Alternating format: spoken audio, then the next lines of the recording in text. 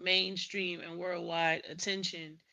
But I feel like with this album, it brought so much attention to him because of Of what he was the saying. story behind, like literally every single song has a story behind it.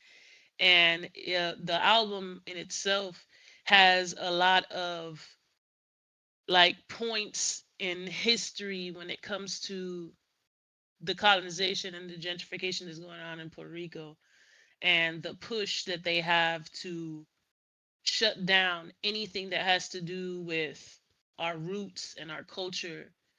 And the division is going on very strong right now. Like there's a whole, we're not gonna give her any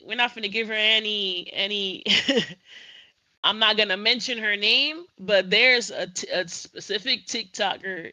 If you are like paying attention to anything, she is literally trying to make it seem like Bad Bunny is whitewashing I saw that.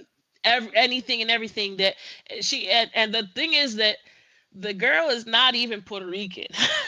Like She she's from American? Panama. Wait, She's is she from from a whole nother Panama. country? She don't even speak Spanish. Let's just put it that way.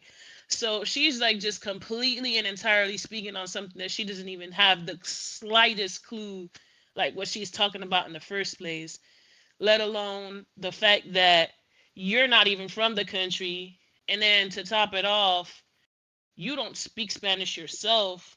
She's selling a whole course on this Of about how course. white Puerto Ricans are not, you know, we're just as bad as the Americans, and that we want to kill the culture and whitewash it. And she doesn't know the fucking slightest clue what she fucking talking about. I'll tell you that much. She don't know the half of it. Like the things Girl. that go on in the island. I've listen. I moved to Puerto Rico. I think it was in '96, '97. I was like 10, 11 years old. I lived there 32 years of my life.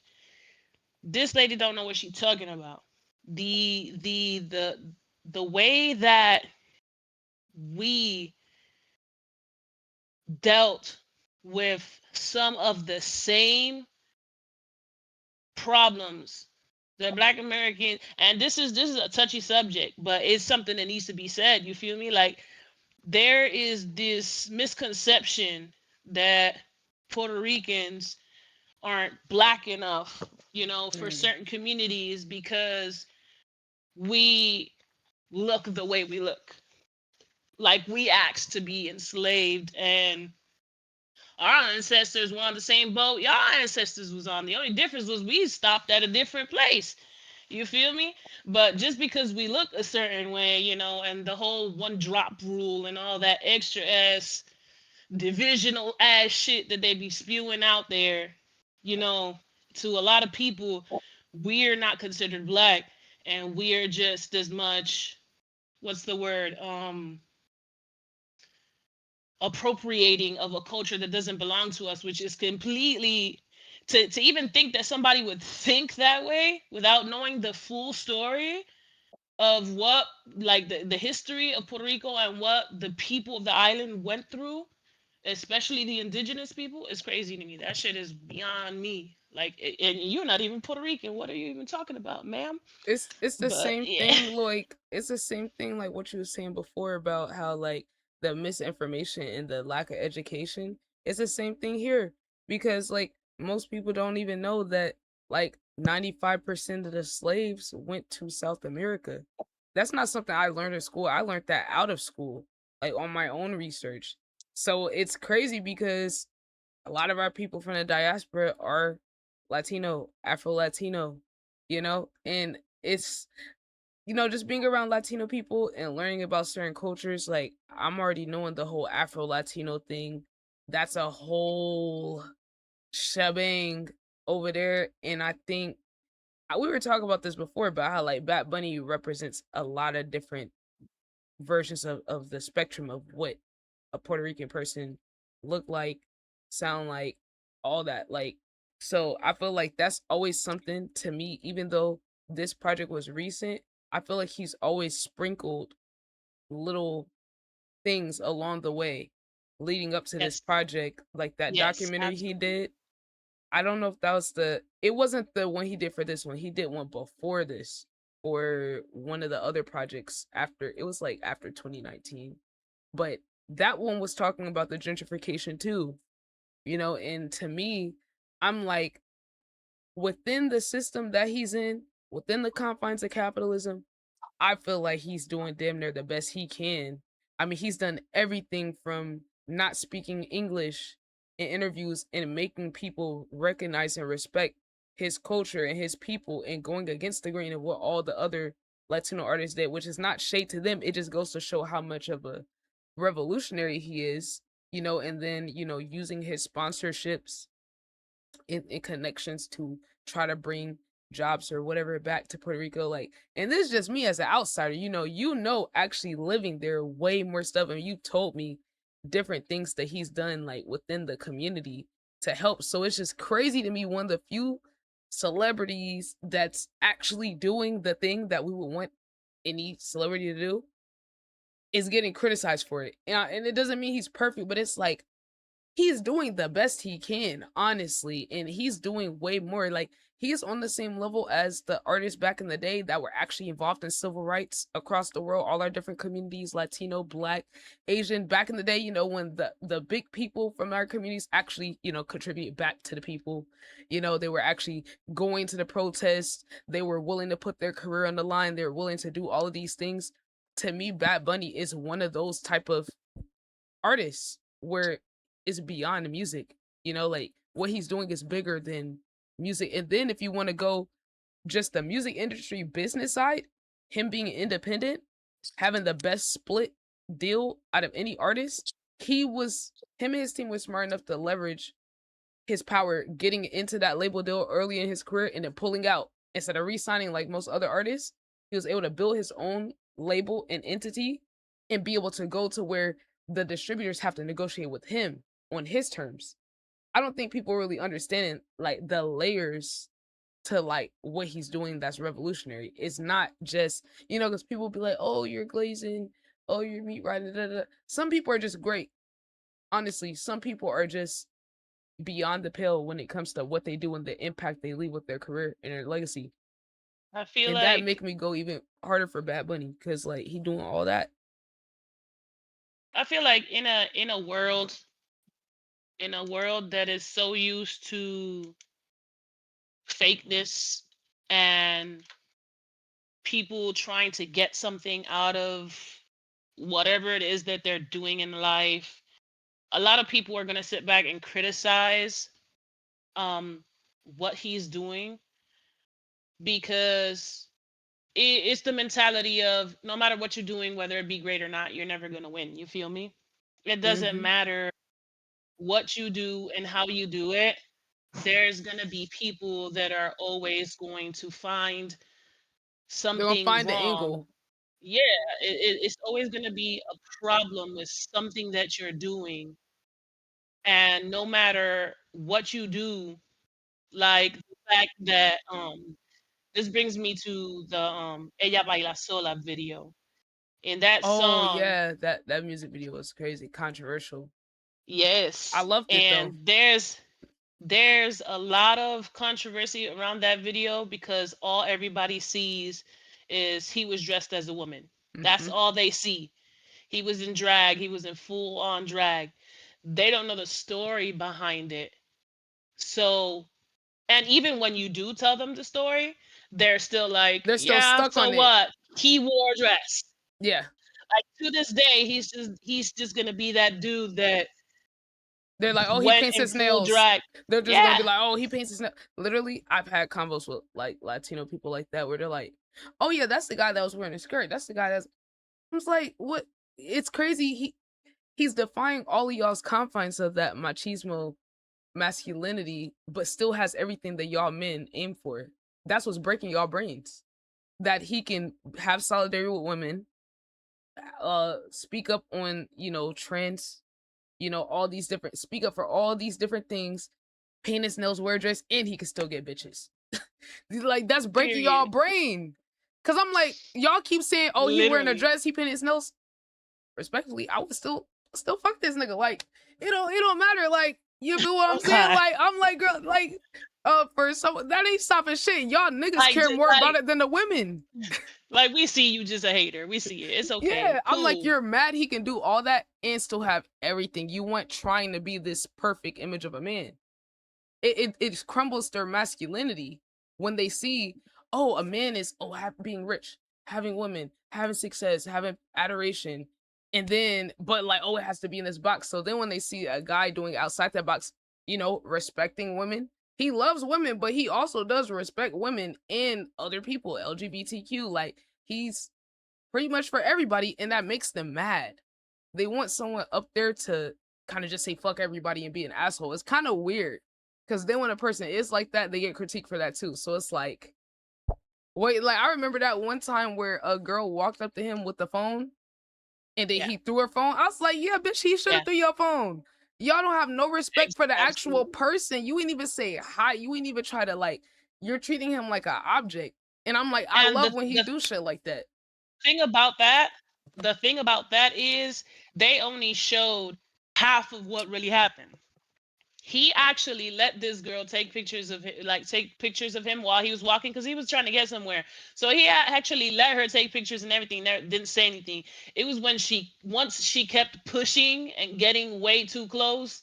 Yeah, because at the end of the day, he's still a human being. You invaded my personal space. If you would have done that to me and I'm not nobody, I would have done the same thing. Your phone would have Girl, been in the river. yeah, Cause girl, I would what? have checked that bitch. Yeah, yeah, go buy a new one. Okay, you gonna sue, go get a new one. But at the end of the day, like, people gotta learn how to respect other humans. Like, it gets to a point where you kind of treating someone like an animal, and they don't really like Yeah, understand that. they be Like, they don't. fanboys and shit. Yeah, yeah, it's very dehumanizing, but mostly just jealousy. But I'm like, shit, if Bad Bunny's so bad, shit, I'll take a Bad Bunny in the black community. Y'all niggas not even doing I what this listen. nigga. I had I would say a back and forth conversation with somebody on Facebook. Somebody from our hood, like literally grew up across the way from me, like the neighbor from in front of us. Um, she posted an AI picture of him dressed in like some tweed ensemble and him showing his nails and stuff. Like you could clearly tell that the Girl, picture was AI, and she was just like super hating on him. And I'm like, girl, ma'am, yeah, first of all, where that's AI. Second of all, do you know everything that this man has done for the community, for you that lives there, for your grandmother, your grandfather, the people that were living there during Hurricane Maria when the government didn't want to do a damn thing to help us and people was dying up there? Do you know everything that? And she was just, like I said about the video, she was just stuck on that nigga's worn a dress before. It don't matter. He still is who he is. And I'm like, listen, I'm gonna take a Bad Bunny in a dress every day if he keeps being the person he is over a person that wears a suit and tie and is a motherfucking liar and hurts people on the low and you wouldn't even know about it. Because at the end of the day, you got to put things into balance. Would you prefer somebody who's their true self, whether he is just portraying a character or he is trying to shine light on an important matter, or that's really who he is? At the end of the day, does that really is about humanity? It doesn't really matter as long as he's a good human being and he's doing and continues to do the things that he does for not only our hood, but the whole island, the whole of Puerto Rico, the Puerto Ricans as a whole. Like there's not been in the 32 years that I was living in Puerto Rico, there was not been anybody that has brought attention to the issue the way he has. Not one time. And I lived there. I grew up there. I went to school there. I like we used to have a history of Puerto Rico class. And when I tell you, not even in those books, not even in the classrooms, there has not been something significant for me to say, damn, that person. really cares about they island. That person really cares about they people the way he does. You feel me? Yeah, because he So goes out yeah, his way she for she was sure. tripping. Yeah, I it's was like, crazy I'm how I'm that waiting for you works. to block me because because I'm gonna keep going. Like what? You were just talking crazy. Like this man literally it was 8 months, CC, 8 months without water and without power. People were dying. It was bedridden people that their generators were not working. This man brought food, water, ice, fresh vegetables, canned food, bought refrigerators, generators, air conditioners, washing machines. People's appliances were going bad even after the fact that he was the one who decided to bring a crew in to have the road open because to get to our hood, I would have to for me to explain to you would have to see but to get to our hood there's only one way in and out of the little area, and all that area to get in and out of the hood is covered in mountain. Damn. Mountain is one road, and let alone the infrastructure, the electrical grid over there is shit. It is literally ancient. Like it's not any good. So for him to have people go over there, have the path opened, bring us food, bring us water. Like he did so much, and the thing is that he did all of that without telling anybody anything about it. He never posted about it on social. The only reason why people found out about it was because the same person that decided to ignore us with the pleas of help over and over and over and over again, which was the um hold on, I'm trying to translate in English in my head. The mayor at the time from the city, he every time we would ask him for help, our cries were going like they weren't responding to us. Nobody was getting to us. People was literally dying, dropping like flies. People was sleeping outside in tents, and he only came once he found out that Benito was up there. He literally got Wow. there 20 minutes after Benito was up there giving away food and shit for the photo op, my dog.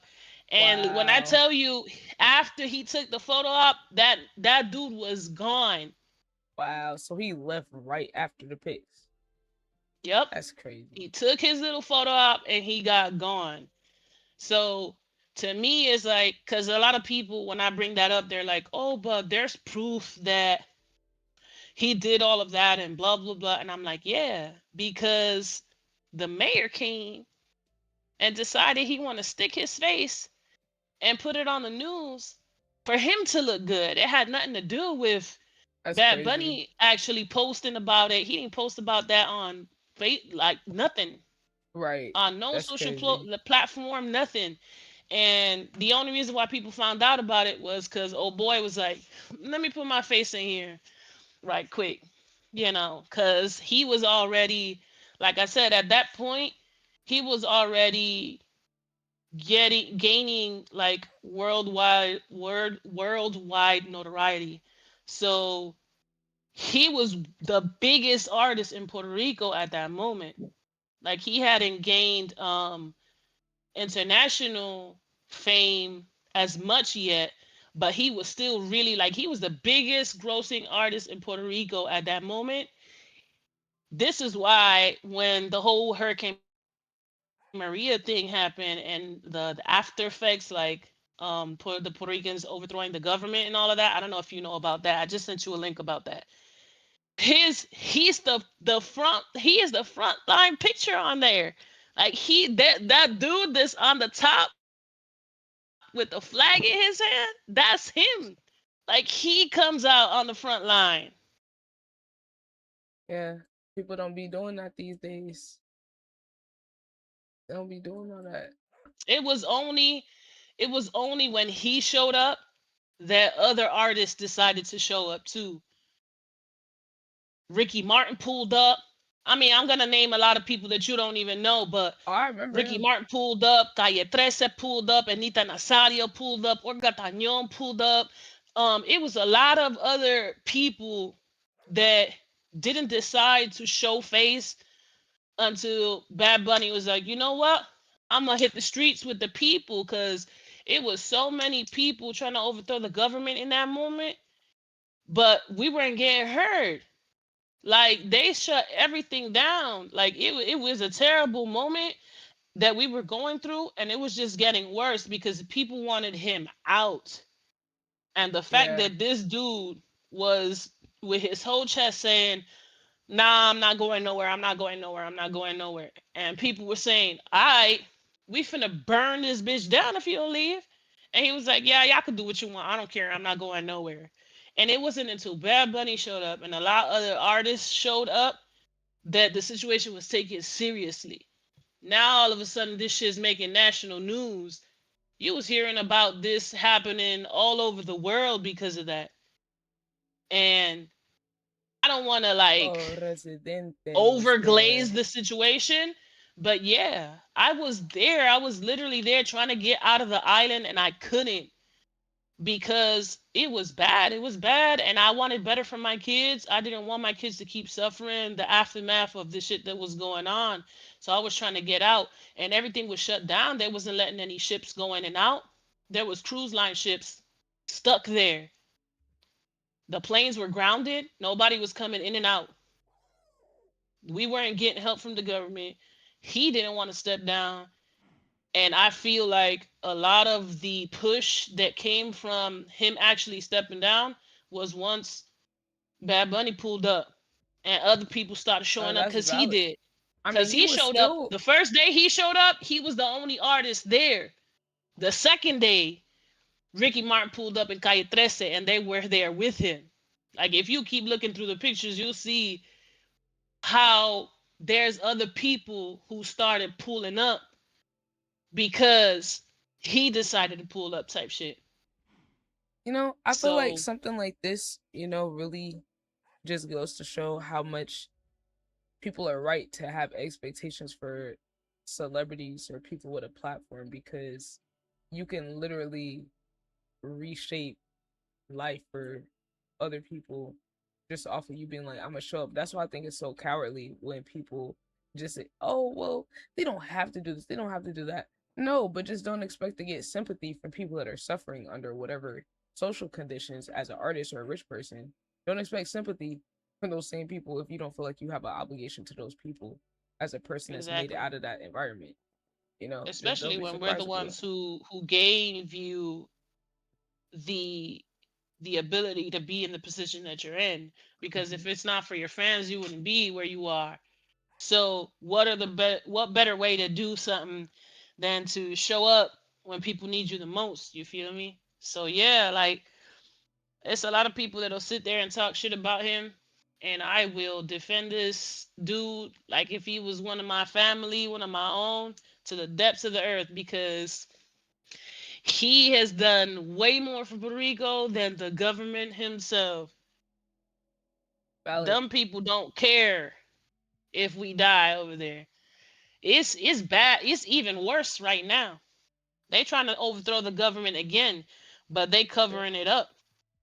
The news is not Mm, reporting it. They I haven't heard nothing Y'all about think it. we got it bad here?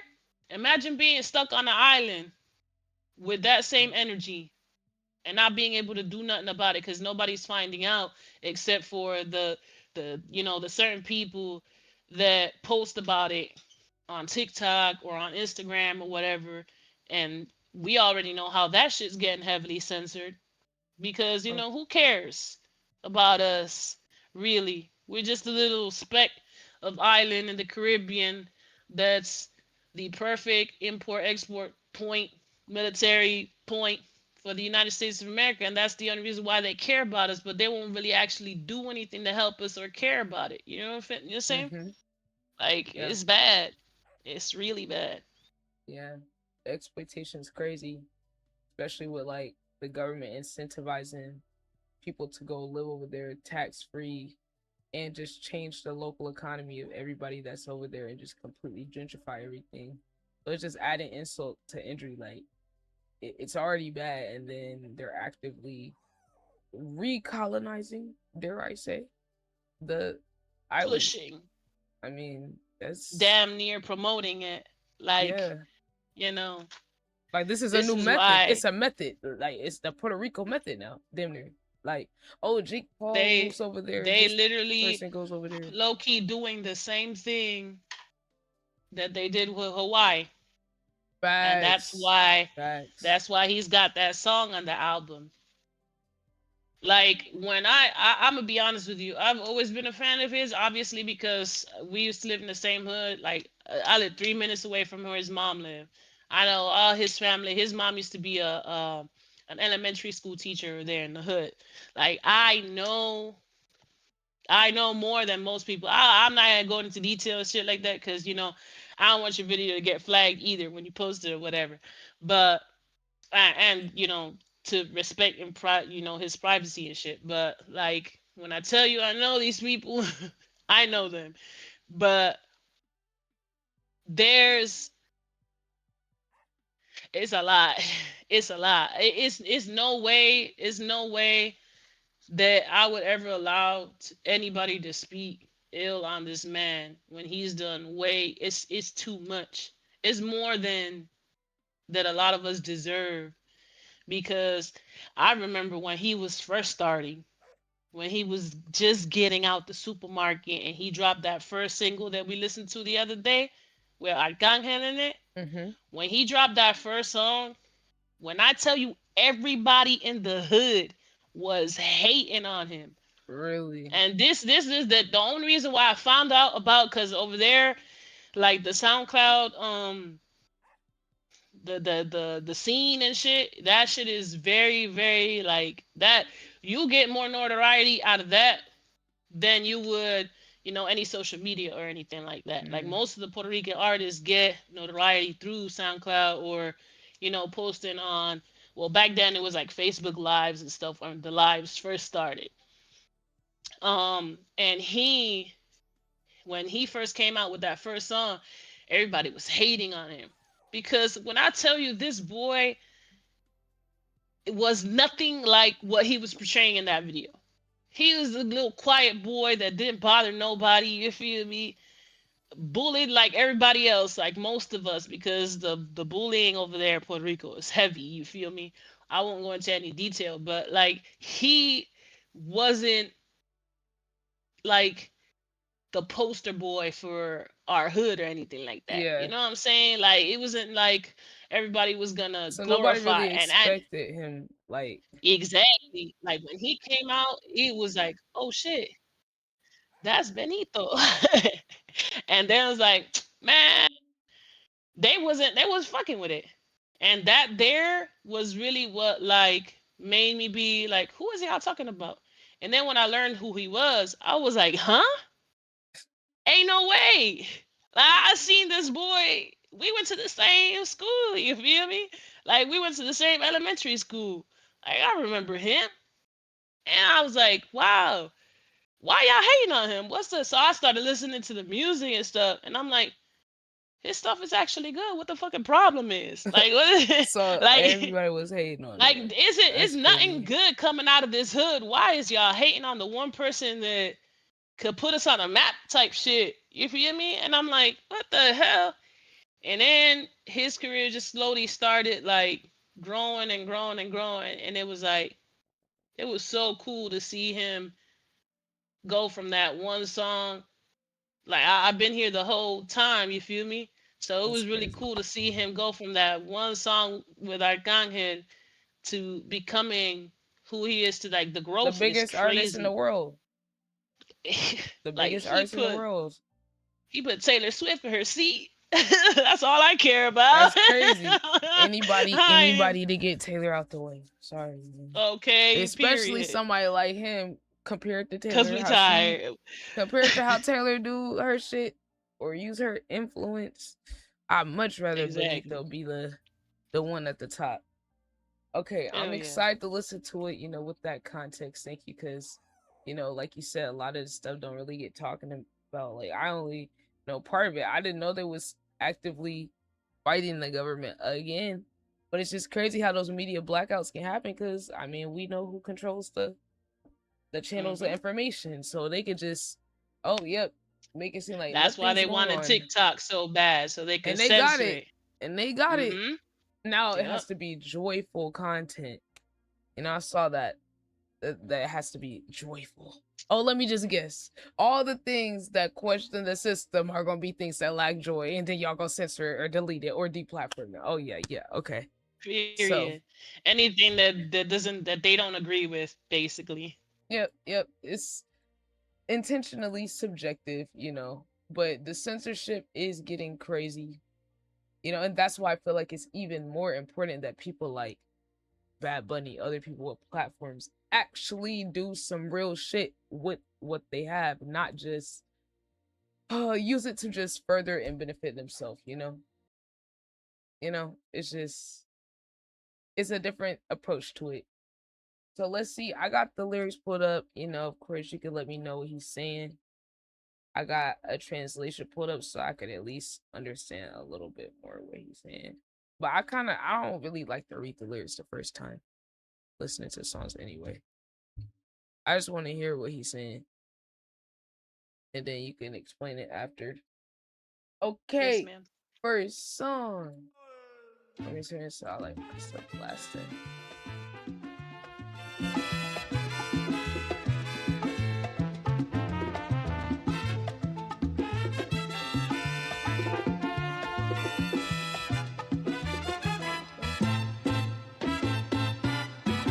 Si te quieres divertir, Ooh, that was fire. Damn, that sample solo crazy. tienes que vivir un verano en Nueva York. Si te quieres divertir, con encanto y con primor, solo tienes que vivir un verano en Nueva York. Un ratito nada más. Oh my god. Ando con mi prima borracha Rulay. Los míos en el Bronx, saben la que hay. Con la nota en hoy, por Washington hoy. Willy Colón me dicen el malo. Ay, porque pasan los años y sigo dando palos. Vendiendo discos como cuadro Frida Kahlo. El perico es blanco, sí, el tusi racista. No te confundas, no, mejor evita. Ey, un chat de cañita en casa de Toñita. Y PR se siente cerquita, sí. Tengo el campeonato, nadie me lo quita. Cerveza nuevo, number one de cerveza nuevo, ¿ok? Puerto Rico. Como Bad Bunny va a ser rey del pop, ey, con reggaeton y dembow, ey, con reggaeton y dembow, sí, con reggaeton y dembow. Como Bad Bunny va a ser rey del pop, ey, con reggaeton y dembow. Me siento como el lápiz en capa del dough. Cuando yo nací fue que nació el flow de lado a lado. Ping pong, flow pesado, Big Pong, con silenciador le robamos las gotas. J-Bone, ey, yo estoy en la mía, no tengo adversario, no. Con los Yankees los me en Soto, a correr que otra vez lo sacamos al estadio. Si te quieres divertir, con encanto y con primor, solo tienes que vivir Ya mismo nos vamos. This is the intro. en Nueva York. Cuidado que nadie nos escuche. Oh shit. Cuidado que nadie nos escuche. Cuidado que nadie nos escuche. Cuidado. Tú tienes piquete, mami, yo también. Tú estás buena, yo estoy bueno también. Huelo rico y ando con los de 100. Si tú lo quieres, lo tienes que mover. Tú tienes piquete, mami, yo también. Tú estás buena, yo estoy bueno también. Huelo rico y ando con los de 100. Si tú lo quieres, lo tienes que mover. Lo tienes que mover. Lo tienes que mover. Lo tienes que mover. Lo tienes que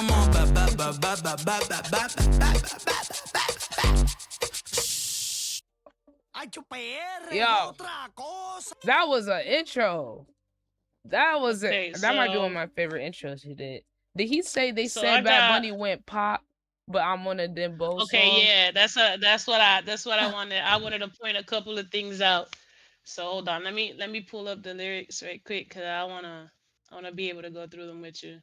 Because when I heard the beat, I was like, is that a Dembo beat? Beat go that beat go crazy, and the Yo. thing is that like um unbeknownst to a lot of people in Puerto Rico, the salsa culture is very like is very prominent over there. So the fact that he even introduced that into a lot of the songs on his album and the bomba and the plena and all of that, I feel like that's why so many people connected with the album itself.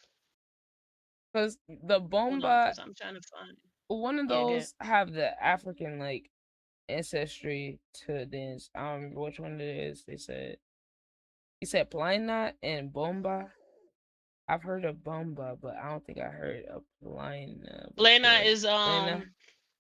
Plena is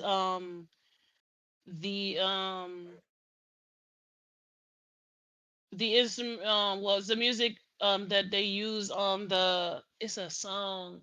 It's the Planeta de oh I got the did you see the Amazon Music live that he did on Twitch? Uh-uh. He did He the did that? whole yeah, Oh, that's so they lit. did the whole album. I mean the whole concert With live instruments and on stuff. Twitch. Damn, Yeah. I gotta see that.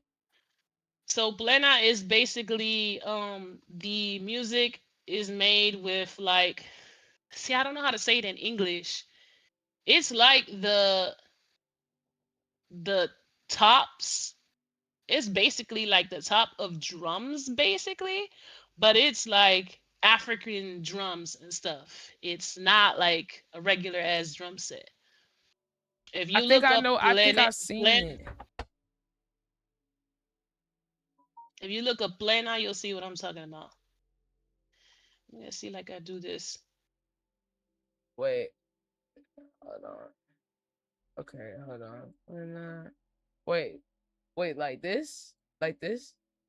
Yeah, those the Ah, congas so and stuff, and there's different. They all got different names, and I don't want to butcher it because I don't want to seem like a dumbass right now. But yeah, you see how those that they have at the bottom of the picture, those are congas. Those are yeah. basically the it's like it's a type of African drum basically, but it's made obviously into a more complete instrument so that they could be able to use it for like live music and stuff. And then those flat ones that look like just like the top part of the drum, those are the plenas. So Pandoras is what they're called. I'm confused. that's interesting. It's kind Hold of on. like I like in church. There's the tambourines. Yeah, Like the so it's tambourines, but it would basically just have the sort little of like thing. the same thing without the little like bells on the side. Yeah, And then the top is covered with like hide yeah. basically. Damn, that's crazy because it is. Okay, that's interesting. So they're playing it how we would play tambourines just without the little things on the side. That's cool So though. yeah, and then depending on the size and stuff, they It make sound different different. sounds and stuff.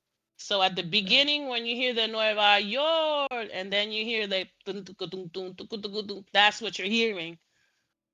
that's fire. I just love the live instruments.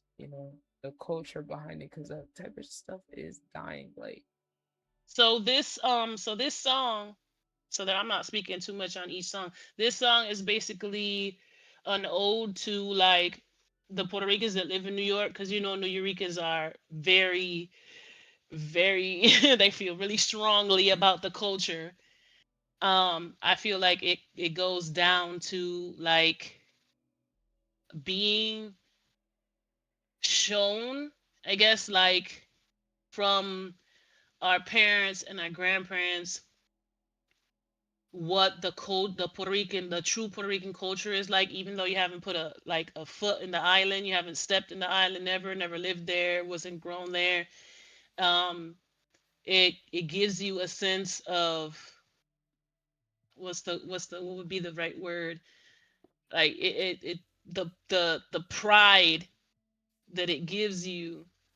And this is why every time you meet a Puerto Rican from New York, they're very high strung because They are very, very much prideful and proud of their culture, even Love it. though they've never been, to the island, possibly didn't like wasn't born there and didn't grow up there. It's still like the pride lives very strong I love within it. them. So this song is a ode to that.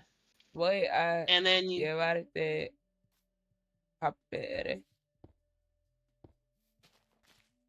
I so mean, that line that you was talking about where he says something about el rey del pop is basically because before he dropped this album, there was a conversation going on online about who is to be considered the new Michael Jackson, like who has that sort of impact. And people were bringing up names like Chris Brown and Chris Brown. What the I fuck? believe, yeah. We not finna go there. I'm just speaking on how Bad Bunny Yeah. came into the whole mix. But they were throwing names in the air like Chris Brown. I think Usher was even mentioned once, and then somebody brought up Bad Bunny, and it had the same impact that this whole situation with the Super Bowl has. Like people are losing their mind. Like hell no, he's not knowing. Yeah. And Yeah. honestly, I don't feel like just growing up in the culture with Michael Jackson and all that stuff. Because I love Michael. I'm a huge Michael fan, and just growing up within the times where he was still alive and stuff, the impact that he has, I feel like no, It's not just even not fair. Benito That's just not even has. fair. Yeah, it's a very high standard that I don't feel like anybody has gotten anywhere near. Like people were dying, Facts. okay? Facts. People were having heart attacks, being dragged out in ambulances. Nobody has that impact. Nobody has had that Facts. impact since And ever. it's not a knock on So them either. It's just kind of ridiculous because he was doing that like pre social media. So it's if we that could just part. imagine if he had social media, it would be unfathomable, honestly. So that part where he's saying how Bad Bunny is gonna be the king of pop with reggaeton and dembow is because he's like, how the hell is y'all trying to compare? He's basically saying, how the hell y'all trying to compare me to Michael Jackson when I don't even sing pop music? How am I the king of pop basically when And I he don't don't even even sing do pop music? pop. Exactly. So that's what he's trying to say there in that line. I ain't gonna lie. That's facts though. But it's like, but at the same time, you could argue like he's making his own culture's music pop. Kind of like how hip hop in a way was so popular that it became pop music. Like it's not pop, but like that just shows the impact that beyond all the other shit that's there, that is actual technically pop, he's making that music just as popular, if not more popular than the pop music. So what's really pop? If pop is was popular and he's more popular, he's redefining what pop is, which is he deserves his own credit for that. Separate from being compared to the greatest But entertainer of that all just time. shows you that just shows you the humility, you feel me, that he has because he's like, hell no. Like Michael is always gonna be Michael. Y'all can't compare me to that. Like y'all need to stop. It's not even And I'm gonna put it in fair. a song so y'all can remember it too. Yo, I do respect that, but it's like, we could really give people credit for what they bring to the table. You feel me? And I feel like he deserves her credit for like what he brings to the table. That's just me though. Absolutely. But okay, so this next one. Okay, thank you for your context on that. Yes, ma'am. Say it was good. Oh, let me make sure it's turned. Okay, this already sound crazy. Yo la conocí en Miami, en Brickell. Ella sabe que aquí hay ticket. Quiere que yo se la aplique. Que pa' casa la trafique. Voy a llevarte pa' PR, mami, pa' que veas cómo es que se perrea. Tráete a tu amiga si te gusta la idea. Dile que esta noche vamos a janguear. Qué rico la vamos a pasar. Aquí nadie se va a casar, pero tú te vas a querer quedar. Ay, aprovecha que estoy soltero.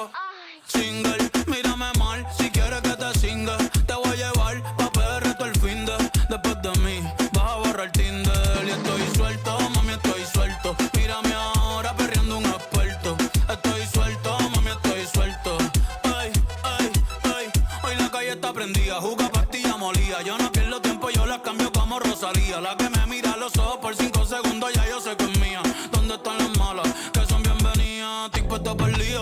Dime si tu lía, tu amiguito, el corillo están bien rica, pero ese culo tuyo, wow, sobresalía. Salimos de la disco y estaba de día. Obviamente salí con la que quería. Ey, que viva la putería. Dale pa' atrás, tan chulería. Ey, dime si te vas a montar. A la isla tengo el portal. Bien borrachos los tres. Baby, a la cama la puedo llevar. Oh, oh, me quiere besar. Ja, yo que la puse mal. Tírate fotita ahora, porque ahorita te voy a peinar.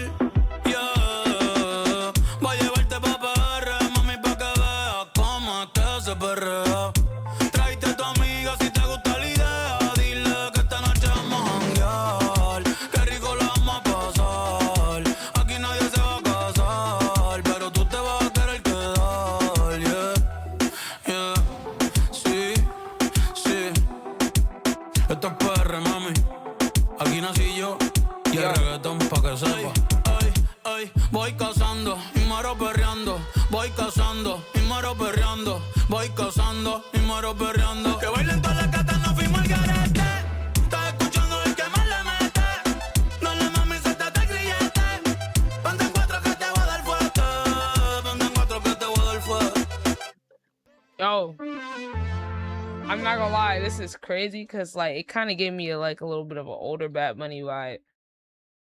So the what you hearing, I'm so glad you said that. So what you hearing is actually, so this song is really basically a feel good song. It's not really anything really behind it except for maybe like the hook where he's saying he's gonna take you to PR so you can see what it's really like to, you know, like really like to chill and hang and dance reggaeton and stuff and feel the vibes and whatnot. Basically, it's a feel good song. But what you said about back then or whatever, um this song is really a old, and he does this a lot. There's a lot of his songs, actually there's plenty of his songs. If you knew like the different, I don't know if you ever seen any clips of him like talking at the concert and he just starts mentioning like a whole list of names of people and he's saying like different artist names and he just keeps going down the line. He's basically naming all the pioneers of the reggaeton in Puerto Rico, basically. Yeah, And this song is a big ode to them because there's a lot of lines in this song that are actually lyrics to other popular songs from those artists. So nice. when he says, let me see, because I'm reading. Yo, that's so crazy you said that. Cause I was like, why does this remind me of one of the other like Puerto Rican artists from like early? Maybe it's the type of beat he got That on. part where he says, the part where he says, obviamente salí con la que quería, hey, que viva la putería, dale pa' atrás, tan chulería. That pa' atrás, tan chulería, that's from an old song from one of the, like if you look at the credits to this song, you'll see how many people are on that song, and it's because these The lyrics come lyrics, from other songs, from other artists. it's fire. There's another part where he says,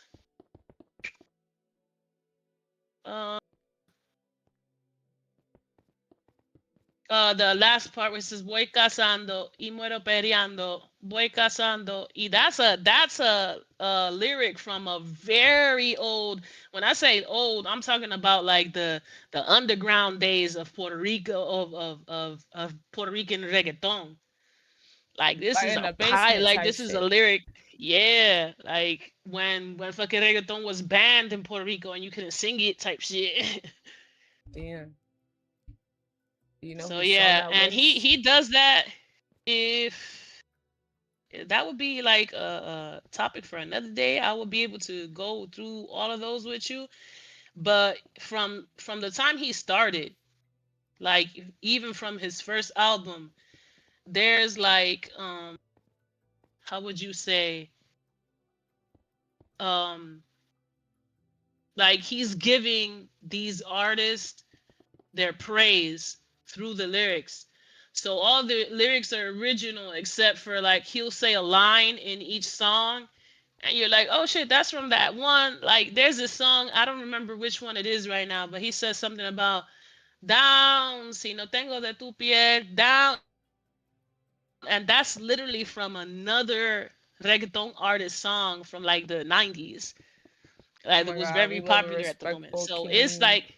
so many of his songs are like that. Like there's like his whole catalog, all of them, all of his albums literally have at least one or two songs that you can listen to, maybe even more, that literally have an ode to a song that you grew up to.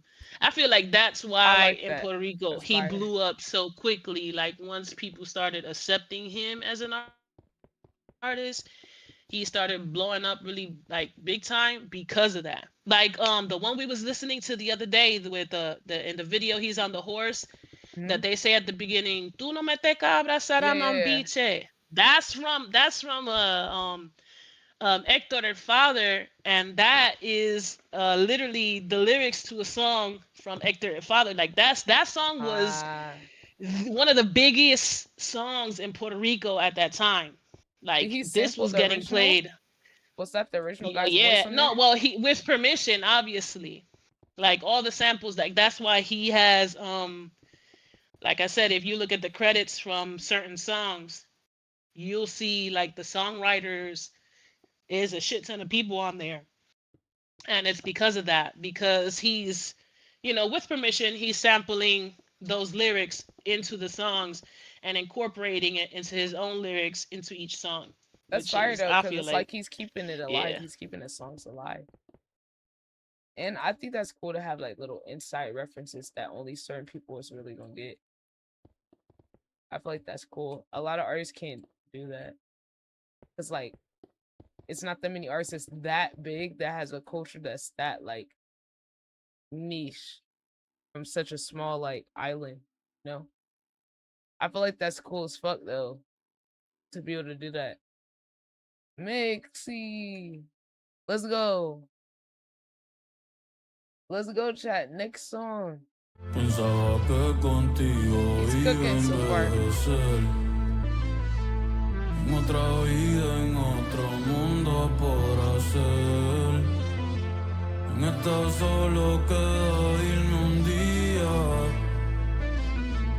Y solamente verte en el atardecer. Oh shit. Si me The ven vocals. sola y triste no me hablan. Si me ven sola y triste soy culpable. La vida es una fiesta que un día termina.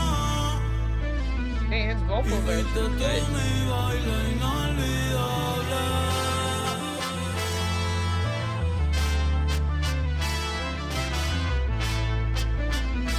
Y fuiste tú mi baile inolvidable.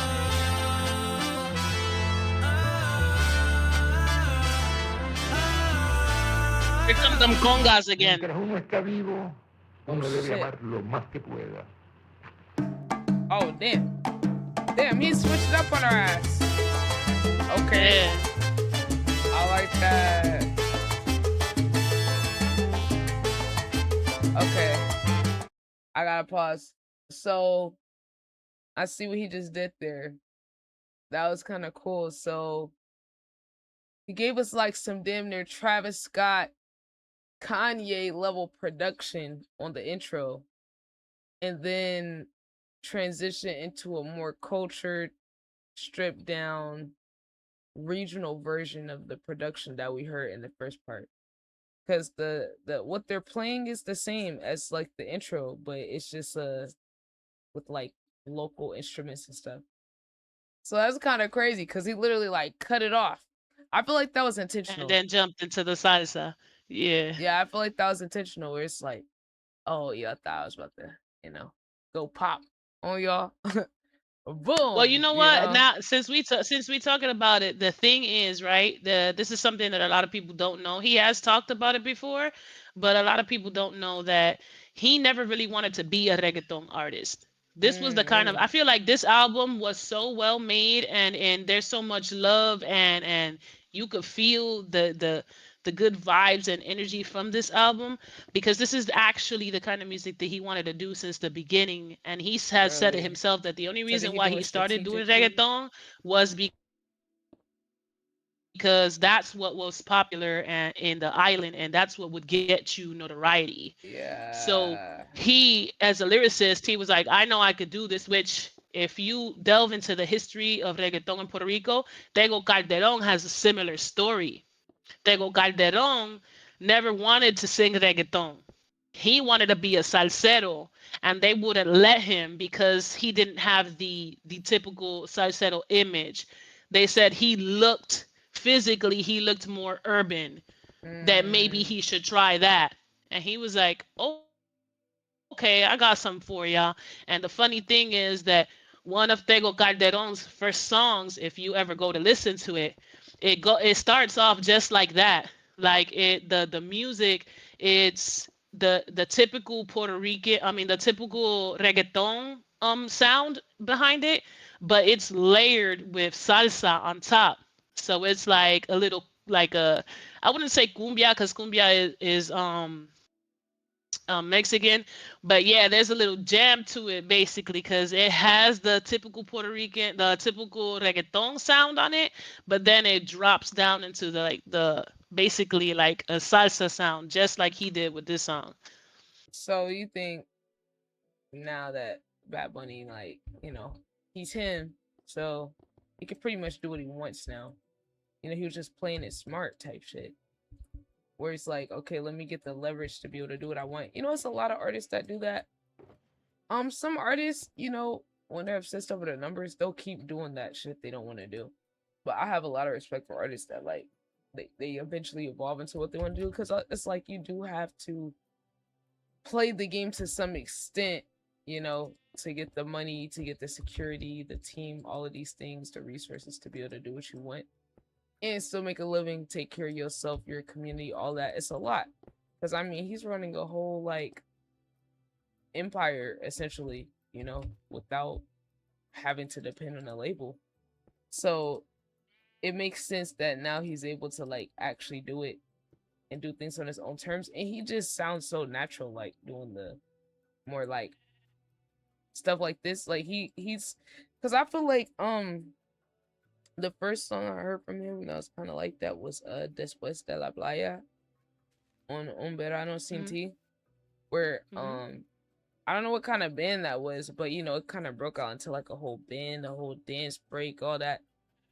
Um, that shit was crazy because I was like, yo, he just sounds so natural doing this. Like that wasn't Hmm. like reggaeton. That was I don't know what specific like sound that is. But that was the first time I heard him kind of do this type of thing where it was outside of that regular production he has, and I was like, yo, but it sounds so good. That's actually one of my favorite Bad Bunny songs because of all the instruments and I mean it was so simple. It's the song wasn't nothing too deep, but it was just I could tell it was his culture, and he sounded like he was having so much fun doing it.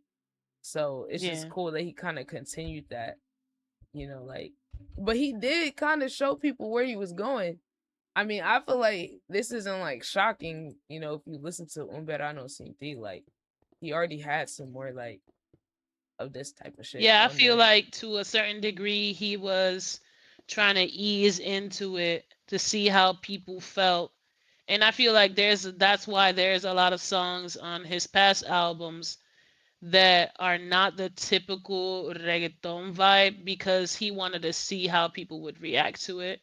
And the fact that it was so well received, I feel like was the push he needed to be like, all right, I think it's Let's do time it. to go Yeah. full throttle and do this. And if they love it, great. If they don't, shit, I do. I don't care at this point. Well, shit. I mean, he earned that though. 'Cause a lot of artists can't do that because, well, they gotta do what the label wants them to do. That's why it's like people really gotta give him credit as the businessman too. Him and his people, his team. because he could have easily been in Super a smart. yeah, he could have The been a fact that he lucrative contract decided like to. Drake. He could have went the Drake Hmm. method and sold all his branding, his everything for 500, 600 mil a bill. I mean, because he's definitely worth more than that. But like he's like, nah, like I want to own my music. I used y'all to get the connections, to get the big songs, for y'all to distribute, market. But now it's like I don't need y'all. And it's like most artists don't got the confidence to do that, even when they have Hey, the motion. Look Astro. at Drake. Look at Drake. They want to give Drake all this credit, but when he was at the peak of his career, like at the same point Bad Bunny was at, right? He chose, oh, let me go sell my catalog and the rights to everything Drake for 400 mil to UMG, but they're gonna own everything. Bad Bunny went the opposite way, where he could have easily got paid all of that. Like most people are not gonna say you're wrong for taking that money, but the difference in the leverage and where they're at in their career is crazy. Cause Drake want to flex on, oh, I'm richer than all y'all rappers. Okay, well, it's this Puerto Rican nigga over here who uh got a 90-10 split and he's getting 90. Not the label getting 80-20. He's getting 90 on the split. So who's really like, being the boss and shit like that? Like cause it's levels to it. It's So levels to that it. that just brings me back to what we was talking earlier. Now that you mentioned Drake, I don't really fuck with Drake, Me neither. but that's not what we talking about. It brings me back to the conversation we were having earlier about how the impact and the things that he has done for Puerto Rico and the island itself. I feel like he was one of the first artists to bring a mainstream, and when I mean mainstream, I mean somebody big, because of course there has been artists from Puerto Rico that have done songs with Americanized artists and stuff, but somebody as big as Drake was never in the Facts. books to do a And he did one with song, Nicki. let alone the fact that he actually had Drake sing Spanish on this song. Let's fucking talk about it, And okay? he had Nicki rapping Because in most of Spanish the time, too. He had Nicki rapping in Spanish. yeah, He collabed with Nicki before Drake, so Nicki was actually more I don't, hit. I don't fuck with Nicki neither. But that there in itself is a conversation for another day, because Cardi was supposed to be on that song. Let's really Oh, talk for about real? it. And yeah, and she had to turn it down because she had already had that song with Ozuna, and Uh, Nicki's team found out about it, and and they were she was like, like, "Let me get "Oh, on that." I fucking let's go, dead. slick, take that shit." I'm Yeah, a dead. lot of people don't know that, but That's yeah, this whole crazy. Nicki and Cardi thing, this shit Wow, been it go going all on the for way a back. long time. That's why I feel like when people will be like, "Oh, Cardi's just doing too much," like, nah, Nicki y'all been. don't see what's been. Yeah, she been sly hating on her since the jump, since day one. Like that whole fucking motorsport incident where she had to change the lyrics because Cardi was not having Girl. it. She was like, "Excuse me, who's your son?" Nah, we're not. We could chop the whole song if she's gonna say that. We could Uh, chop it. We put it on the chopping block. And they're like, "No, no, no, no, no. We'll talk to her. We'll talk to her. We'll have her change the lyrics." And then Nikki was mad because she actually acknowledged that and let the whole world know that her bitch ass was trying to sun her on a song, and Cardi didn't Shocker. accept it. Shocker. As she tends to do. That's Nicki for you. uh, Damn, that's crazy. So but we could have yeah, had a Cardi Bad Bunny collab way before. They still had a big collab yep. though. So Nicki I still didn't mean, stop but shit. yeah, she didn't, It was because a at the bigger end of the day, collab. I like it. I like it. Yeah, I like it. It's a bigger play. Like nobody listened to that Nicki song. Yeah, most people Nobody. didn't hear that. Most people didn't hear that. Yeah, I heard it. That not was even on. actually my Not first even in Puerto time. Rico. Yeah, Like we yeah. would play Most the people didn't hear that. original. We ain't even like the remix like that. I'm dead. I'm dead. Nah. Okay, chat. So the next song, here we go. Oh yeah, yeah, yeah. I forgot we were missing. I forgot. I ain't gonna lie.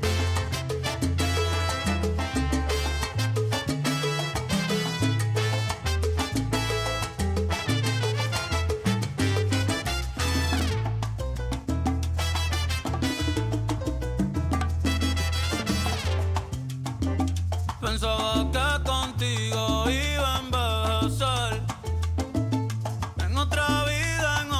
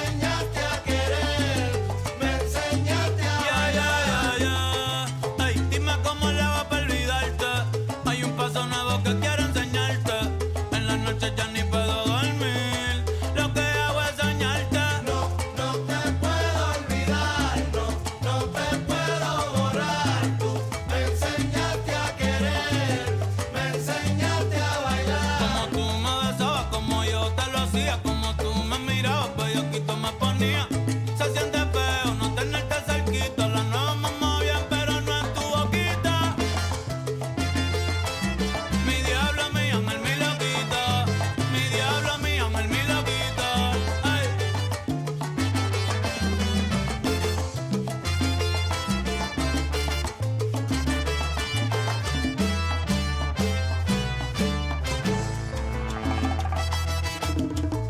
Esto suena cabrón. Vamos a hacerlo otra vez. Como anoche, como anoche.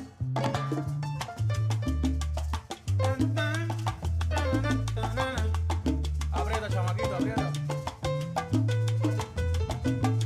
Fun fact about this moment once the song is over. Yeah.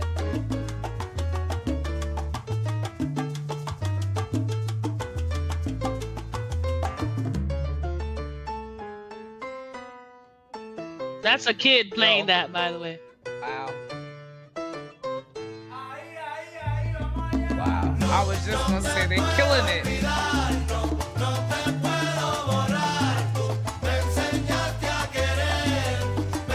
Ay, yo con cualquiera me puedo acostar, pero no con cualquiera quiero despertar. Solo con usted, yo bailo con usted, nada más con usted, un beso donde esté, bebé. No te puedo borrar, tú me enseñaste a querer, me enseñaste a bailar. Y yo he tenido muchas novias, pero como tú ninguna. Ya no tengo mi sol, me paso en la luna. Si te piensas me tiro de uno. Mi diablo, mi ángel, mi loquito. Mi diablo, mi ángel, mi loquito.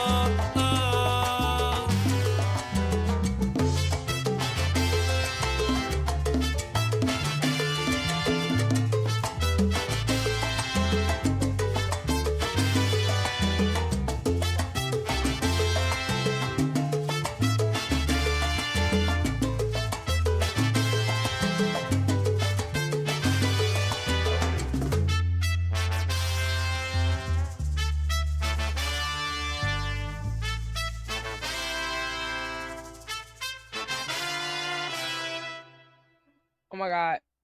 That song was literally perfect. Okay, Yo. so the before I get into what the song mean itself, that piano solo, 2000 kid. the yeah, I mean he actually come out in the video. He don't look like he's not a kid now, but he went to the same school that Benito went to once he went to junior high. They went to the same school. And this is a school that specializes is what you would call a motor school, you know, like those type of schools that get you like into wood shop and they show you how to become a mechanic and stuff. So it's a regular school, but they have other specialized programs and they're usually inclined for like people who have a hard time concentrating, like people with ADHD and stuff, basically people with like disabilities and stuff, like they really centered around people with disabilities as a whole, or people with like mental discapacities that, you know, have a hard time concentrating and all that stuff. So that kid is from our hood also, and he actually comes out in the video playing the piano. They went to the same school together. Yeah. That's crazy. Well, So that piano solo's fire. the song in itself is it's really speaking on basically like a lost love, somebody who taught him, he says it in the lyrics, somebody who taught him how to dance, somehow somebody who taught him how to love, somebody who taught him how to, you know, be the best version of himself. There's not really a lot within that song to like point out. It's just a really well put together song because of the whole salsa drop and all of that. But Oh yeah, yeah, he's that was basically fire. speaking on, yeah, he's just basically speaking on somebody like even to this day, the song, even though he is speaking on a lost love, a lot of people have identified the song with losing a loved one, period. Like Mm, when I used to work at Amazon, my coworkers, one of my coworkers, she had just lost her mom, and she said that when she listened to the album for the first time, that the song that really stuck with her was Baile Inolvidable because it reminded her of her mom. mm. So she said like she was crying throughout the whole song, and every time she hears the song, she cries, which I see is that. I like I definitely feel hear like a that. lot of people could identify with, like, if you really understand the lyrics to the songs in this whole album. Yeah, you it's at least one song in this album that's gonna make you cry if you could really understand what's going on. Nah, that's facts. Hold on, let But me I just cook. peeped what you're doing. I didn't notice that she was doing that. As dope. I was trying to see if I could do it. That's Okay, dope. Jet. We're doing it. Okay. Okay, that one was fire. I think, damn, that whole like the vibe, everything in that last song, the piano, the salsa. I just feel like the whole band just sounded so good. And then, I have a trumpet bias, that's my instrument. So like it's just I love hearing people use real instruments. Like we really are missing that in music. It's just something about a person playing the instrument and then the collective playing it. It's an energy. It's just a certain vibration that's there when everybody's together. Cause it sounded like he was there with the band. I don't know if he was like there with the band when he was recording, but it sounded like they were together.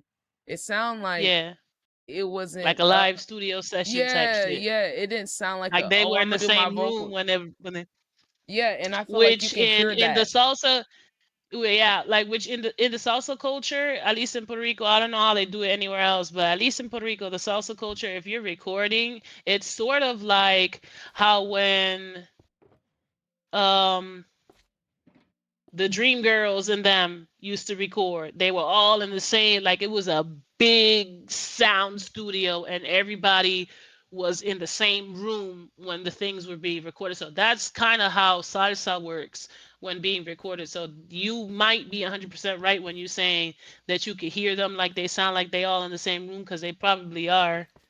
Yeah, it makes a difference, in terms of like the energy. Because music of today, a lot of it is like, oh, I'm sending a file over computer, or oh, we got this section. It's a very everybody's spread apart. Not a lot of people making music together physically, which I will never understand for people that can afford to be around the other people they're working with. Like I would never understand because you could hear the disconnect in music. So I feel like that's cool that he was able to capture that vibe of the culture of like how that is, because I mean I think that's keeping it alive. And it sounded like that when he did the Después de la Playa song too. Like it sounded the exact same. It sounded like they were right there, like all together. And I like it because like the sound isn't like 100% polished, but it's not supposed to be. It's capturing the energy of that space at that time. And I just feel like it's just so refreshing to hear this versus a lot of other stuff that I listen to, because you can hear the care he has for like what he's doing. Like I this feel isn't like that just was a I feel like that was also a big reason why he decided to push doing not only an album that he loved with the music that he loved, but also the fact that at least in Puerto Rico, I mean, all over the world, but mostly, you're really gonna. It's like when you're doing whatever project, you're really gonna care more about the people that you care about and their opinions. So in Puerto Rico, before when he did the Ella Perrea Sola video, his what would you call it? I wouldn't say he was losing popularity or the narrative um started like changing. traction or anything, because his music was still very much prominent and stuff, but people was looking at him a certain way. But it brings me back to what I was telling you earlier, is like all they saw was him wearing a dress. They didn't get why he was doing it, Yeah. which actually, Since that's not on that album, I can get into it. The reason why he dressed that way in that video is because there was a very popular figure in Puerto Rico that was a trans woman that was murdered because she was trans, and they murdered her, and the police and the media wasn't doing anything to figure out. And like it literally, people knew who did it. It was like an open shut case type thing, Mm, and they were just like, yeah, we don't care type shit. And the fact that there was so much disregard for a person's life just because of their lifestyle was why he made the video. And at the end of the video, I believe he shouts out yeah. Did. the person that was murdered. So, but like, we live in a generation of people that are just gonna see he was just as a girl. Yep. He was in full drag. They're not going to see past that. To this day, there's a lot of people that don't see past that, with like that girl in the post with the AI picture on Facebook that I was talking to you about.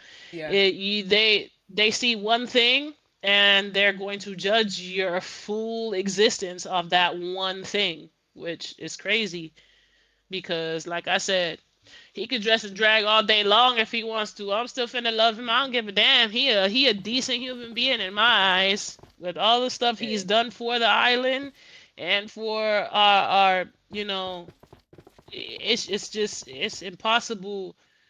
Like, if you don't like him, you just a hater. That's the way I see it. Honest to God, there's no other way to say it. You just hating. Like, you Facts. want to be there so bad, and the fact that you're not and it's him makes you angry, because it's no way that you can hate on somebody that's doing that much good and bringing so much attention and notoriety to what the hell is going on in the island. You feel me? Yeah. So yeah, It's crazy, but it's like, like it's not only government issues, but social issues, like gender issues. You feel me? Like, it goes beyond just speaking up about just one thing.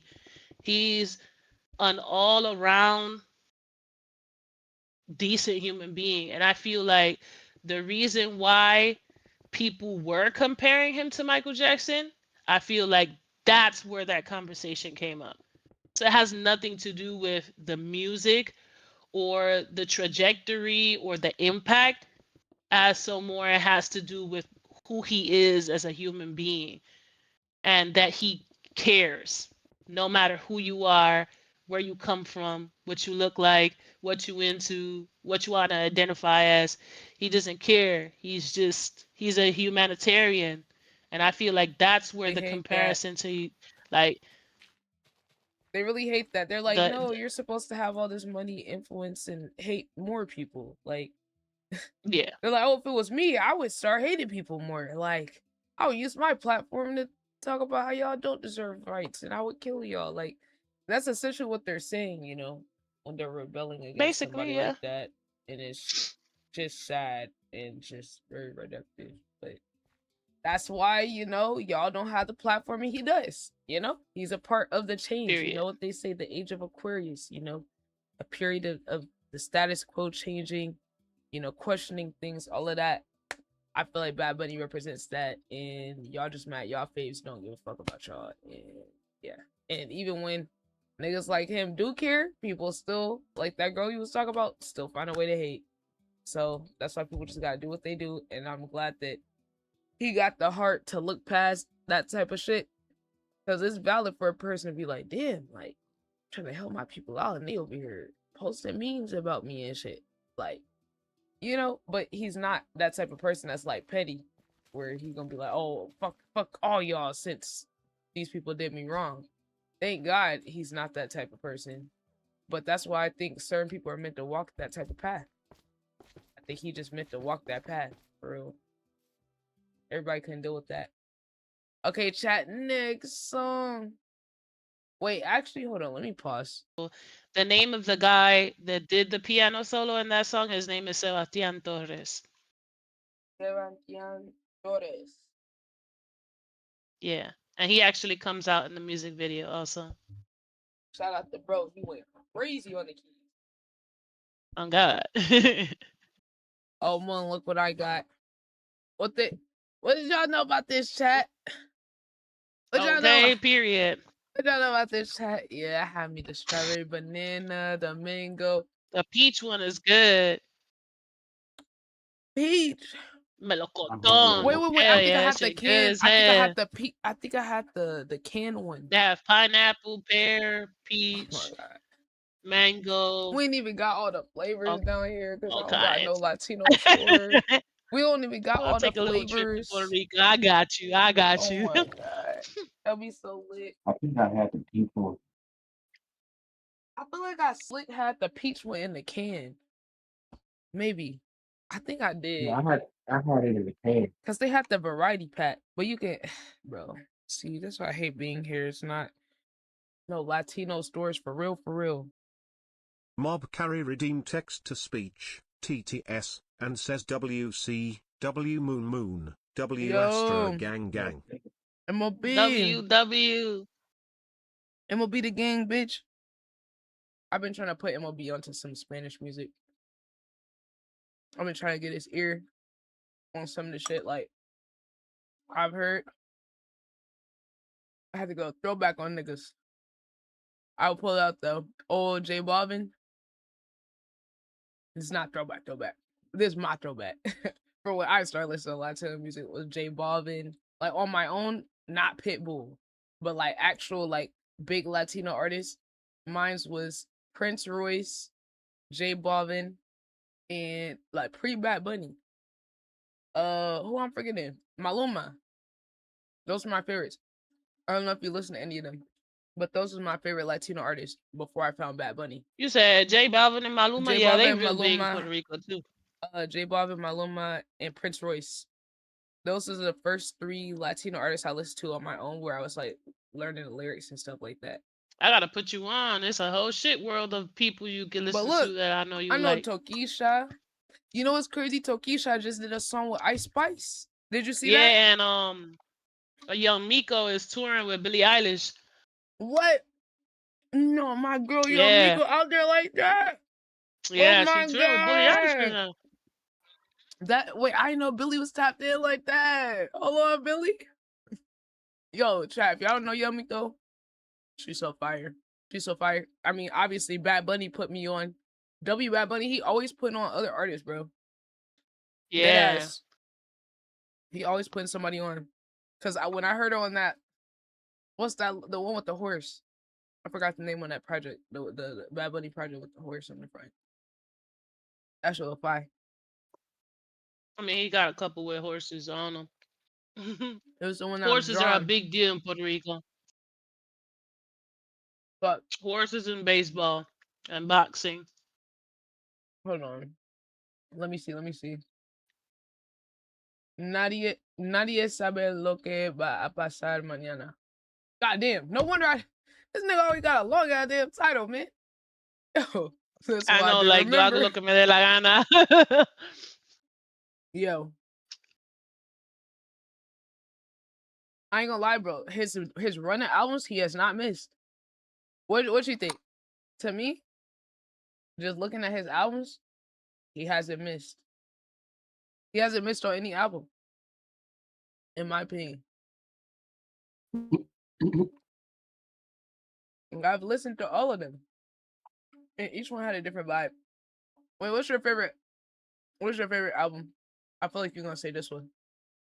Your favorite album he released? Who, me? Mm-hmm.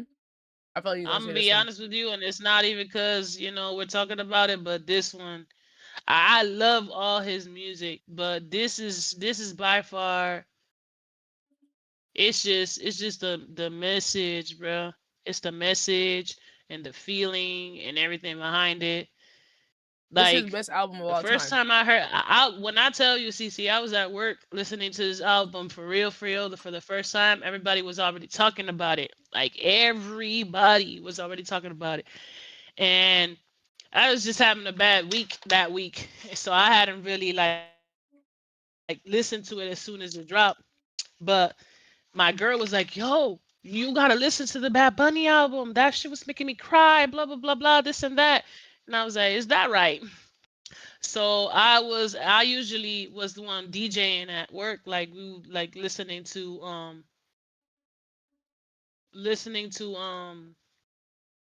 my music on the speaker whenever we was at work. So I was like, shit, let me go ahead and listen to this album, and I put it on while we was working.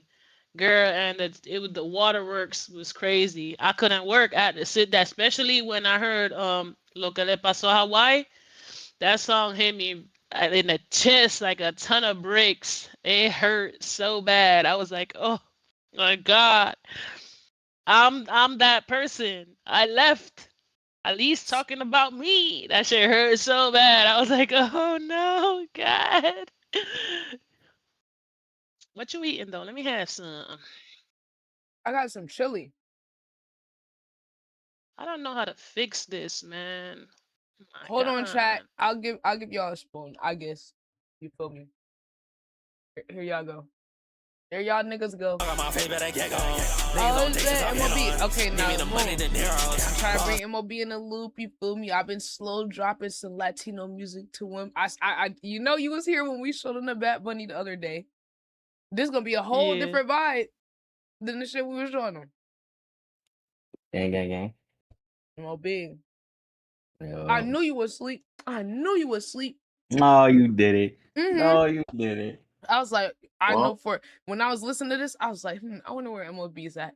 And something was like, yeah, he's asleep. I just knew. Oh yeah. I was like, there's no way he I stayed up after that. yeah, I took a whole nap. Trying to recoup, refresh myself. Yeah, You for know. our grind. For our grind when we done. Yeah. Type CC, you know shit. how to Well, I you know how gotta to see deal it with now. light stream? What light stream? What's that? I feel like I heard of that. Oh, that's another streaming service thing. I Mm. think. Y'all know how to deal with this? Mm-mm. Cause I'm sharing my screen right now, but on stream, but they can't hear me. They can see it, but they can't hear me. And I put it to where they can hear the sound too, but it's just not It's not it's like not it. going through for some reason. I don't know. Yeah, I only used it once, but I don't even remember. Yeah, I'm broke. How you doing, MOB? How you doing? Moon. Hold I'm on, let me do good. the I'm collab good. stream. You know. By the way, this is MO Sleep. That's crazy. I'm crying. That one that MOZ. fall asleep every single time. Yo. Crazy Be That's snoring reputation and crazy. game. shit. Man, I be grinding, Everybody man. know. Everybody know, bro. That's crazy. I Y'all be gotta call him grinding. MO Snore. Yo. I'm That's crying. crazy. It get But to a nah, point, dog, he's MOB, doing why so everybody fast, know why everybody know you a stag game. That's crazy. I don't know. I Be really know. getting put in the sleepy room and shit. But that's crazy because I haven't even been going to sleepy land recently. It's been other people. For like 1 week. Technically. For 1 week. You got months on niggas, gang. You got months. Okay, I think I'm trying to do the collab thing. I don't know if it'll show up on your dashboard.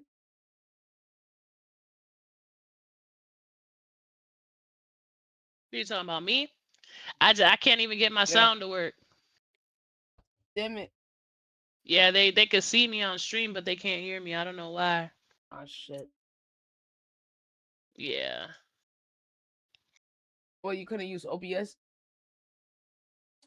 I'm working off my laptop. I don't have a capture card. I'm broke. I got Well, you 3 need a kids, capture CC. card? They're taking all my money. Well, you need For a capture card? OBS, absolutely. Yeah, I believe so. What's what? To stream, to be able to broadcast it off Twitch, I believe you do.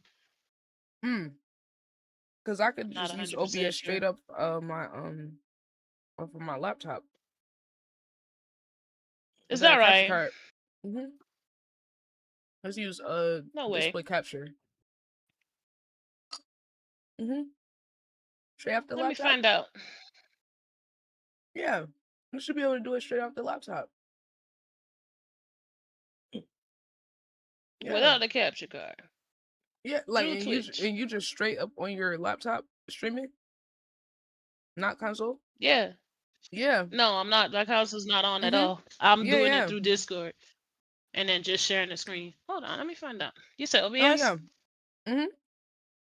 You only need the capture card OBS if you're like Studio? trying to like take your console and then like feed it into the stream. But outside of that, like anything that's on the laptop, you should be able to set up a scene for that OBS.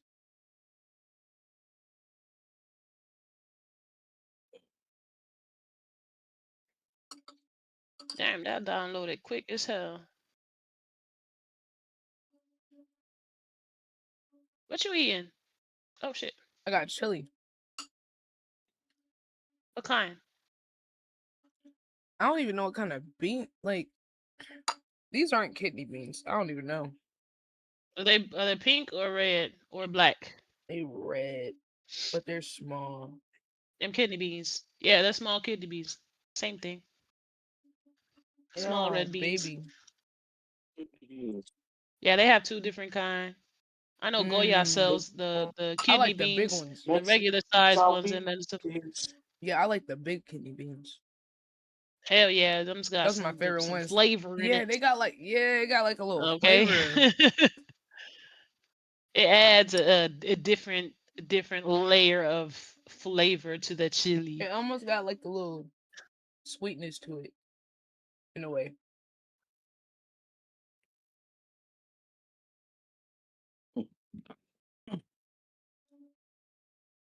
Okay, Mom. I'm peeping the stream. Wait, this still in Lightroom? It's still You in the said what? Lightroom. This still the Lightroom stream? Yeah, I always stream on Lightstream. Oh shit! What? So you've been using that the whole time, man? Yeah. Oh, we gotta get you out the. Everybody thinks I got a PC, and I'm like, nah. Somebody put me on. I think it was Money. Money put me on a Lightstream. He was like, you don't need OBS and what's it called? If you don't got a capture card, you could just use Lightstream. And I'm like, Money, speak to me in English, because I don't know what the fuck that is. And he was like, oh, it's almost the same thing as OBS and what's the other one? I know there's another one. Streamlabs. It's OBS and Streamlabs, yeah. And I was like, yeah. I still don't know what you're talking about. And he was like, just download this shit. I was like, I can't download it. He's like, you use it off it's off the web browser. You just open the tab up and then it's pretty user friendly actually. Yeah, I've heard of it, but I never used it. I can officially say that I got 25 hours.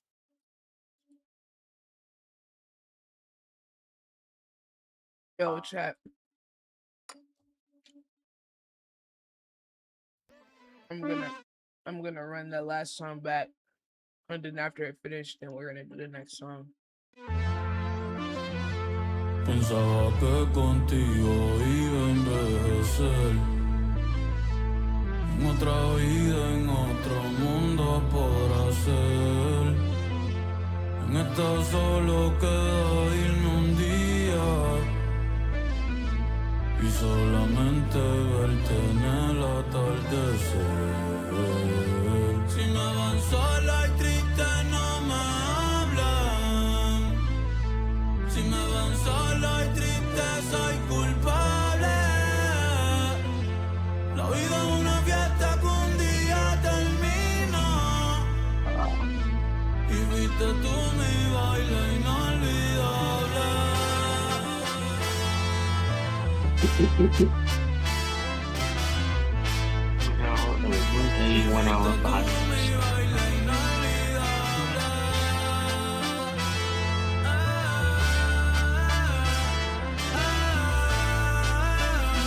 Mientras uno está vivo, debe amar lo más que pueda.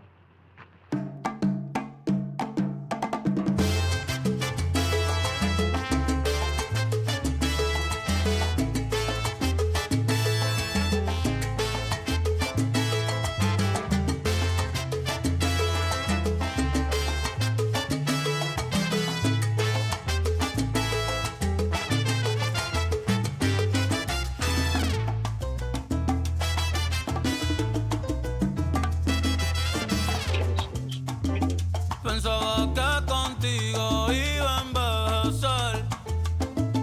En otra vida, en otro mundo podrá ser. En esta solo queda irme un día y ver pa'l cielo a ver si te veo caer. Si me ven solo y triste no me hablen. Si me ven solo y triste soy culpable.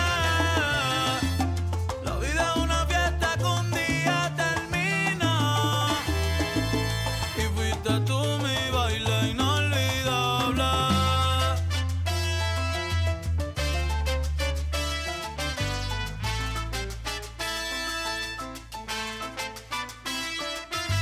No te puedo olvidar, no te puedo borrar. Tú me enseñaste a querer, me enseñaste a bailar.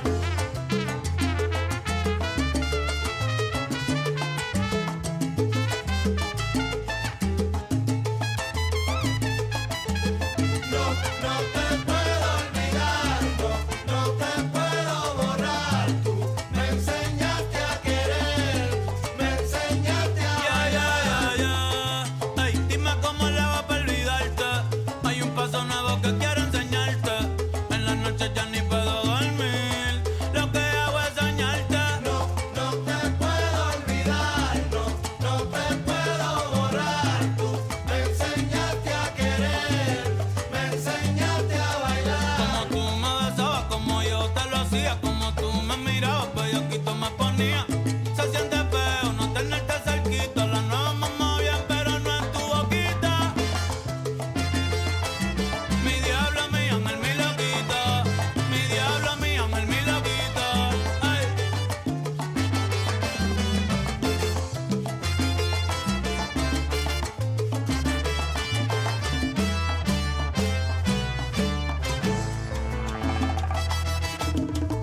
Esto suena cabrón.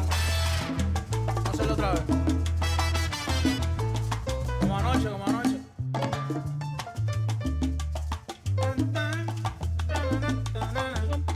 Aprieta, chamaquito, aprieta.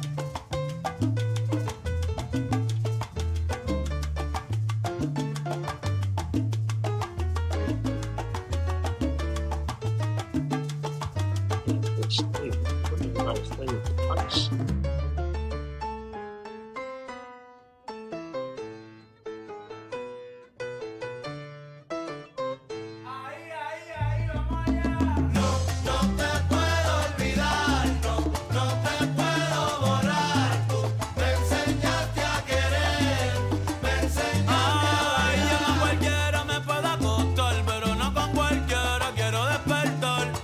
Solo con usted, yo bailo con usted, nada más con usted. Un beso donde esté,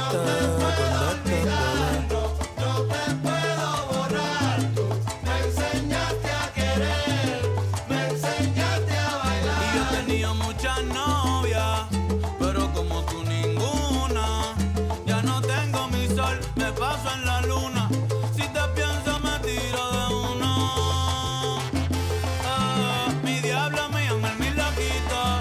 Mi diablo, mi ángel, mi loquito.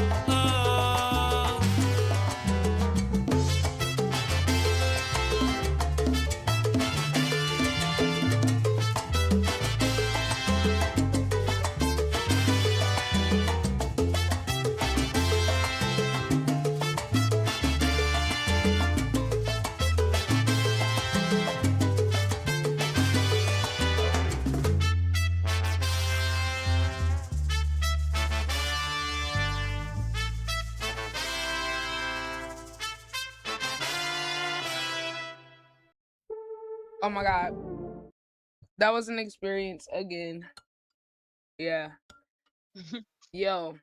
Okay, so I downloaded OBS. So how do I work any of this? Because this looks like some very technical shit. You got the screenshot? Uh, Can we see the yes, screen? hold on. Mixy, you fucking with the song? That shit was a banger. All right, so yeah, MOB, you know, we were kind of talking about the reasoning, you know, behind Bad Bunny switching to this style, and Moonstar was saying that he actually probably wanted to do this style whole time, but he just did a style that was popular, you know, to Mm-hmm. like blow up and shit.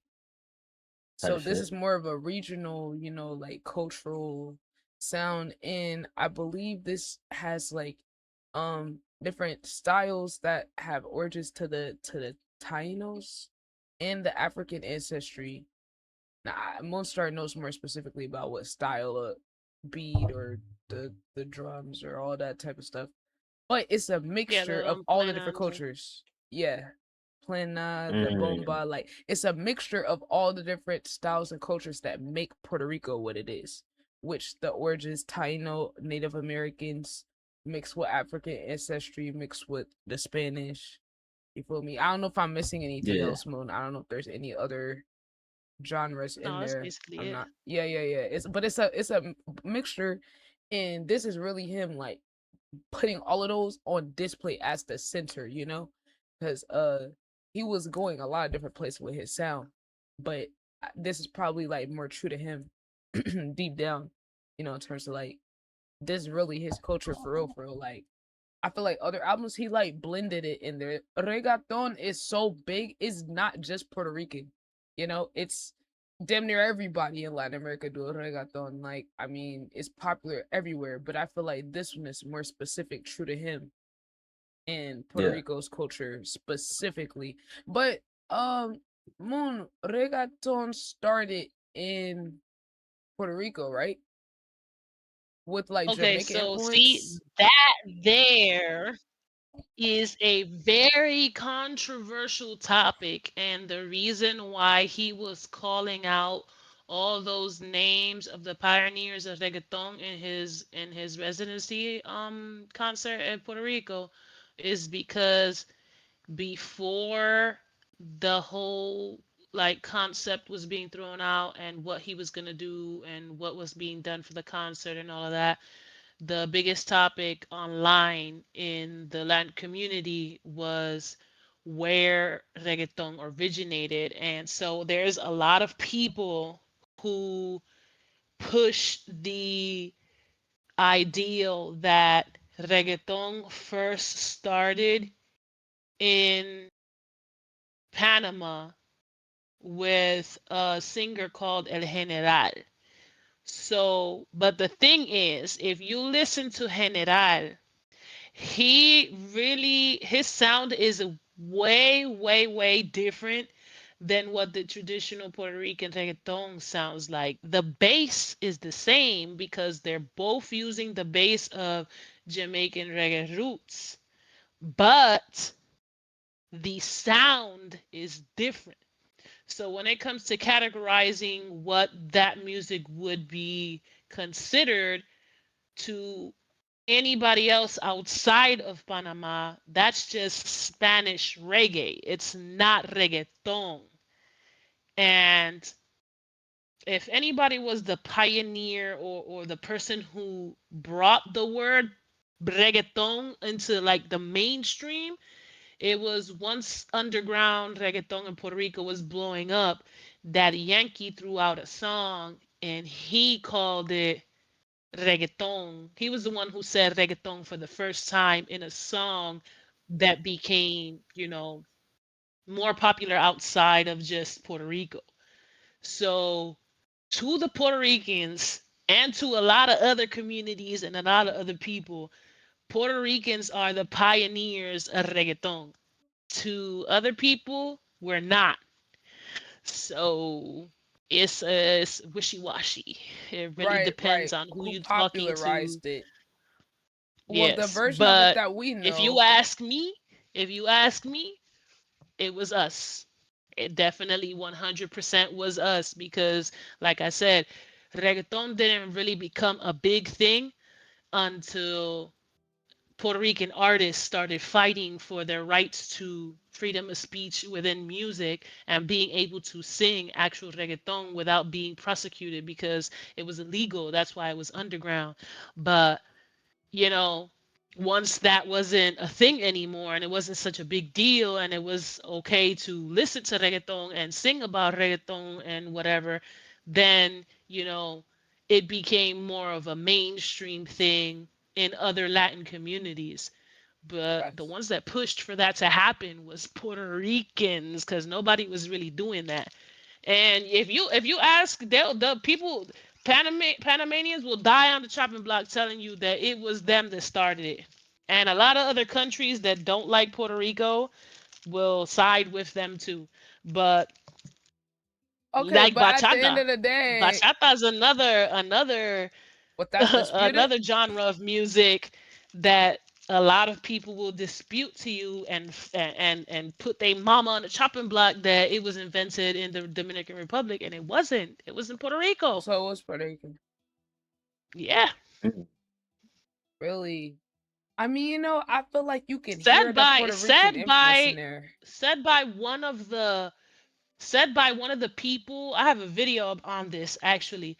One of the musicians who pushed for bachata to be able to be played in the radio stations in the Dominican Republic said himself that the DR did not start bachata, it was Puerto Ricans. It's the same conversation that they have about reggaeton being started in Panama is the same conversation they're having about bachata. It originated in Puerto Rico, but the And then they sound took was it and different redid a whole. somewhere else. It was a different sound in Dominican Republic. Puerto Rico Like did just their put own a spin. spin on it and birthed Yeah. what it is today. And they don't want to acknowledge. They don't never want Yeah, to culture acknowledge when a wars. nigga do something. Oh God, Yeah, they yeah, it's the don't. culture wars because there's other things, between like Dominican Republic, Puerto Rico, Dominican Like the Republic, mofongo. Haiti. Like it's yeah. The mofongo is the one that Mofongo, I heard everybody argue about who started it. Okay, at the end of the day, y'all Puerto all Ricans borrowed did. from each other. Y'all all borrowed from each other. Everybody Puerto remixed each Ricans other's shit. did. Now, if you ask me who made mango, which is a variation of A mofongo, mofongo. then yes, that was the Dominican Republic. But mofongo was invented in Puerto Rico. People want to fight about it, and they'll die on a horse about that shit. But How whatever, close we are know what we did. how close are Puerto Rico and Dominican Republic? How close is it? See, that's the thing. Puerto Ricans are very welcoming, loving, open people. We really don't care about competing with nobody else. It's not a, how would you say? It's not an ego thing. It's more of a, we know A who we pride. fucking Yeah. are type shit. You feel Yeah, me? it's like Like pride type shit. we know what we do. We know what Oh, we're Dominican Republic capable is like of. right there. It's Well, like right there. I'm I'm just going to looking Puerto at the Rico. map. It's like right there. The Puerto Rico's like Yeah. right off the side to Dominican Republic. Yeah. They a lot of Dominicans and a lot of Haitians actually live and left DR and Haiti to come live in Puerto Rico. Like Really?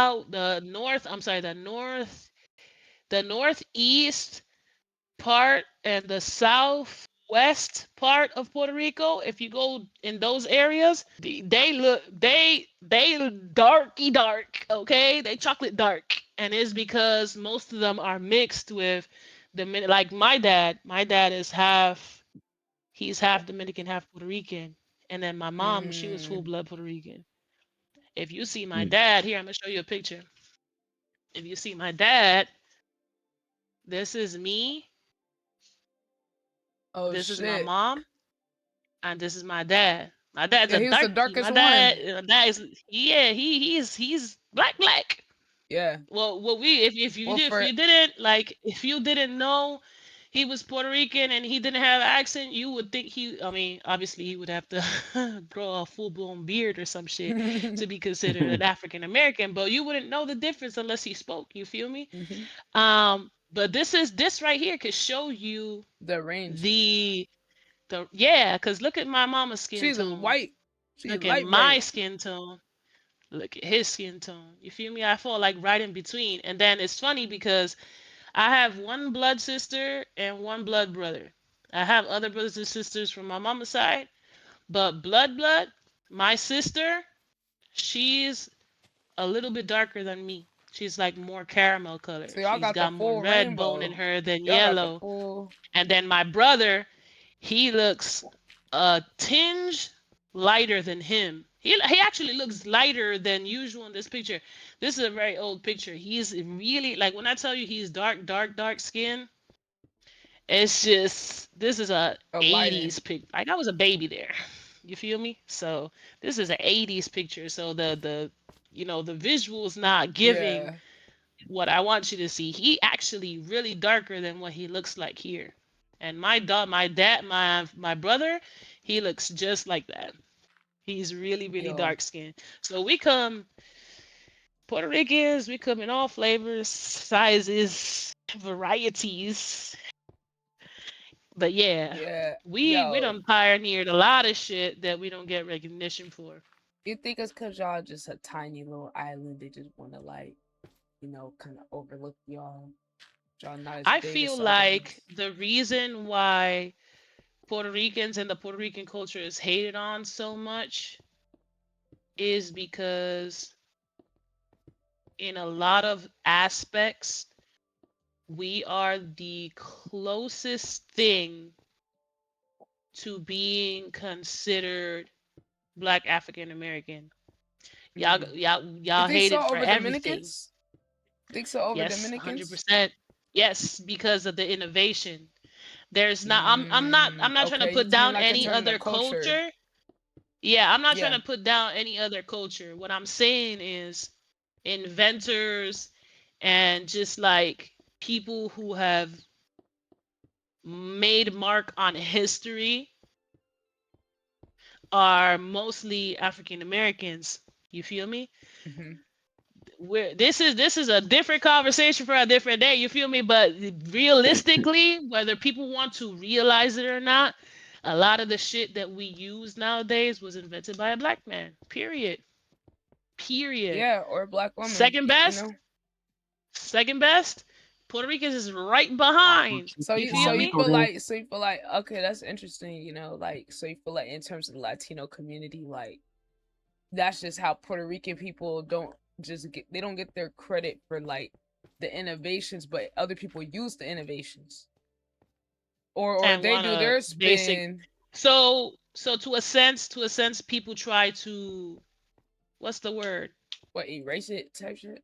Appropriate our culture or our the stuff that we have made like Mm-hmm. big time mainstream or whatever Yeah, yeah, you yeah, may yeah. call Like it, once whether they it be get by big. food or music or because it's the same thing when it comes to the topic of hip hop. There's a lot of people Mm-hmm. that will not recognize the impact that Puerto Ricans have had on hip hop, but Oh, there's facts. Puerto literally Ricans are Black like African, OGs. like American, Yeah. American Black artists, hip hop artists that will literally and have Hip hop literally was said out of made their by mouth, both.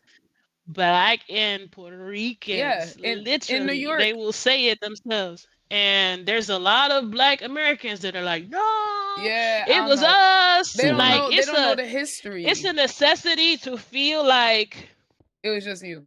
it's a ownership thing, Yeah, and it's it's a cool. pride I thing. get it. Trust me. Trust us when we say we get it because of what I was just telling you right now with the Hmm. mofongo and the bachata and this, that, and the third. It's just like we get why you want to feel like It we was did just them. this. We get it. Well, but We get that's the it. thing though. Us But too, but though. my thing is, first of all, they don't know history because if you knew actual hip hop history, you would know that it was Latinos, Puerto Ricans, and Black people urban in New High York. gas. In New York, anybody that knows history would know that hip hop was created by Jamaicans, Puerto Ricans, and Black people. Facts. That is the combo Nice. that made hip hop. So it's like it's just anti factual information, that anti intellectualism. And here's my thing: we're all the same. It don't even matter. We're all the same That's a, people. that's a, Like, that's what bro. Like whenever I get into a debate with anybody online, especially it'd be the Twitter people. I don't know Oh what yeah, the is in Twitter the Twitter waters girl. over there, but like the necessity to point out the one drop rule and shit, and it's just like I kill them. What? Like we say in But that Puerto don't make Rico, sense. like we say in Puerto Rico, donde yo le mato la gallina dentro del saco, which basically means how I kill that bird with one stone is if you put us in a lineup, right? You put a Puerto Rican, you put a black person, you put a white person.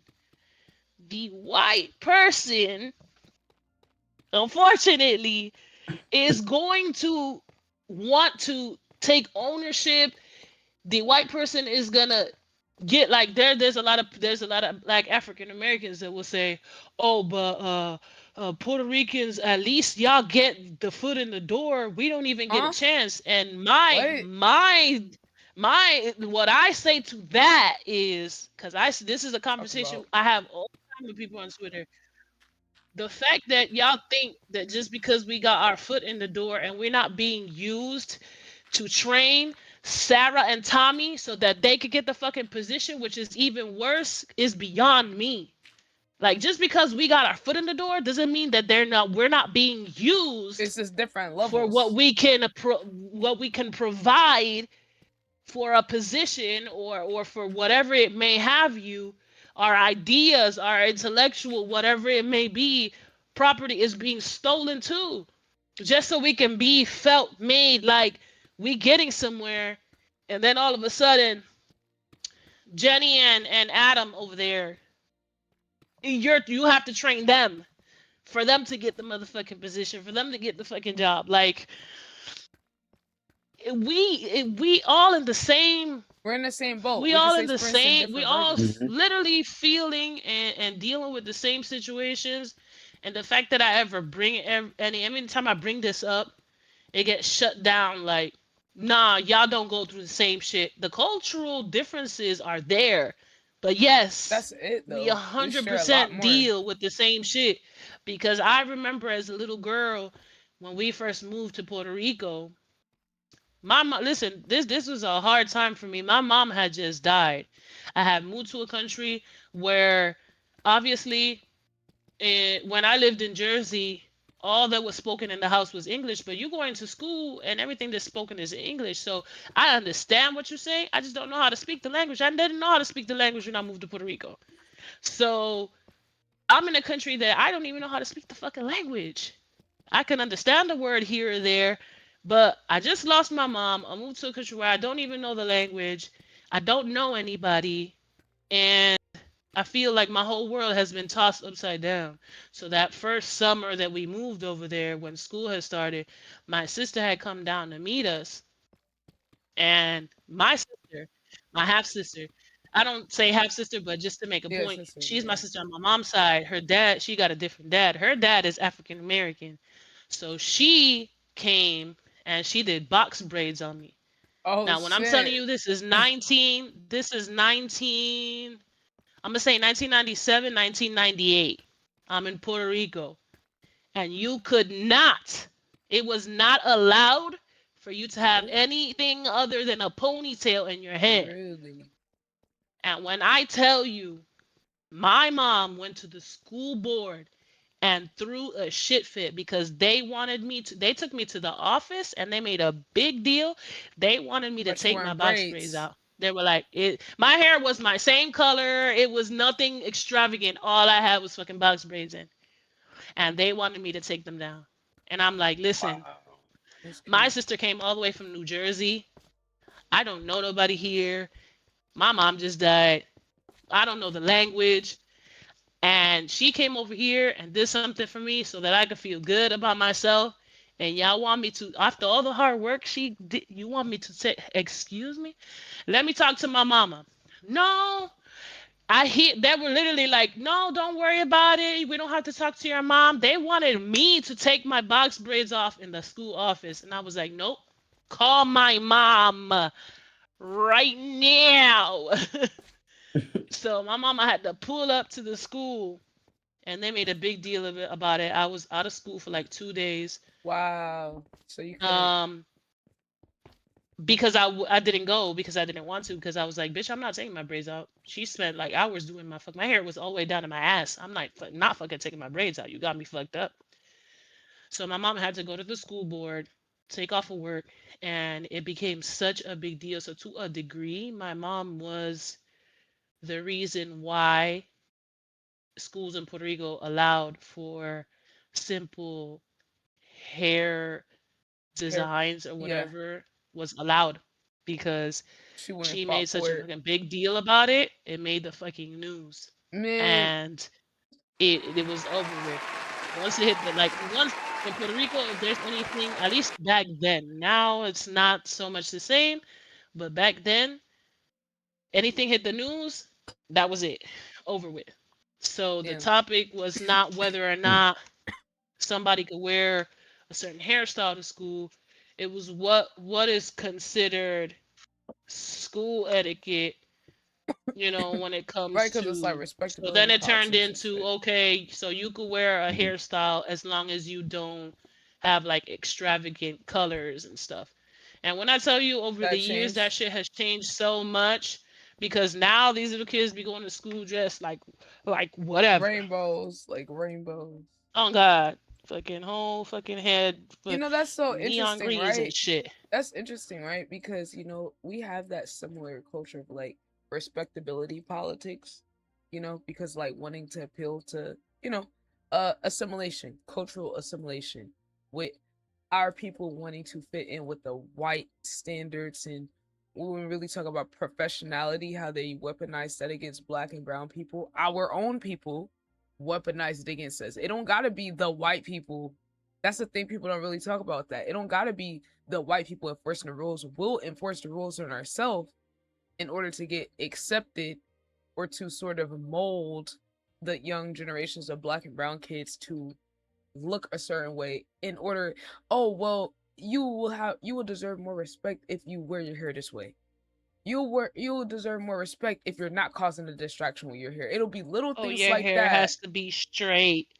Like the way this is why it kind of enrages me when the topic does come up because the fact that there's a lot of people that don't understand that there's literally millions of Puerto Ricans that have 4C hair, and the fact that wearing our hair the same way you guys weren't allowed to, we weren't either.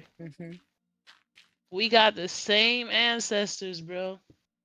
It was a big deal for us too. And you know what's worse? We couldn't go nowhere. We on a fucking island, Or you bro. just stuck. What we gonna do? Hmm. Like literally, when the whole running away situation in the United States happened, and they were starting to, the runaway railroad, and it was like trying to get Oh yeah, away and yeah, shit. yeah. Like trying to go to the You north got or somewhere Canada. to get away to where you Yeah. were being accepted and the laws were being changed. We didn't. We couldn't go nowhere. We was gonna go in the fucking ocean. Right. I Like already where are knew we niggas could going? only run away if they got on a boat. Like that's it. Exactly. Which I Which think wasn't that's allowed. harder. Yeah, I definitely think that's harder. Yeah. Yeah. So the liberation of Puerto Rico, I'm And then it being a like territory, it's like that kind of complicates things too. against our will Hmm. because we were fighting a war with Spain and the United States came in last minute. It was like, hold up, hold up, hold up, hold up, hold up. Let me have this right quick. They're I like, hold got you. on, y'all got resources? All of a Oh, this is sudden, strategic spy. Hold on. And like, yeah, period. To yeah, this day, that is exactly what they see us as. That's it. That's all. That is all yeah. they have us for. Same thing. Like, I mean, like Meanwhile, we're that's being so, thrown fucking paper towel rolls and called garbage. An bro. island of garbage. Alright, but when you wanna come over here fucking sip margaritas on the beach, bitch, where you go? Right. To the same places you say that is filled with garbage people. Mooney was good, freaking Regan. I appreciate the biddies. Thank you. Going spinning. Yeah. This that real It shit be though. it be This the the real bullshit. shit. It's that real It's a shit. lot of shit that Puerto Ricans have been through that the mainland is We very don't know. unaware of. Yeah. Not even us, not even like the slavery, the killing and raping of indigenous people and all of that. Mm-hmm. Very much prominent. Right, right. It's like the same that happened over It here, was but it's just like really we don't know. That's why I feel like they want us to stay disconnected because there's a lot more similar in our oh, story it's a than hundred different. percent done on purpose. You know? That's why I don't be feeding into that propaganda of, oh, it's them. Anytime I hear somebody try to other Latino people, I'm just like, no, we're not doing this. Like, y'all realize this is our people. It's just a different, they have a different version of Different reality as culture, brown different people. language, Yeah, because but like people will we say, have oh, the Latino same people problems. not black. But then if you go run most of our ancestry, we all got European. I ran my ancestry, I have like 10% European.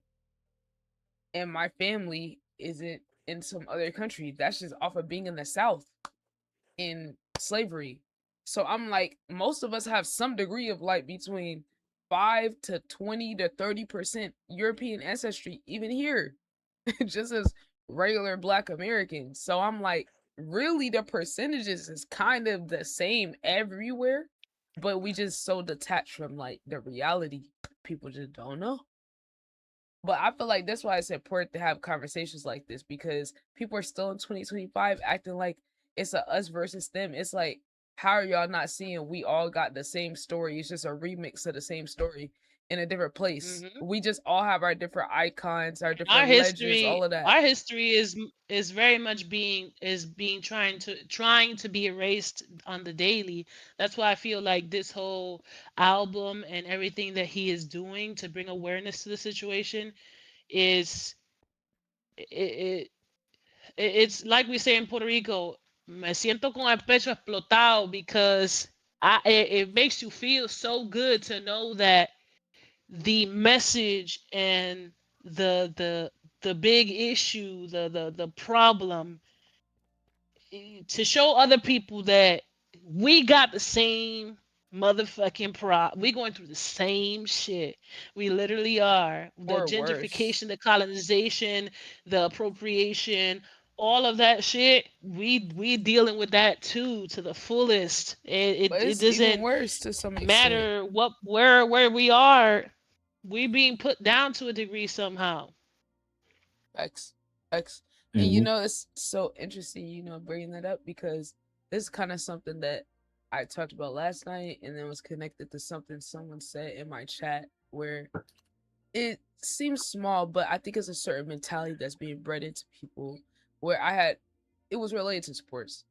I was watching a video that was analyzing the NBA and I was kind of talking about how capitalism and politics factor into the competitive nature of sports leagues, whereas there's narratives, there's rigging, all these type of things.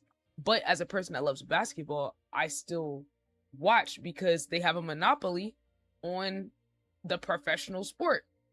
So, dude in the chat was like, "Oh well, I mean, if you don't like it, then what's the point of watching? What's the point of complaining?"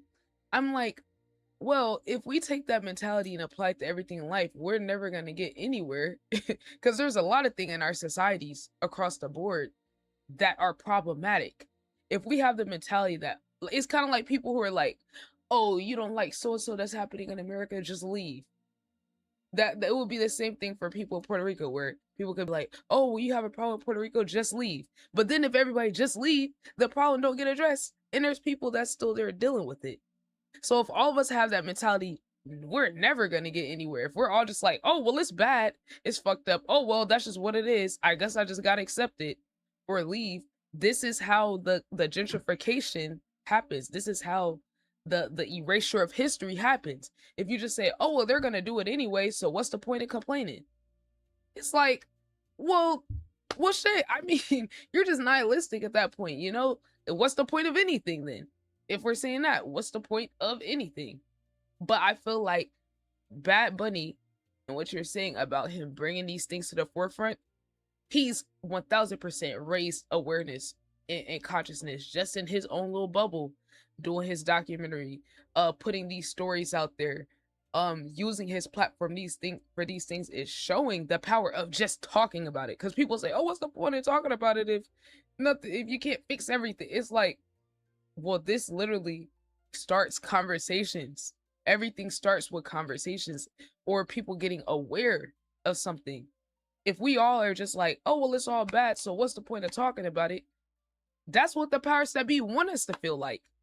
They're able to thrive when all of us have that mentality of, oh, well, it sucks to suck. So, why even bring it up? It's like, but Exactly. but but Like our ancestors don't you have that can't do nothing mentality. about it. Like, Yeah, I'm like, excuse me. y'all would have been the So we ain't slaves supposed to telling. do nothing about it. Yeah, I'm like, y'all would have been the slaves telling the other slaves to not try to get free back in the day. Y'all would be like, well, they gonna catch you anyway, so what's the point of trying? Well, nigga, if Type you want to shit. stay on the plantation, I mean, sure, you got the right. That don't mean the rest of us gotta not have a backbone and actually try to, raise awareness for shit. Cause it's like, say you talking to those people that say these different narratives about Puerto Rico or black people, brown people, whatever, you having those conversations is still important. Even if the other person doesn't go anywhere with it, you still put that information out there. And that could be the difference between someone else learning something and not learning it, being willing to correct it or put that effort into explaining it. Because if it's not coming from people like you, where is it going to come from? You already told us the media blacking it out. Where else would we learn if it wasn't from people that's actually there? So that's why I just like, we can't be just silent about stuff. I know it make people uncomfortable because they're like, I think some people, they don't know where to go after the issue is brought up. So it makes them uncomfortable. It's like, we don't always have to have a solution for everything. Sometimes just bringing it up is going against the system, because that means, okay, we're not Exactly. complacent. We're not just accepting it. This shouldn't be normalized to where it's like, oh yeah, these people don't have no representation for real, for real. Oh, they're just being used as basically like how they did to Hawaii. Like, they're just being used as a piece of land, a strategic plot of land, essentially. And then the people is just discarded and then pushed out, but then also discriminated against in the country because they're Latino. So it's like, when do these things get brought up if it's not by us? Because the government's not about to act like they don't give a fuck. They want the average American to not care about Puerto Rico. Exactly. So that apathy, that apathetic mentality of, oh well, it doesn't matter. You know, Imagine if Bad Bunny took that perspective. Imagine if he just We want to said, have this fire ass album. yeah, imagine if he was like, oh, well, yeah, my hometown, they already struggling. So what's the point of helping them? I can't fix everything by myself. Because, that's what people will say in the comments. They'll be like, oh, well, you can't expect one celebrity to da da da. And you just sat here and told us all the Yeah. stuff that he did by him. They be giving people cop outs because it Exactly. gives them an escape for how much they could help people if they wanted to. For real, if you wanted to, you could really have a huge impact by yourself with just your brand. And I think they be wanting people to normalize stuff like that so we don't get change from the people who actually got the platform to make some shit happen. Like you said, Bad Bunny went out there and brought Exactly. more celebrities, and then it applied pressure. They want us to feel like, oh, there's no point in getting a celebrity to do anything. They can't. Okay, well, shit, if they didn't have no impact, they wouldn't be a celebrity. If they had no reach, Period. they wouldn't be a That's literally the celebrity. whole point of them being a celebrity, is because we saw greatness in them. And there's a lot of people that don't want to take into fact that that greatness is what this fucking line in the Spider-Man movie with great, what is it that he says? With the great power comes With great responsibility. comes great responsibility. They want it. Like They want the power and no you can't responsibility. part period. You took the words right out my Yeah, mouth. yeah, because Like, and I it's think no we need to way keep that, pressing people. yeah, especially these celebrities, because there's a lot of celebrities that are sitting back Mm-hmm. watching shit happen, especially with the Participating. current condition in America right now. Yeah, participating, applauding, and using their voice for all the wrong fucking reasons. Mm-hmm. Like, this implies you too, right? Like, it does not matter who you think you are, even like you said, with the power that you have, because of the platform that you have, because of the person that you are. It does not mean that you can't be dealt with the same sword. Some people really think and haven't seen how history has transpired. They haven't really been paying attention. Yep. They didn't pay attention in school at all to see that to a degree, we all It's bleed the repeating. same. We all gonna end up in the same dirt, and we can be all be held to the same standard when it comes to who wants to step all over us. It don't matter how much money you have. Like if we haven't seen this repeatedly in That's why movies they and don't want. such, That's why they don't want when us to have when media literacy. shit hits the fan and you think you somebody just because you got a little bit of money or power, and they close that door right in your face because only the rich and the doctors and the teachers, you're not allowed in here. And then now what? You ain't do nothing, and now we here. Look at you, and this is standing right next to me, a nobody, Yeah, I because think you that's why thought they your don't want money and people to your have power was gonna literacy. get you somewhere. I think that's why there's this whole anti-intellectual movement, because if people had critical thinking skills, if they had media literacy, if they had history, they would be able to recognize patterns because they've seen it before, they learned about it before.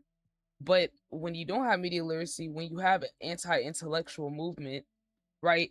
We talk about it all the time with, the people in the comments where you might have a nuanced response and they'll be like, oh, I ain't reading all that. It's so small, but that's so symbolic for where our society is right now. You know what's crazy about you saying that? You remember that girl I was talking to you about that was making fun of him because of him Yo, and that Cloud, what AI up? post and whatnot? What's good, my That guy? was her first comment. She said, "Oh, I ain't reading all of Really? that." And I was like, "It's Really? okay." I told her it's okay. We can see to what intellectual capacity you are at. It don't matter. It's okay. Nah, It's a. no way she said We that. see that you rather just spew hatred instead of fucking educating yourself. It's okay. I get it. Cool. Yo, Clap, appreciate you pulling up, bro. I'm feeling great. We blessed, you feel me? We got Moonstar in the chat. Y'all go tap it with Moonstar. Go. She giving us she just spitting some real shit, giving us some history lessons, some background on this project we're listening to. We got the exclusive. We're gonna have the best reaction to this on the planet because Moonstar is here. So y'all make sure I go drop her a follow and go show her some love. W person, W streamer. You feel me? If you're not tapped on Moonstar, I don't know what you doing. You feel me? Tap in. She really educating us for real. Look, she educating us so good. MLB about to fall asleep again. I can feel it. No, I'm I not. can feel it. I'm It's not. coming. It's coming. I can feel it. It's Yo, my senses is tingling. You about to go to the that's sleepy room? crazy, Yo, you about bruh. to get set that sleepy land again. Yo, make sure I That's tell why he my guy Fuck. got. Clap. That's why he got. That's why he got his Yeah. camera off. He don't want us to see Yeah, him he going got like the this. camera off. Exactly. Bro, It's that's like he hiding from us crazy. and shit. Y'all tap in with my I'm guy not, Clap bro. too. Don, what's up? Yo, I need y'all to tap in with the fam. We got some fucking goats in the building. We're listening to that Bye Bunny. I'm not gonna lie, Moon. I think so far, we're only like 4, 5 songs in. I think this might be my favorite album by him already. Just off of the instruments and the feel. The feel is unlike any other project I've heard from him so far. That's just off the first 4. Like, he took my favorite parts of Un Verano Sin Ti, that spacey vibe, because he had that beach theme and shit. I have to show y'all this song that keeps coming to mind. Después de la Playa. This was my favorite song. This, and there's another one that's sad as fuck, but they had that acoustic stripped down vibe to them. And that's what I loved about that project. And then oh my god. Hold on. Yeah. Que lo que? Hold on. Wait till we get to the part. You could tell me what genre this is, Moon. This was my favorite part of it. The instrument breakdown. Right here. Yeah. Like that, bro. Merengue. Merengue. Oh my god. Like, I just love how he's able to like blend so many different styles of Latino music, instruments, sound. Like, he's really for everybody. I don't know how you can hate him, bro. Like, he tried to put on That's for what I'm saying. everybody, I've been literally bro. saying that this whole time. If you do not, you could not like somebody. Cause it's like me. I'm not like we say in Puerto Rico. Yo no soy un billete de 100 para caerle bien a todo el mundo, which that basically means I'm not $100 bill for you to like me. You feel me? Like it's cool. It's cool if you do not like me. That's 100% the truth. You don't have to like me. We're not meant to be liked by everybody. I don't want to be liked by everybody.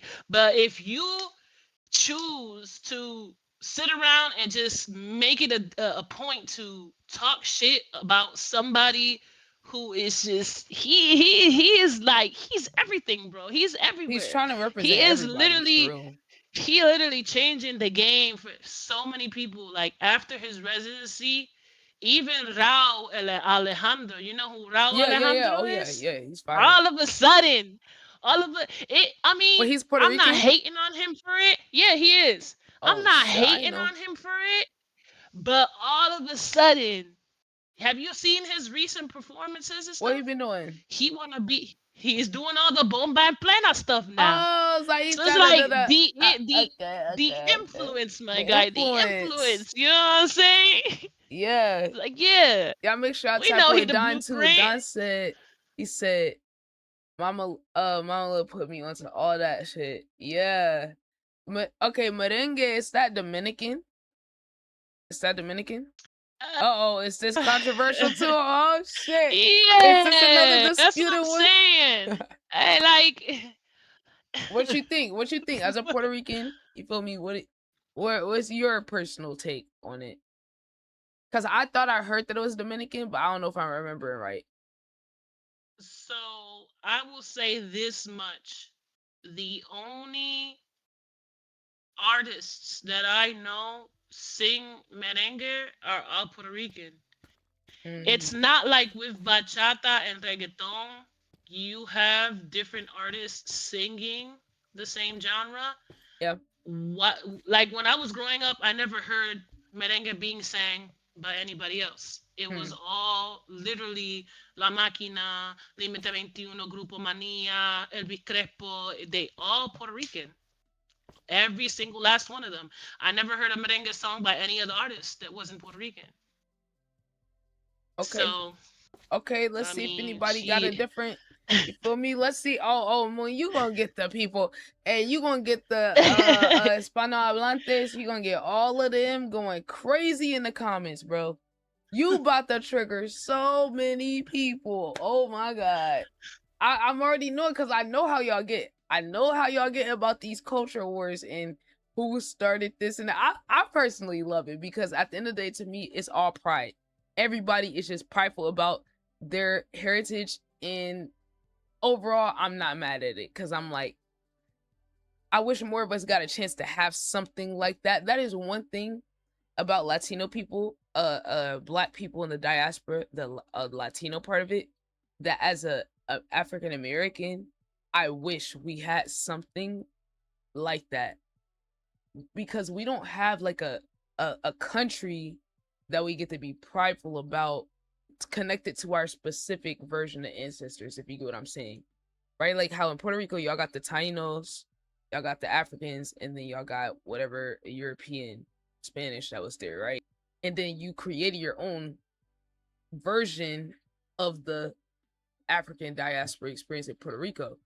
Each country in Latin America gets to have their own kind of like tie, but black people, we're disconnected from the African side, and we don't really have like our own kind of bubbling up like we have hip hop in Black American culture, but you get what I mean? A Nigerian gets to be proud they're from Nigeria.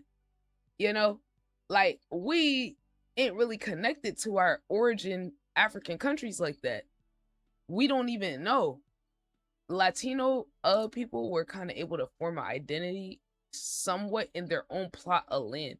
We had to do it mixed in with a larger amount of colonizers, I feel, in terms of like the proportion, because like we said, only 5% of African slaves got brought here to like North America. So it's just kind of interesting because like that's one thing where I feel like that shit's still cool even despite like it gives like a sort of identity that y'all all identify with, because it's kind of hard in a way to identify with America in a way that's completely prideful. It's like you're like, okay, I'm glad I'm here versus other places, but like it's not that same pride, you know? Like Latinos seeing the pride of each country is cool from the outside. So that's just one thing that I really love about Latino culture. You get to see people proud of their specific areas. But it's like we're all just grouped together here. Like African Americans, like we're just all kind of like grouped together. But we got so many different origins and we've been so disconnected from our origins too. That's one thing in the Latino countries. I think there's a little bit of a different connection with some of the old practices, like rather be the people that's like the healers and stuff like that, like you know all of that extra stuff. Yeah. We're very disconnected from that, where I feel like some Latino people that grew up with elders and things like that that knew certain stuff, it got passed down a little further along than ours got stopped right when they was whitewashing with Christianity as slaves changing the Bible and Yeah. shit. Talking about Ours that's yeah. evil, that's of the Mm-hmm. devil type Mm-hmm. shit. Right. And Because they didn't want us to be in tune with what's real. yeah. So I'm like, it's certain communities here, like I think the Geechee people, I forgot what they're called. It's somewhere in South Carolina, these black people, they've been able to hold on to some things, but things like hoodoo, voodoo, those things came from a mixture of African religions.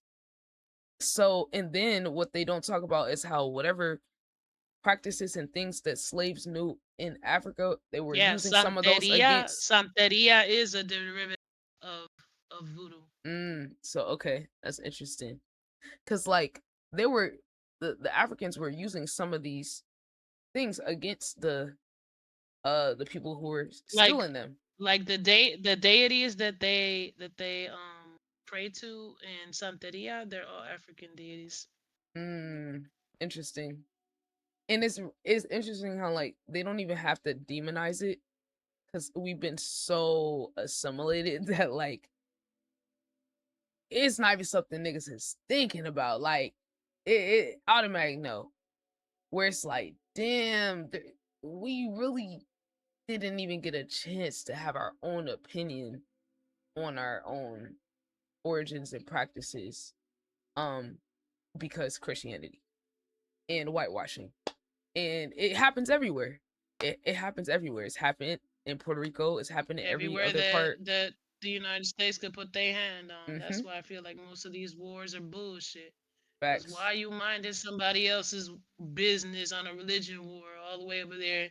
Israel and Okay. Gaza been fighting since the beginning of time. That has nothing to do with you, bro. But of course, Okay. since you want something from it, you gonna stick Mm-hmm. your nose in there. Period. Right. Because it's the same thing. So and so country is just a strategic plot of land for the United States. You feel me? It's the same thing. It's the They can same get thing all something over the from it. world. Yeah, it's the same. It's the same pattern everywhere. I feel like the sooner people recognize the pattern, the better. But they don't want people to recognize the pattern on purpose.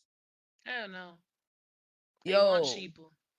Oh yeah. That's why it's like when I see niggas acting like bots, I'm like, look, I have the right to not engage with you once you indicate a certain level of bot behavior, NPC behavior, you know? Like, I'ma just withdraw my energy. Cause we know the Yeah, you difference. good. We You know the got it. difference. You Yeah. win. I'm like, It's I'm okay. The sky is exactly. purple. You good. You good. No, You good. exactly. I'm like, oh yeah. You right, gang. You got it. I'm like, look, that's how you have to respond to You're niggas not on my finna bring me down socials. to your level. Yeah, niggas like, oh, this is the craziest thing I've ever heard. I'm like, yep, you're right. You're right. What happens when you right and I'm not fighting you back? Then what? Okay, Chad, we got this next song. Okay, let me see. Can I say it? Perfumito nuevo. New Yeah, perfume. New yeah. perfume. Okay, let's go, chat. Make sure this shit loud. Oh yeah, chat. We about to get extra fried. Wait, who that? Oh, is Okay, this a so feature? remember when you were saying, yes, remember when you were saying that he is big on like putting the spotlight on other artists and stuff and whatnot, and that he advocates for women and all of Oh that. yeah. So the reggaeton scene in Puerto Rico is very male centered, is very misogynistic. There's very few female reggaeton artists that have made it to like big superstardom over, like, other than Would you Evie say like Queen. The Karol G say what? reggaeton? Would you say like how Karol G went reggaeton, like kinda? What is she from, like Colombia? She's from like some other. She's not. Yeah, she's not even Puerto Rican. Yeah, but I'm The saying only like reason I why don't know her if that was this her this, this style that though. that's that bullshit though. That's exactly what we What? was talking about earlier. Appropriating. She appropriated our style because she was attached to a Puerto Rican reggaeton artist, which is Anuel AA. They were in a relationship. The Ah, only reason why her sound and her music blew up the way it did because it was. was because she attached herself to him, and all her music was being produced by Puerto Rican producers. Right, because that's what I know her for. To where I didn't even know what her original like culture was, like, because I was like, oh, Yeah, I is she believe doing she this? is.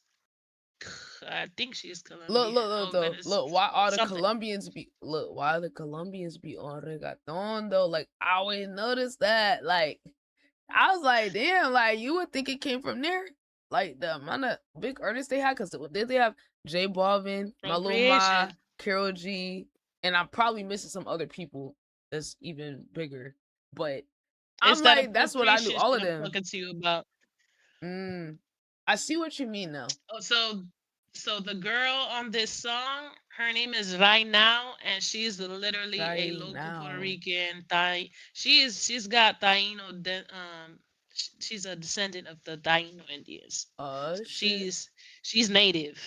She native. Hey, yo, so Bad It's Bunny stay her, tapped and in. there's another song. There's another song with another girl that comes this on this album, Chewy, and she's native too. And Yeah. that we won't really get into that song because there's a lot of Taino influence in that song with Chewy. But Oh. yeah, let's listen to this Okay, one. okay. This is one of my favorite songs off this album actually. Bet. Nuevo creo, si me ves por ahí ni me conoces, Cinderella después de las 12. Ya me convertí, vámonos de aquí, que me gusta cómo huele y más cómo te mueves. Dime ya cuando voy a probar tu perfumito nuevo. La otra vez no te la vi, papi, sé que te la debo. Dime ya cuando voy a probar tu perfumito nuevo.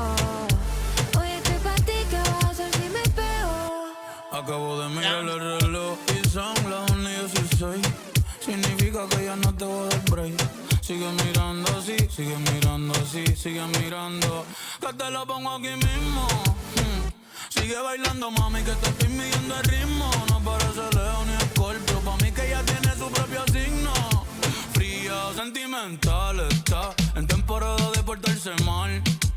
A veces es difícil meditar y solo quiere gritar o buscarme pa' chingar y yo se lo voy a dar a la hora que sea. Si yo bajo pa' allá abajo va a subir la marea. Los ojitos se le marean. Baby, yo voy a hacer que tú creas. Diablo, tú eres una bellaquita igual que yo. El vomito nuevo tú hueles cabrón. El poquito te rompo el mom.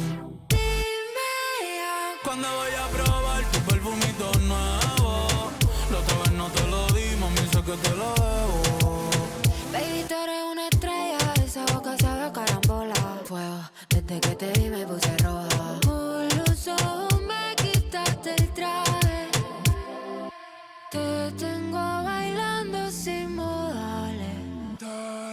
Yeah. Diantre, tú y yo somos iguales. Hoy le dimos y mañana le damos. De weekend en Cuamo, en la montaña te voy a hacer la rusa.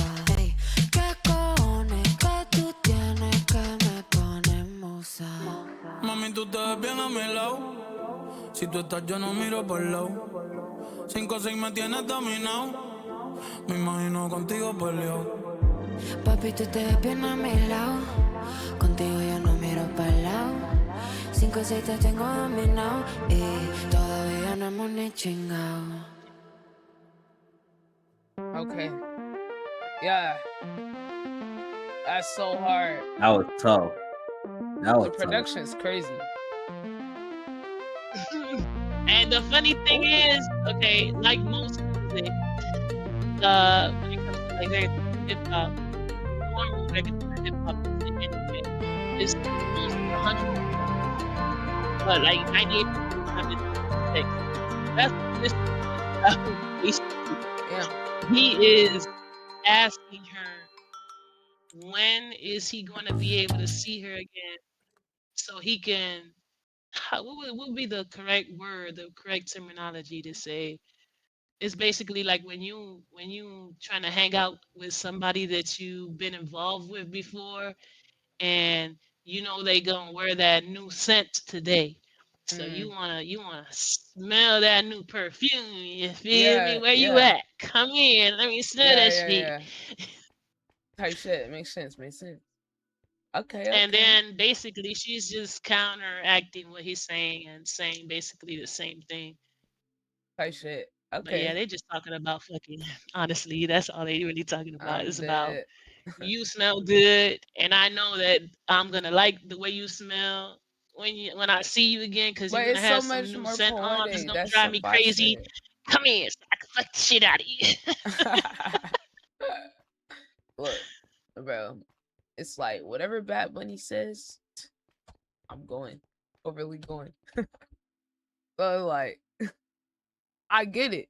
But yeah, the This girl nigga's a that's on, her name is Right womanizer. Now. This nigga's a womanizer. But he's straightforward about that. I don't think there's nothing wrong with that. You feel me? As long as people know what they getting into, that's all y'all. You feel me? But the thing is, yes and no. And yes, in the Think, sense that reggaeton is very much womanizing. It's just like hip hop. You know that hip yeah. hop Mm-hmm. and rap music is very much about, Yep. to a sense, dominating and degrading women, to a sense. Mm-hmm. So, and the rest is sex. So you throw those three into a jar and shake, and hip hop and rap and reggaeton all come out. The only difference is the language barrier, really. I feel like they still be more poetic. Like I think Spanish is a little bit more of a poetic language, It just especially sounds certain sexier. cultures. That's all. No, It's the no, no. same thing, I'm though. just saying, no, in terms of rap, it's not a lot of people like being clever with wordplay and stuff like that. That would be the R&B people. You know, they're more the ones who would get creative with how they're saying something.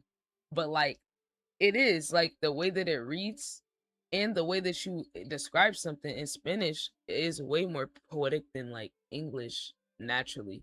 Just straight up English spoken. Yeah, like off the top things are more poetic. The sayings are a little bit more poetic in Spanish from my experience as a native English speaker. Bathroom break. Especially like if it's like Dominicans or like Puerto Ricans, like certain countries got their certain ways of saying shit. So like that's kind of interesting because I feel like it's just a little bit more creativity with writing. Like in English, niggas can do it if they want, but I think it's more of a people just start saying, "Nah, I just want to fuck this bitch." You know, like there's a way to say it. Yeah, I get what you're You know, saying, because there is when in terms of, if you were to like try to learn how to speak Spanish and whatnot, you will see that there's a lot of words that literally you could use 3 or 4 different words, and they will all have the same meaning, like literal same meaning, but you could still say it 3, 4 different ways if you really wanted to. mm-hmm. Yeah. Yeah. So yeah, it is a really big play on words type shit Yeah, cause like people could do it when in it comes to the English. reggaeton scene. People could do it in English, but it's like certain writers who definitely do that. Like Victoria Monet is one. Shit, all a bunch of the OG singers, whoever was writing their shit back in the day. Um, but there was always people that would like say it straight up. I just think it was higher effort level coming from certain genres back in the day. Um, but under the hip hop umbrella, not necessarily rap. You know, rap has always been a little bit more vulgar. There's people that get like shit. I just listened to a Wayne verse like that the other day. His verse on Motivation by Kelly Rowland. His whole shit was metaphor. He didn't say one thing direct, but he was still talking crazy. But like he was creative with how he said it. He was using metaphors. Like he was getting his literary bag with it. So it's just a certain Yeah, skill that's level I think is missing with some of the newer people. him and Eminem are real good about using wordplay. Yeah, yeah. I love wordplay. But like that's also like, I don't know, it's just more fun listening to Latino music sometimes. It just has a different energy. But it's still familiar though. But I mean, like I said, that's the Jamaicans, Latino, African Americans mixed together right there. Okay, chat. Now this one was highly, regarded by Moonstar, so we're gonna check this one out. Well, Tita. Cuentita.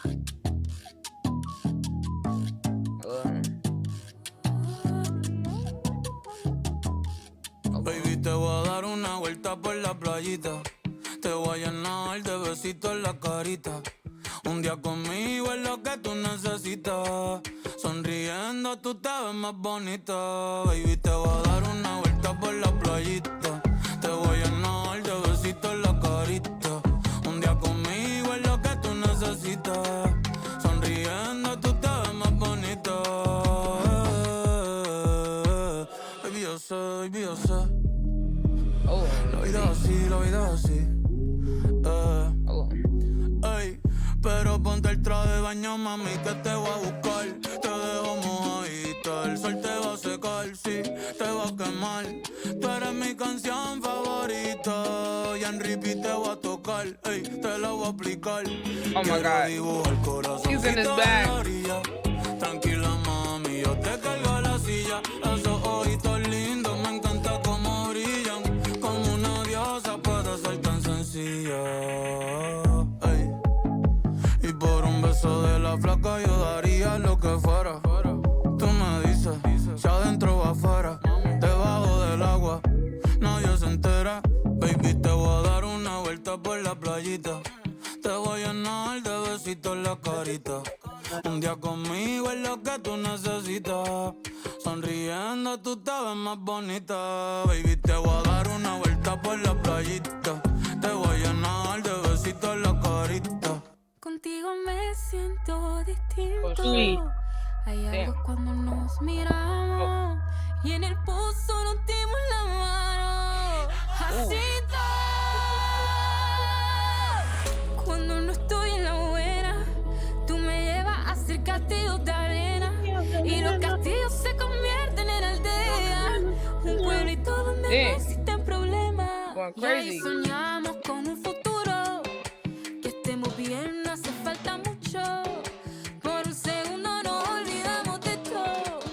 Aquí solo somos tú y yo. Vamos a besarnos frente a las olas. Aunque sea de piquito, de piquito, de piquito, pim, pim. Vamos a besarnos pim, pim, frente a las olas. Hay muchos mosquitos en la costa, baby, voy a ponerle un screen. Vamos a besarnos frente a las olas. Sudadita el sol te da y eso brilla como bling, bling. Yo, this him? This Bad Bunny? Yeah. That's his vocal? Yep. He sound different, Yep. but like in a good way though. Like the way his voice is cutting through, his voice literally sounds perfect doing this. Like it literally sounded like he was meant to make this song. Like, I don't know. Dang, like Oh my god, look at Benita. I'm having to process this. This is a lot. They throwing a lot at me because that girl vocals are so crazy. I ain't even process her vocals. I'm trying to process what I just heard with those fucking vocals. And this nigga gonna come back and start going crazy. It's getting ridiculous. But when I say Bad Bunny my goat, they say, oh, you glazing, you glazing. Some people deserve to be glazed. Like, Oh God. I'm sorry, like, y'all mad. Y'all mad this nigga good. Like, come Oh on, God. bro. Like, he got the voice. He got the voice. He's really him. And he's like him IRL. Which makes it it hits more than some of these other people who not on shit. It just hit different because there's a level of reverence that you have for him at a certain point in terms of his impact and how he's leading the charge with so many things. Like we talked about it, the independent artist thing, marketing, his values, actually standing on that for your community, representing for the whole of Latin American The and whole Spanish island. speakers. Well, yeah, the island, everybody, really being a So culture basically, shifter. since we paused, that's basically what this song is about. Vueltita literally means like let's go for a ride in Puerto Rican terms. So basically, the whole song is an ode to, just getting in your car any day of the week because Puerto Rico is a party island. It's basically like New York City, but for the whole island. Like it's party time every fucking day over there. It's the island that never sleeps, if you if you will. So the part where she's singing and she says, "En el pozo nos dimos la mano, Jacinto," is literally an ode to a legend that happened in Puerto Rico. There's a place in um I believe it's I don't want to be wrong. I don't want to be wrong. Hold on, let me look it up. But Want to be wrong before I say it. Isabela, yeah. I was gonna say Junco, but they're right next to each other. So in Isabela, there's this beach. I'm gonna send you I'm gonna send you this link so you could post it on your so you could uh how do I share this? you How could do I DM share it. this? Oh wait, you could put it in the Discord in the main chat. Uh Yeah, so y'all see my here flag though. Y'all see my flag. just I'm gonna put it in the chat. Just search this in your Google so you could get the same search bar that I'm looking at right now so you can see the picture that comes with it. Right.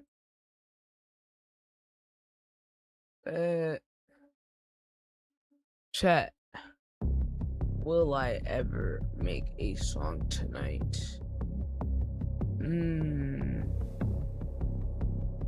I don't know, man, because we gotta do Rags to Riches GTA. Oh, where'd you send it? You put it in the chat. Wait, where Yeah. you send it? In the No, chat. and not in the chat in the voice chat. La leyenda del pozo De de Jacinto. Jacinto.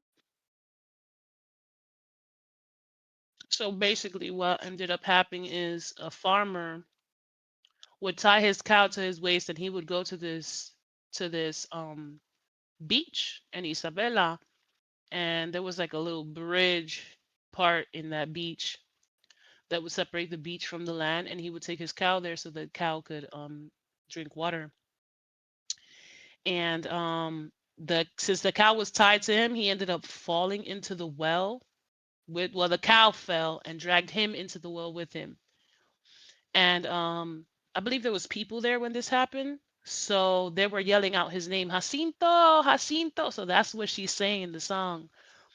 And she's saying, en el pozo nos dimos la mano. Jacinto is because she's literally like bringing attention to the legend of the Pozo de Jacinto.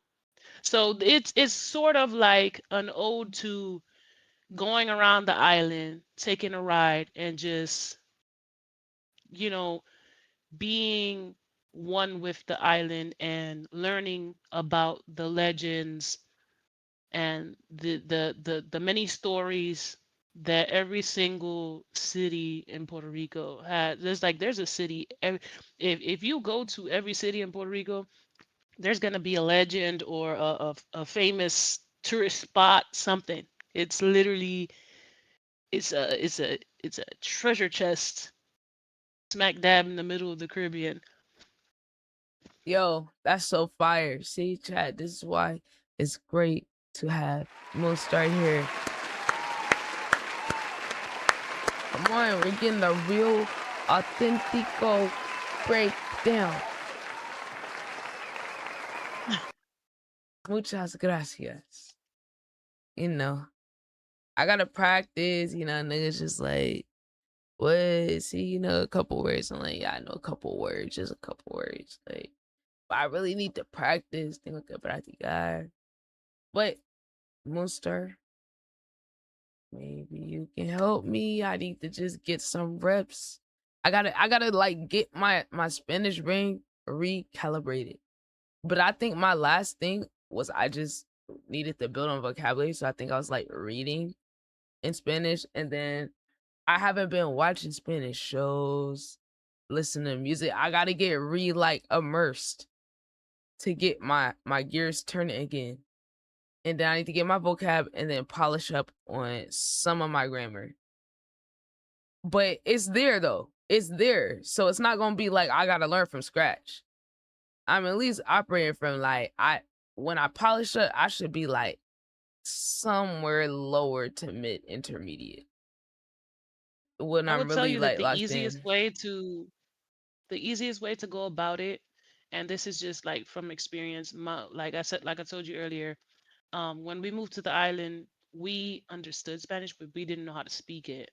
So my brother, having several mental discapacities, even though he was high functioning, ADHD and whatnot, the only way he could learn to speak Spanish was using a Spanish to English dictionary. So I So need to get me one of them. that would be a grand, like you could just look up certain words and see the definition and whatnot. And then you could also just do it online. You feel me? Like if there's a certain word that you want to learn. But yeah, he read a Spanish to English dictionary from front to back almost daily, and that's how he learned how to speak Spanish Damn, I because he mean was low having key, I like trouble that method. actually learning like in school and stuff. Yeah, the So way he they taught it learned in through school reading the dictionary every day, and then he could like basically hold a conversation and make up sentences because he was is looking reading at it the. straight off the book. Oh my god, that's low key the type method that would work for me. Thank you. I'm more that type of person. That's how I was learning when I was growing up. I would read the I dictionary learned by and the just listening. encyclopedia. Yeah, I want to get my grammar, get my grammar functional like consistently. I just gotta practice though. I gotta practice and I need to like just re-immerse into it. So I'm about to get back to listening to Latino music, and yeah, we gonna keep expanding the vocab. Yo, that's a cool story though. That's a cool story. Yeah, that song, bro. That song is crazy. Oh It just shit. goes to show you how We you got can that. learn by just listening to a song. Because I was not aware. We live in Vega Baja is in the middle, smack dab in the middle north part of the island. Isabela is all the way to the southwest. And even though you can like travel the whole island in a couple of hours, In all actuality, that would mean you would have to not stop anywhere to actually see spots and do it the tourist vibe way. It will take a lot more than that because sightseeing takes time, obviously. So, but with that being said, living halfway across the island from where this legend happened, I was never aware of that. The only reason why I was able to tell you that story is because of this song. Because once I heard the song, I'm like, who's that? Who's that girl? Because I've never heard of Chewy or Right Now before listening to this album, because those are brand new artists that he pushed into superstardom basically. Like they real big in Puerto Rico right now because they were attached to Benito. Um but once I heard that song, once I heard Huertita, I was like, what the hell is she saying? So me, like being a music, like being really into music and shit, I like to read lyrics right off the bat so I understand what's going on. And once I read the lyrics, I was like, El Pozo de Jacinto, what the fuck is that? So I looked it up. I was like, oh, so now I understand what she's trying to say. Basically, they trying to bring awareness to what happened there, and you would only get to know that by dando una vueltita. Like you go ride, take a motherfucking ride, and you'll find out history about any city in Puerto Rico, basically. So that's what the song is basically about. And as the that's one thing I love about Spanish. It's so much more like creative with the expression of things because there's words for feelings outside of just like the obvious ones, like it's like phrases for certain actions that's like mad specific though, because like saying that versus like, oh, take a ride, it's a lot more behind the take a ride than Hmm. it's a contextual thing. That's what I love about Spanish is that it's like so much more complete because like say for example in English, like we got time, so we're gonna do something now, later, uh and then there's that word ahorita, ahorita, which where is it, ahorita, I think it's ahorita, where it's like it's not like a specific time, but like we don't have a Oh, phrase. you mean like Puerto Rican Spanish and Mexican Spanish. So ahorita in Mexican Yeah, Spanish and Spanish. means like right now. Well, it's No, I'm like sorry. it's not right now, not later, not like it's kind of up in the air Oh well, in a way. so it's the pronunciation more than anything, because ahorita is the way a Puerto Rican would say it. We basically Ahorita. cutting the A off in the beginning, and ahorita means later, and ahorita or ahorita, so a Mexican would mean right fucking now, like right fucking now. So yeah, it sounds the same, but the definitions are different depending on the A region. region. Because it's Yeah. like in Argentina, if you go into a bakery and ask for some bizcocho, you might get your ass kicked because that means literal cooter cat. Oh shit. And in Puerto Rico, it means cake. It means let me get a slice of that cake that you Oh got right my there. god. Oh shit. Like it's so like the base language is the same, but there's certain words that depending on the region you are in Latin America or in the Spanish community are going to change. They're going to be different. Facts. That's also one of my favorite things Like we about can all language. understand each other to I a love it. degree, but it's It still going to depends. be certain things that are like, huh? Mm-hmm. Yeah. I think it's cool though. I think it's cool. Every little spot got their own way of like saying stuff, and each language, each dialect gets criticized for some reason by other people. Like everybody hates other people's dialects. Like, oh, I hate their accent. Like it's just funny how that goes, but I think it's cool. the variation in Yeah, they're language. like, oh, you're not speaking proper Spanish. Neither are you. Because Spaniards don't speak the way a Puerto Rican does, the way a Mexican does, the way a Fact, Chilean does, the way a Venezuelan does. We all speak differently. Our dialect is vastly different. facts. It's tough though. The same and different at the same time. It's very weird. It's fire Cool though. though, like you said. Oh wait. Por eso es que me gusta ir Oh, contigo we a had la time left. playita y llenarte de besitos la carita. Y un día juntita lo que yo necesito. Sonriendo tú te ves más bonito. Okay. Yo, Omar. I've seen. I don't know if I've seen his name before. I've seen him before though.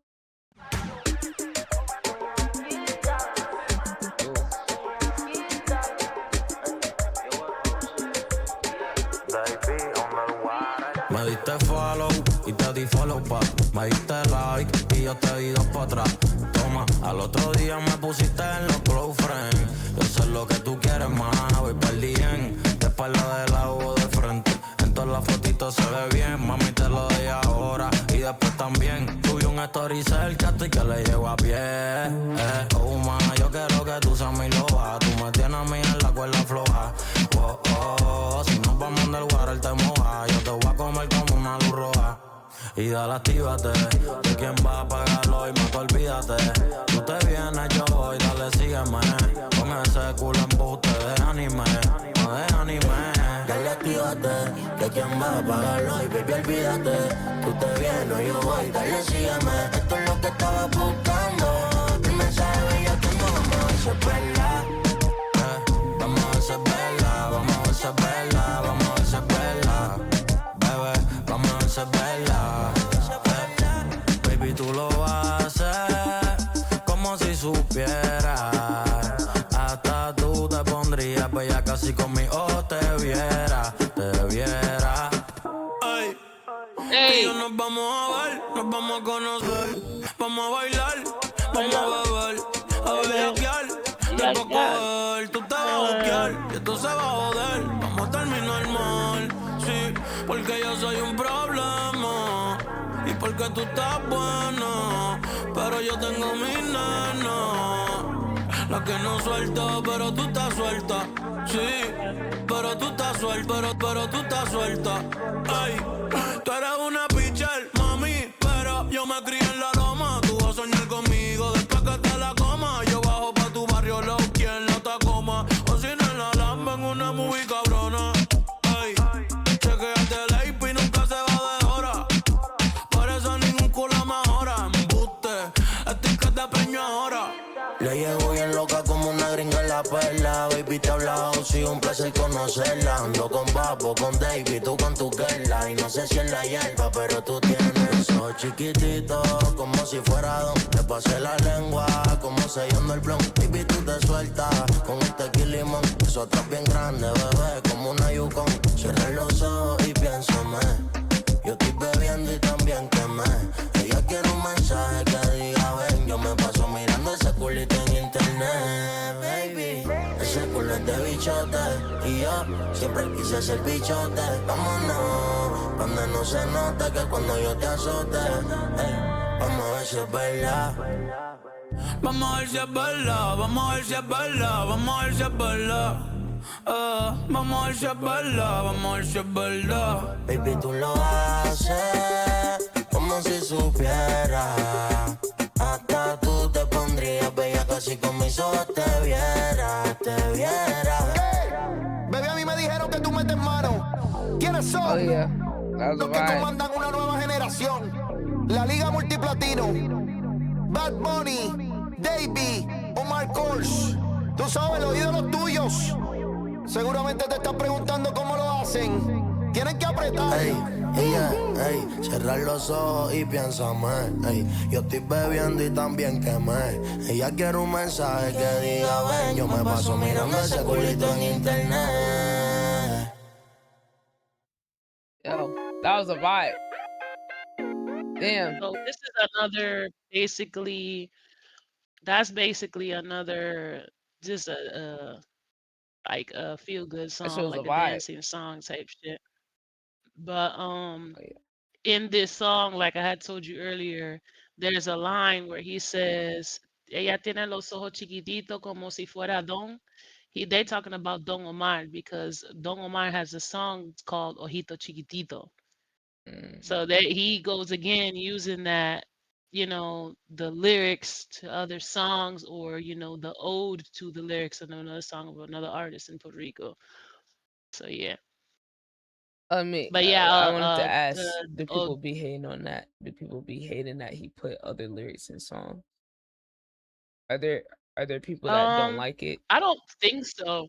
I feel like that's the reason why a lot of his songs have become popular because like even to this day, most of the music that I listen to is from the fucking 2000s. I really don't.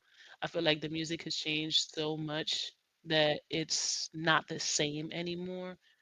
So I find myself really enthralled in listening to the music from like the 80s, 90s, and 2000s rather than anything that's current because I feel like there's more feeling and more power and more, just more, they put more effort into the lyrics and even the music videos were different back then, you feel me? Facts. So it's a lot of people that at least in Puerto Rico, like when you go to a party, if it's like a baby shower or a birthday party or a wedding reception, whatever it may have you, um, they're gonna play reggaeton.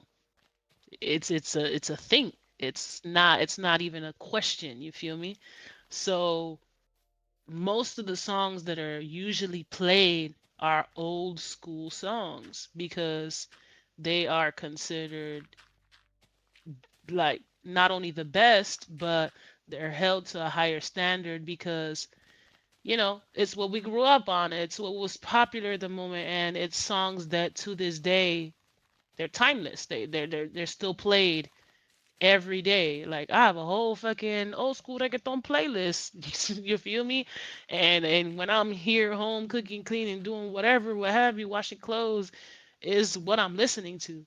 So the fact that he decided to incorporate lyrics from other reggaeton artists that were popular in the time that like when he was in school growing up, well, us because we went to the same school, is I feel like that's why a lot of this generation has enjoyed so much listening to his music and has a lot to do with him gaining the popularity that he did gain, at least at the beginning before, the whole mainstream thing, the whole him being put in a place where his brand was being pushed to the United States and stuff.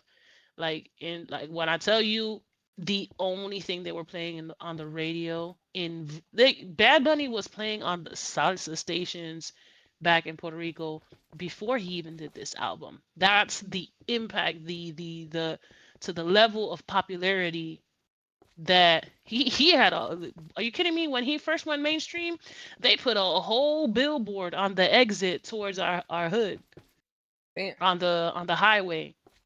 And the two next exits had to the next two towns had billboards for his album, like promoting his album. Like when I tell you Motion. the Real the motion. the motion this dude had when he first came out was so big. His music was playing on every single station, no matter what genre it was in Puerto Rico, Period. which is rare because usually, how you have for at least for Puerto Rico, you have the salsa station, you have the merengue station, and then you have the station that plays salsa and merengue, and then you have the station that only plays reggaeton, and then you have Yeah. the station that plays all kinds of music. He was literally playing on all fucking stations, literally all, which is very rare for a reggaeton artist to be played. I don't think not even Daddy Yankee has ever gotten to be played like that on various stations. You feel me? So I feel like he's the first one to have the impact that he has had to where he's been played on every What's single good, station Queen? Shut in it Puerto Rico. down.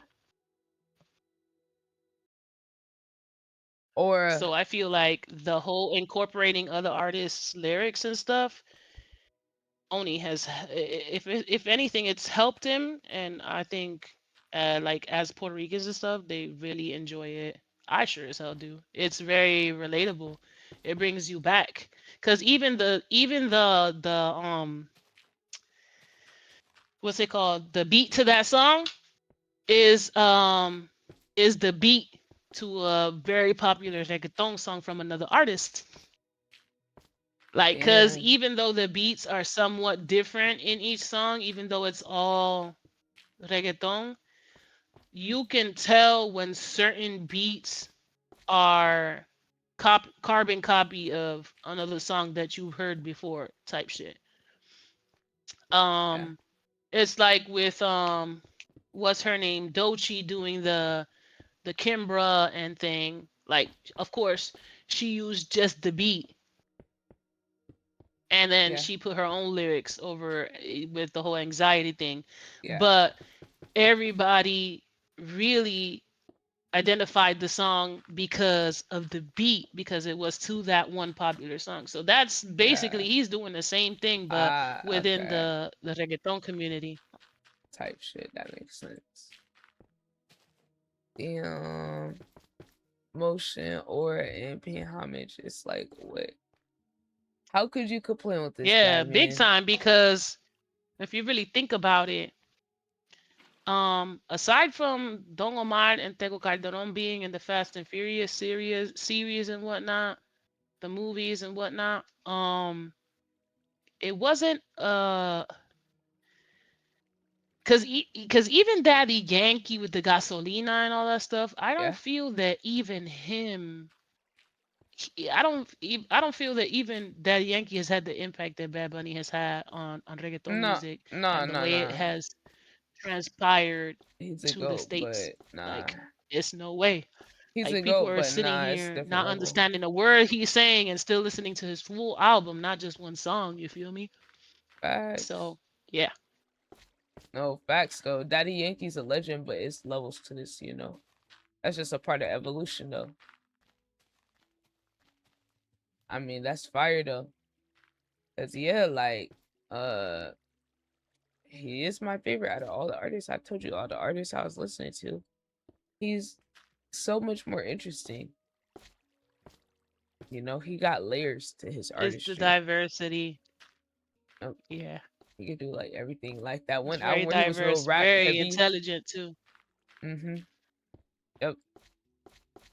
Yo, are y'all ready for this next one? Let's go. Yeah, 2 de la mañana en el club, todo el mundo pasándola cabrón. La mujer encima de mí, la juca, la pastilla y un blon. La que yo quiera dice que sí, bien loco cantando la canción. Después de aquí nos vamos pa'. Oh shit. ¿Qué estará haciendo mi ex? Que hace tiempo por ahí no se ve. ¿Será que ya me superó y le va bien? Mientras que yo, borracho, pienso que estará haciendo mi ex. Que hace tiempo por ahí no se ve. ¿Será que ya me superó y le va bien? Mientras que yo, borracho, pienso.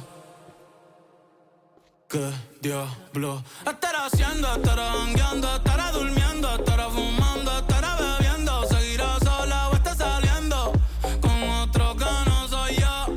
No soy yo. Mami, ese no soy yo. No soy yo. Aposté que te olvidaba y perdí 500.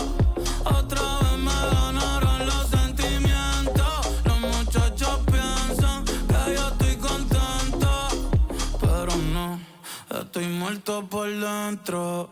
La disco está llena y yo la vacía, porque no está la nena mía con la que yo siempre me reía, con la que yo siempre me venía, con la que yo hablaba todos los días, y ahora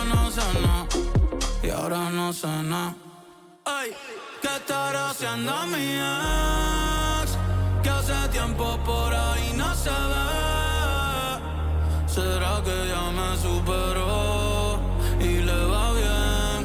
Mientras que yo, borracho, pienso.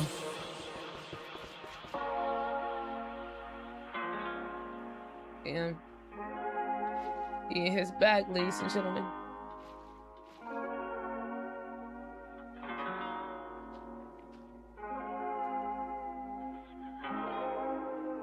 Un pestañeo y ahora estamos aquí. 2020 la última vez que yo fui feliz. 2022 la última vez que yo te vi. La vida no me cumplió nada de lo que le pedí.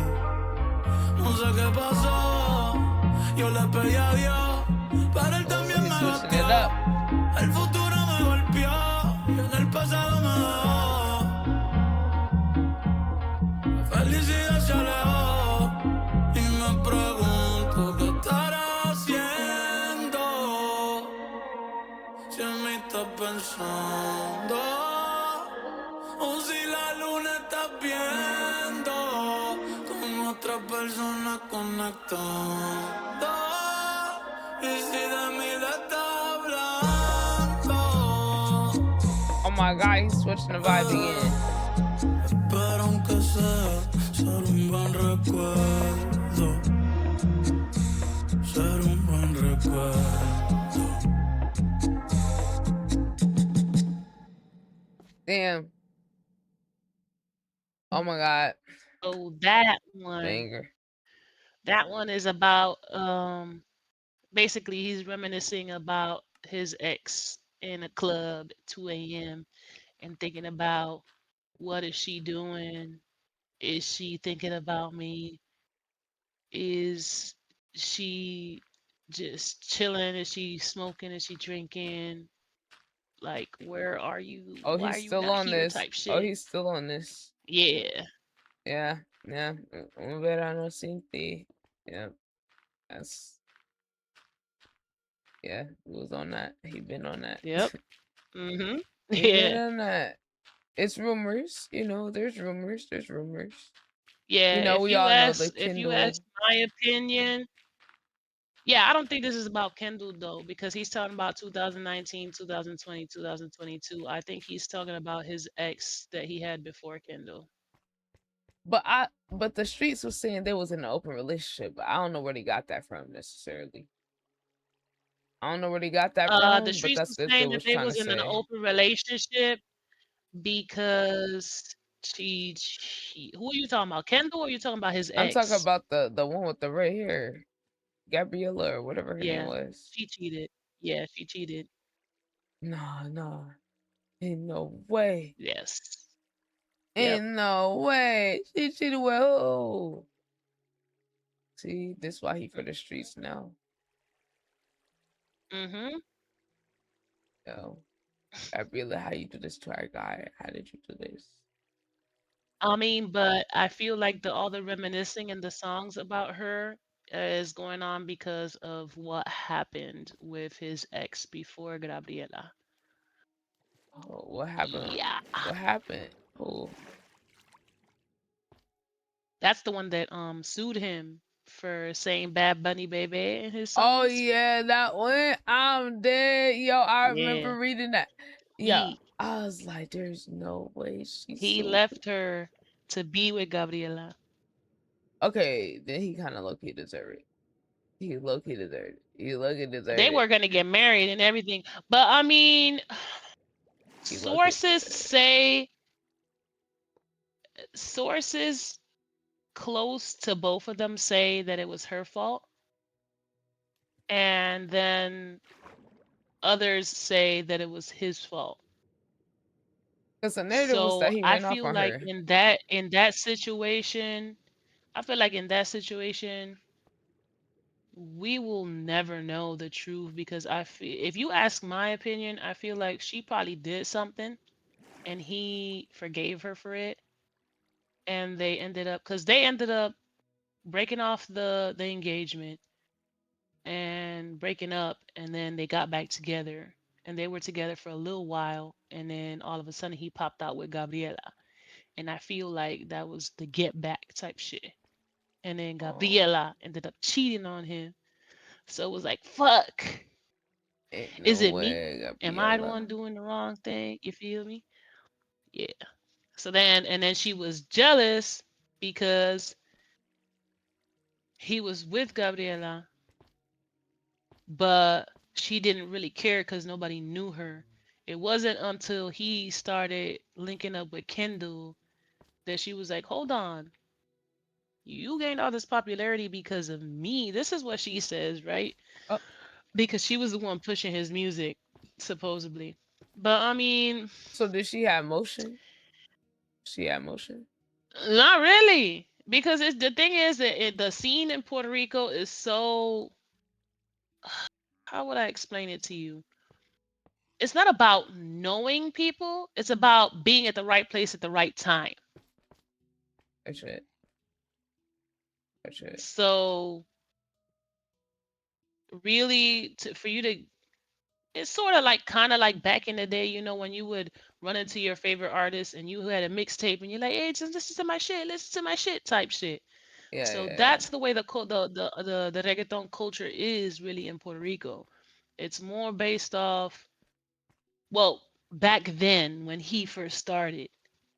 As his career transgressed, it was more of a social media thing. Like he Yeah. went from before social media to all of a sudden you could get more notoriety, no more notoriety off somebody posting your video online and somebody seeing it and hitting you up like, hey, um, we like your shit. We might want to work with you type shit. So is she So saying that's what she ended gave up him the happening. motion? She trying to She say said she gave she him the gave motion. him the motion. Yeah. Mm. And then so she ended up he ended up asking her if he could use the Bad Bunny baby thing for his intros, and she had said yes, and I guess somebody advised her not to, and she last minute pulled out before they was gonna sign on it. She didn't want to. So he got kind of mad and he was like, fuck you, I'm finna use that shit anyway. Cause what? This shit is already out. Like what am I supposed to do about it? Type And shit. then she won that shit. She So won the lawsuit. yep. Yeah. Okay, well that's what it's asking for being like, I'm gonna do it anyway. Well, I guess he said, I don't give a fuck about that money. Maybe he said So I don't I give a mean, fuck. but I mean, I feel like it was a tit for tat back and forth. It was both their faults. If you ask my opinion, just for knowing what I know from living in the hood and knowing both of them, it was both of them. It was an immaturity thing. That's all. They was both young That and makes immature and in sense. love and hurt because of, you did this, you did it was a he said she said, you did this, you did that, you did this. I'm gonna fuck you over with this. I'm gonna fuck you over with that. Oh, you got that? Okay, cool. I got you with this. It was that kind of situation. So that turned Type into a shit. fucking multi-million-dollar fucking lawsuit type shit. Yeah, that shit crazy. Which What's I that? I don't blame her for it, but I feel like it's still fucked up. But then he did do what he wanted anyway. But then he did do it because she was trying to be petty because she was mad because she found out that he was with Gabriela. Because that's the only reason why she said she ended up not signing. Was because she found out he was in another relationship. So she was really agreeing to the whole thing until she found out he was in another relationship. Hey, but she got her So he right to was be like, you know petty. what? She got her right to be petty. Yeah, like I said, young and immature, both on both sides. Cause I like we're talking about like the beginning of his career type shit, You like reserve the right before to be the petty, first album. chat. So You yeah, reserve the right to be petty, chat. oh god. Hey, but she got the bag though. So Isn't yeah, I feel like this song. A lot of people think it's about Kendall, but I don't think it's about Kendall at all. I think it's about Gabriela. He okay? doesn't admit to any of the meanings of the songs on this album though, because there's this one song. Oh my god. Is one of my favorite songs on the album when we get to it. I might have to shut my camera off because it makes me cry every single time. Because just the lyrics just hit you straight in the chest. If you ever like been in a situation like that before, and the power behind the lyrics is just wow. And then knowing what you know about what happened between him and Kendall, how they were together, and then they broke up, and then they got back together, and then all of a sudden she popped out with fucking Booker again. It's Yeah. kind of like that same situation that he had with his first girlfriend that he was supposed to marry all over again. You feel me? So not only are you really if you know the real story, you reliving that situation, but if you have had anything like that ever happen to you and you've been cheated on, like that song just hit you straight in the chest like a ton of bricks. I ain't gonna be honest with you. I ain't gonna hold you. That song, every time I hear that song, I get choked up because I've been through some shit, you feel Yeah. me? Yeah. That's real artistry though. It really like make people channel a whole energy. Okay, chat. Let's see.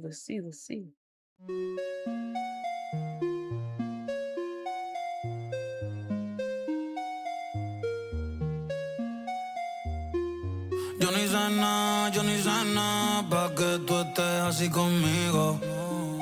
¿Cómo fue que terminamos siendo enemigos? Baby, si asume, yo estaba dándote castigo. Siempre sigo a fuego contigo. Tú no eras así cuando yo te conocí. Siento que yo te cambié después que te lo metí. Ahora te sueltas y sales para disco a perrear. Te olvidaste de mí, lo seguiste normal, normal. Después que te lo hice bien, ahora quieres portarte mal. Ay, travesita sin panty, escuchando hieles de plan B. Ay, chori, de Yabel y Randy, subiendo story, toqueando como Cardi. Juguecito y ninguno dice Andy. Una muñeca buscando un AP, si no un Rolly, si no un Carti. Que me la chingue en el parking. Uña, eyelash, fotita con más flash. Si va a enseñarme ese culo que sea en persona, yo no tengo en Nacha.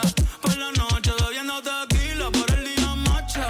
Ey, si no anda con Vero, anda con Nacha. Y si me escribe que está borracha, la maíz se pasa orando pa' ver si se recoge. Pero son las 11 y pa' la calle coge.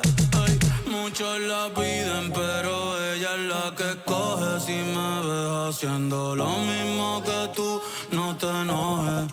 Porque ahora te sueltas y sales pa' la disco a perrear.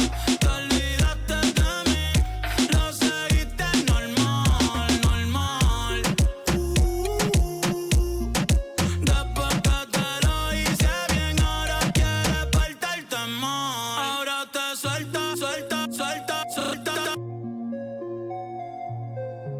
Oh shit.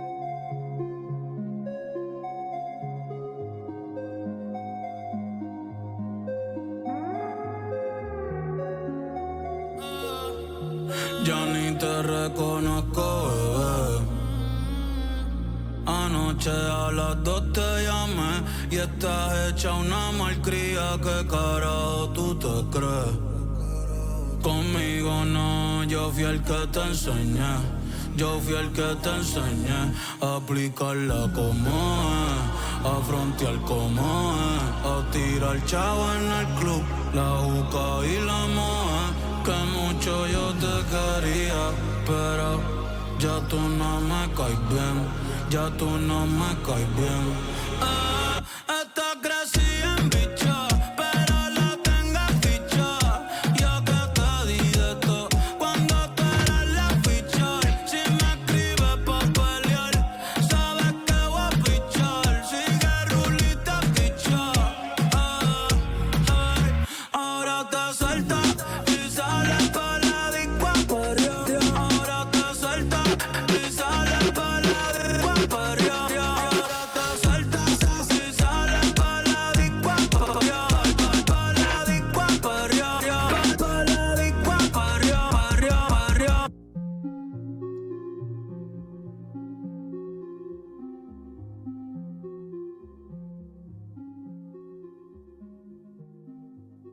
Yo soy Yeah, celoso con mis that's an sentimientos. experience. Entonces me encojona, me duele, me molesta mostrárselos a alguien que no lo merece. Alright, Moon. So that one is a continuation to the song we listened to before. As you can tell in one of the lyrics, he said something about I called you at 2 a.m. And in the previous song, he said he was in the club at 2 a.m. So this one is basically what happened after the club type shit. Like I was like the song before. I was in the club. I was missing you. It's 2 o'clock in the morning. I'm thinking about what the fuck went wrong. Why you not here? This, that, the third. What you doing right now? Are you watching TV? Are you outside? You sliding with the boys, the girls, whatever you what you doing? What you hanging? I wonder what you doing right now, bitch. And I'm in the club and I should be happy and I'm not. And then this one is like he called her and she's like, "What the fuck you want?" type shit. And he's like, "Hold on, bitch. Hold on. No, don't do all of that shit because it's not this. I showed you how to be who you are. I showed you how to fucking smoke hookah and throw that money up in the club type shit and whatnot. It's like, what you all of a sudden you fucking twerking in the club and shit. Like she went from being a wholesome ass girl to acting like Like a bot. like everybody, yeah, like everybody else type shit. And this song right here is the one that solidified to me that that's why the previous song was about Gabriela. Because if you were following them during their relationship at the beginning when they first started, she was very wholesome, very set back, very, in the background type shit. Da, da, da, da. And then once they broke up, Yeah. she was a wild child. All of a sudden, she in the club, fucking drinking, champagne bottles popping type shit. And I'm like, literally everybody saw that happen in 4K, and we were all like, "Bitch, is you cool?" So basically, this is his "Bitch, is you cool" type song. I'm dead. That's so And in funny. this song, he pays homage to, as you can tell, he mentions Cardi, he mentions Jolly Randy, he mentions Plan B. He mentions uh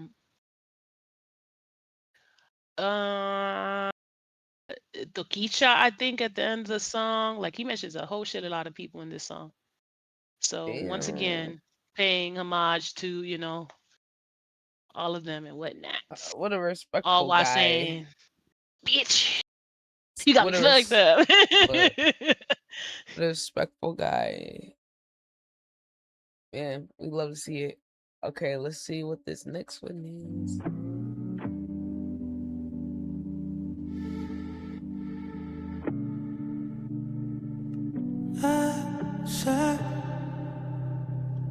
Hold on, pause it. Oh god. Oh, we gonna cry right now, bitch. Oh, we gonna cry. Oh, This is the song I was nah. talking to you about. Oh god. This They already song hurts. back. I'm gonna explain lyric for lyric if this one once we done. Back. Preguntas sin contestaciones. Mis sentimientos cambian como estaciones. Y aunque en PR todo el tiempo es verano, estoy pasando frío escuchando estas canciones. Pensando en ti, pero no te emociones. Porque no te voy a escribir. ¿Cuál de los dos es quien más va a sufrir? No sé.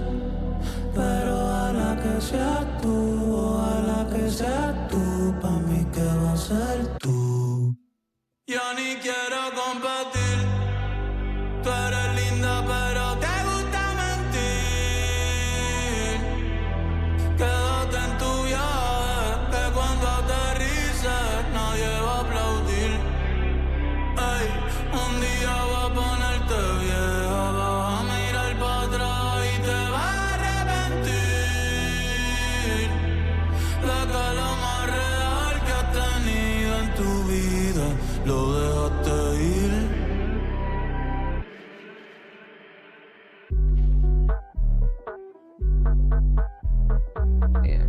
vocals, so.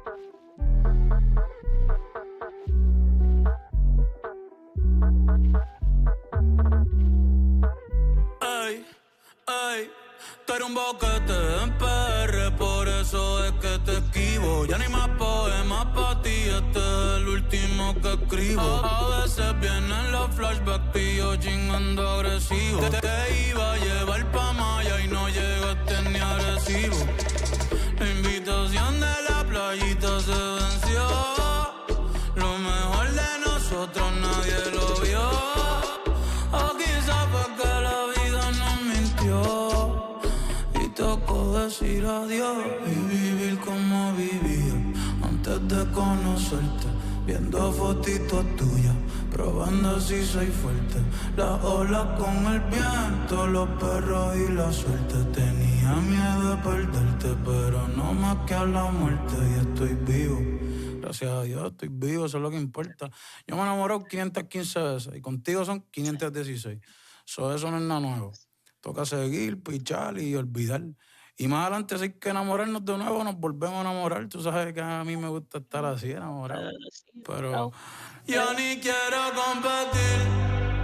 Tú eres linda, pero te gusta mentir. Quédate en tu viaje, que cuando aterrices nadie va a aplaudir. Ey, un día va a ponerte vieja, vas a mirar para atrás y te vas a arrepentir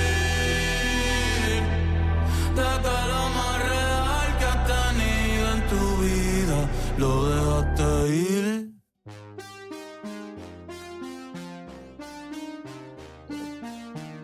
Damn. That last one. Okay. Okay, so this song, ooh, shit. This song is literally the third part to the previous two songs. This is like his okay. this is like his goodbye song to the whole So situation, we just went through the motions there. basically. I So felt in that. this one, That he's last comparing her to something that he has to get like, even though he loves her, he has to get away from her. He has to, like, okay, wait. Let me start from the beginning. So he says, Seipen frente al río viéndonos los corazones. So he says 6 p.m. In front of the river. Look, they having like a heart to heart, basically, just watching the waterfall, and there's questions that they both have, but ain't no answers. Like nobody's getting an answer. He says my feelings are changing, like the what is it? Fuck, what is it called? The seasons, like this. I'm trying to translate it to English in my head so it can make sense. Like he's saying my feelings is changing like the seasons.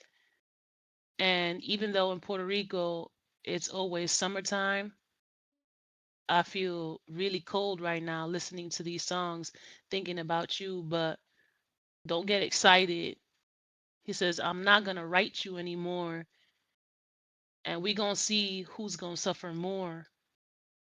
He said, I don't know who it's gonna be, if it's gonna be me or you, but I think it's gonna be you. He says, I don't want to compete anymore. You're beautiful, but you like to lie. Stay in your he's saying stay in your, trying to translate it so it can make sense. Basically stay in that egotistical vibe you got going on, that when you come down from that cloud, nobody's gonna be applauding for you.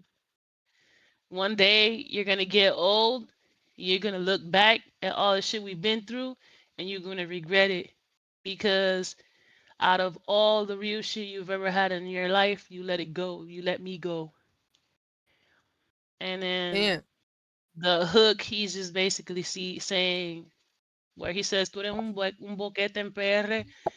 That's a play on words right there, because A boquete in Puerto Rico basically means two things. Puerto Rico is known for the streets over there have lots of potholes and shit. So the boquete is a pothole. But in Puerto Rican slang, like in street talk, a boquete is a bop. It's the same thing we was talking about earlier. So That's he funny. said that you a bop in Puerto Rico. That's why I'm trying to get away from you. Oh He wow. says, I ain't gonna write you no more poems. This is the last one that I'm gonna write. He says, sometimes I get flashbacks about you and me fucking.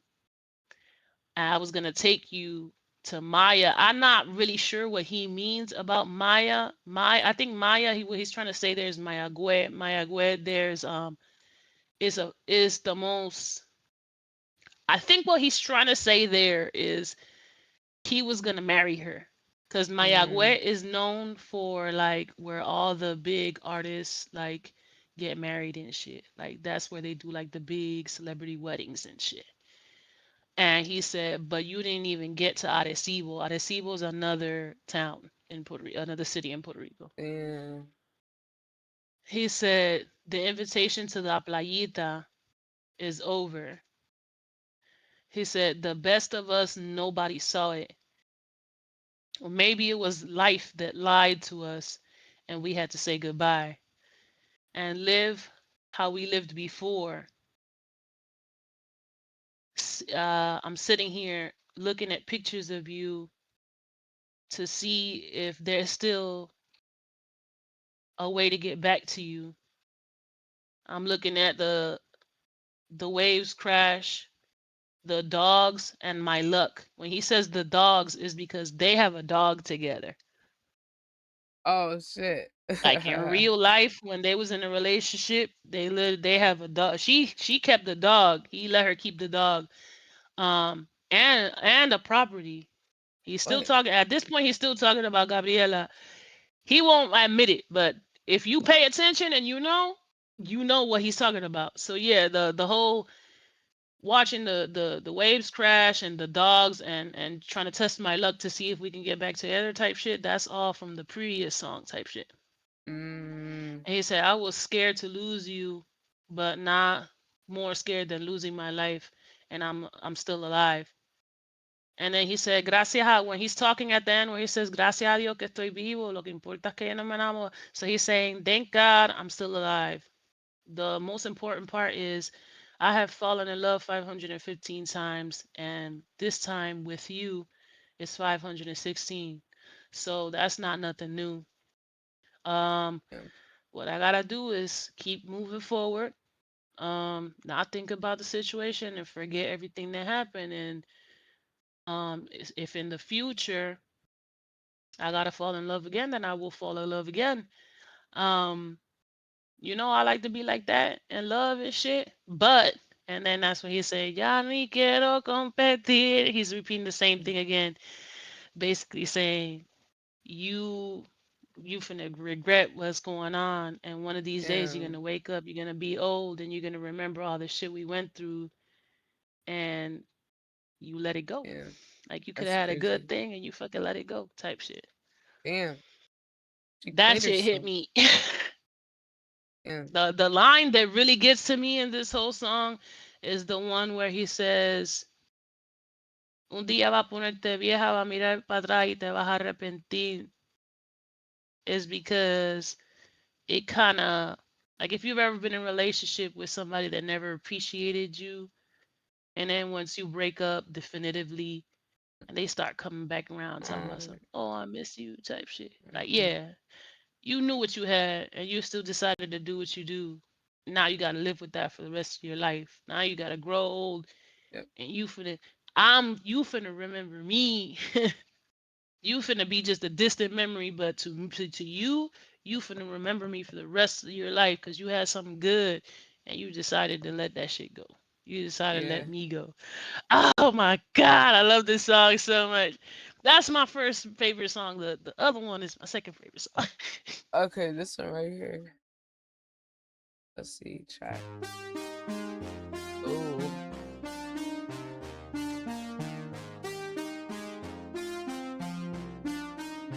¿Cómo diablos voy a olvidarte? Si ya te vi sin ropa, poco hora de arte. Sé que prometí que iba a alejarme, pero ¿cómo quieres que me vaya bien? Si tú no me sacas de los close friends, me paso toqueándote pa' ver qué haces. Enchulado puede que se me pase, pero ¿cómo quieres que me vaya bien? Si tú no me sacas de los close friends, me paso toqueándote pa' ver qué haces. Enchulado puede que se me pase. ¿Cómo diablos voy a olvidarte? Si cuando estoy solo y prendo, lo que hago es pensarte.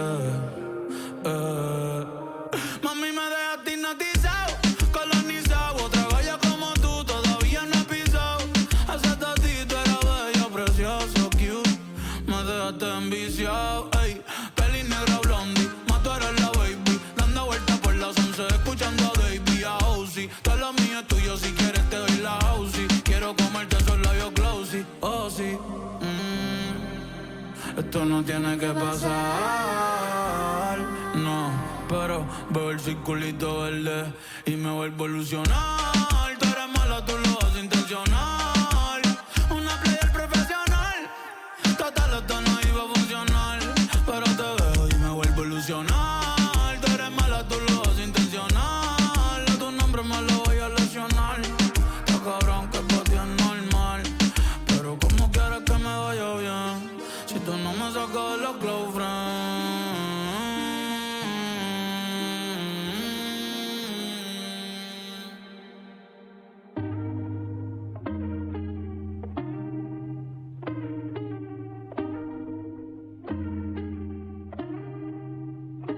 Dime qué pasó, mi amor, que ella no me envía los buenos días por la mañana. Y en la noche antes de acostarte ya no me llama. ¿Será que ya encontraste a alguien más y me cambiaste? Está cabrón como de tu vida ya desaparecí. Qué triste que termino así, que termino así. ¿Será que a otro ahora le cuentas tu día? Y lo hace reír con los chistes que tú me hacías. No tengo sticker nuevo, mami, porque ya tú no me lo envías. Te fuiste cuando más yo te quería, y ya nadie sabrá lo que tú y yo pudo ser. Qué triste no conocerás esa parte de mí que yo sé que te iba a gustar y nadie sabrá lo que tú y yo pudo ser. Qué triste no conocerás esa parte de mí que yo a nadie le suelo mostrar.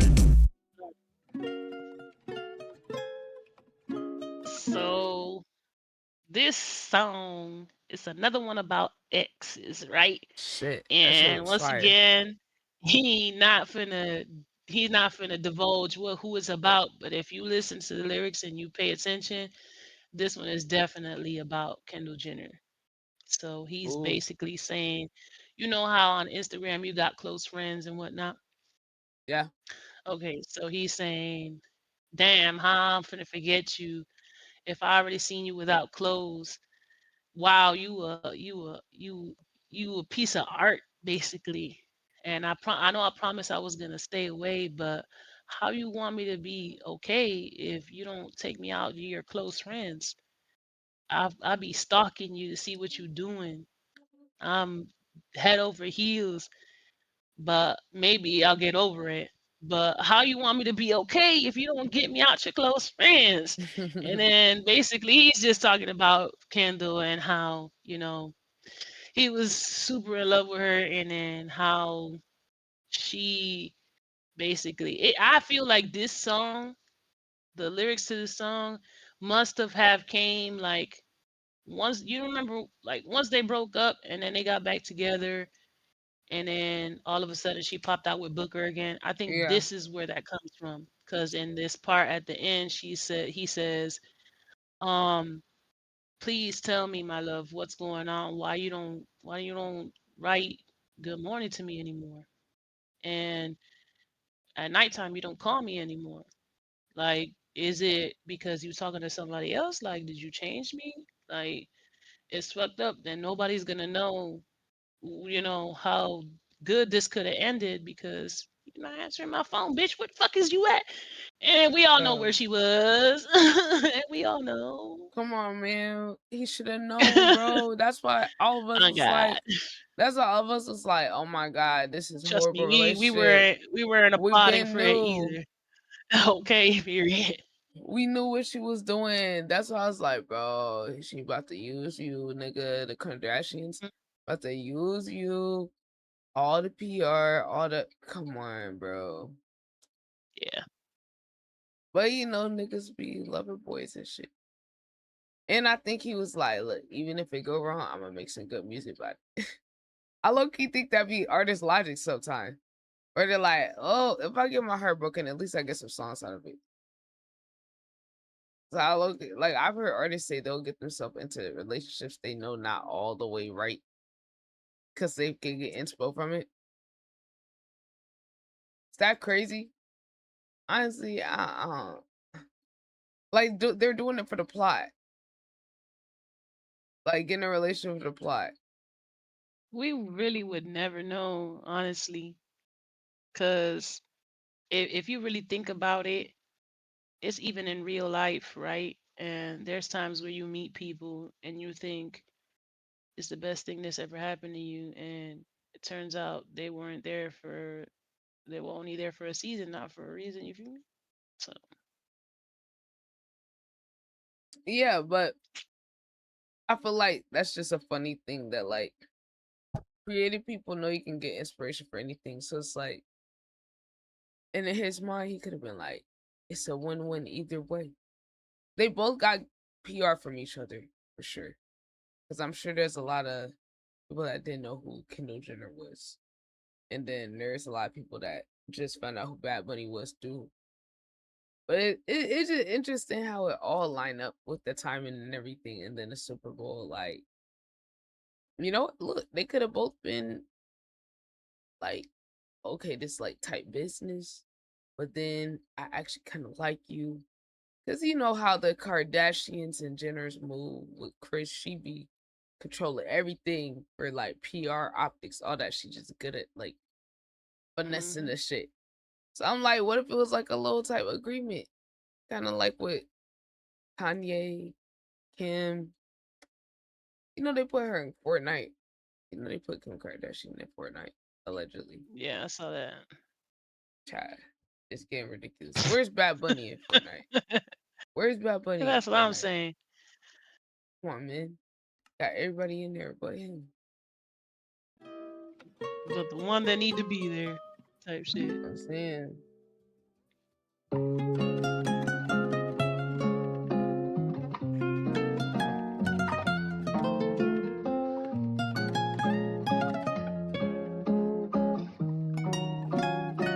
En mi vida fuiste turista. Tú solo viste lo mejor de mí y no lo que yo sufría. Te fuiste sin saber el porqué de mi herida. Y no te tocaba a ti curarla, viniste a pasarla bien y la pasamos bien. Una foto bonita, un atardecer hermoso, una bailadita, tu cadenita de oro. Estuvimos tan cerquita, mirándonos a los ojos. Dime si viste la pena de mi corazón roto, que lleva así mucho tiempo, que lleva así muchos años, escondiéndome los sentimientos. Tengo miedo que me haga más daño. Y lleva así mucho tiempo, que lleva así muchos años. Ay, yo no sé mi amor, lo que la vida tendrá, por ti y por mí. Si se da, pues se da. Y si no, pues también vamos a disfrutar que La noche se puso bonita, pero no tanto como tú. Jamás y nunca como tú.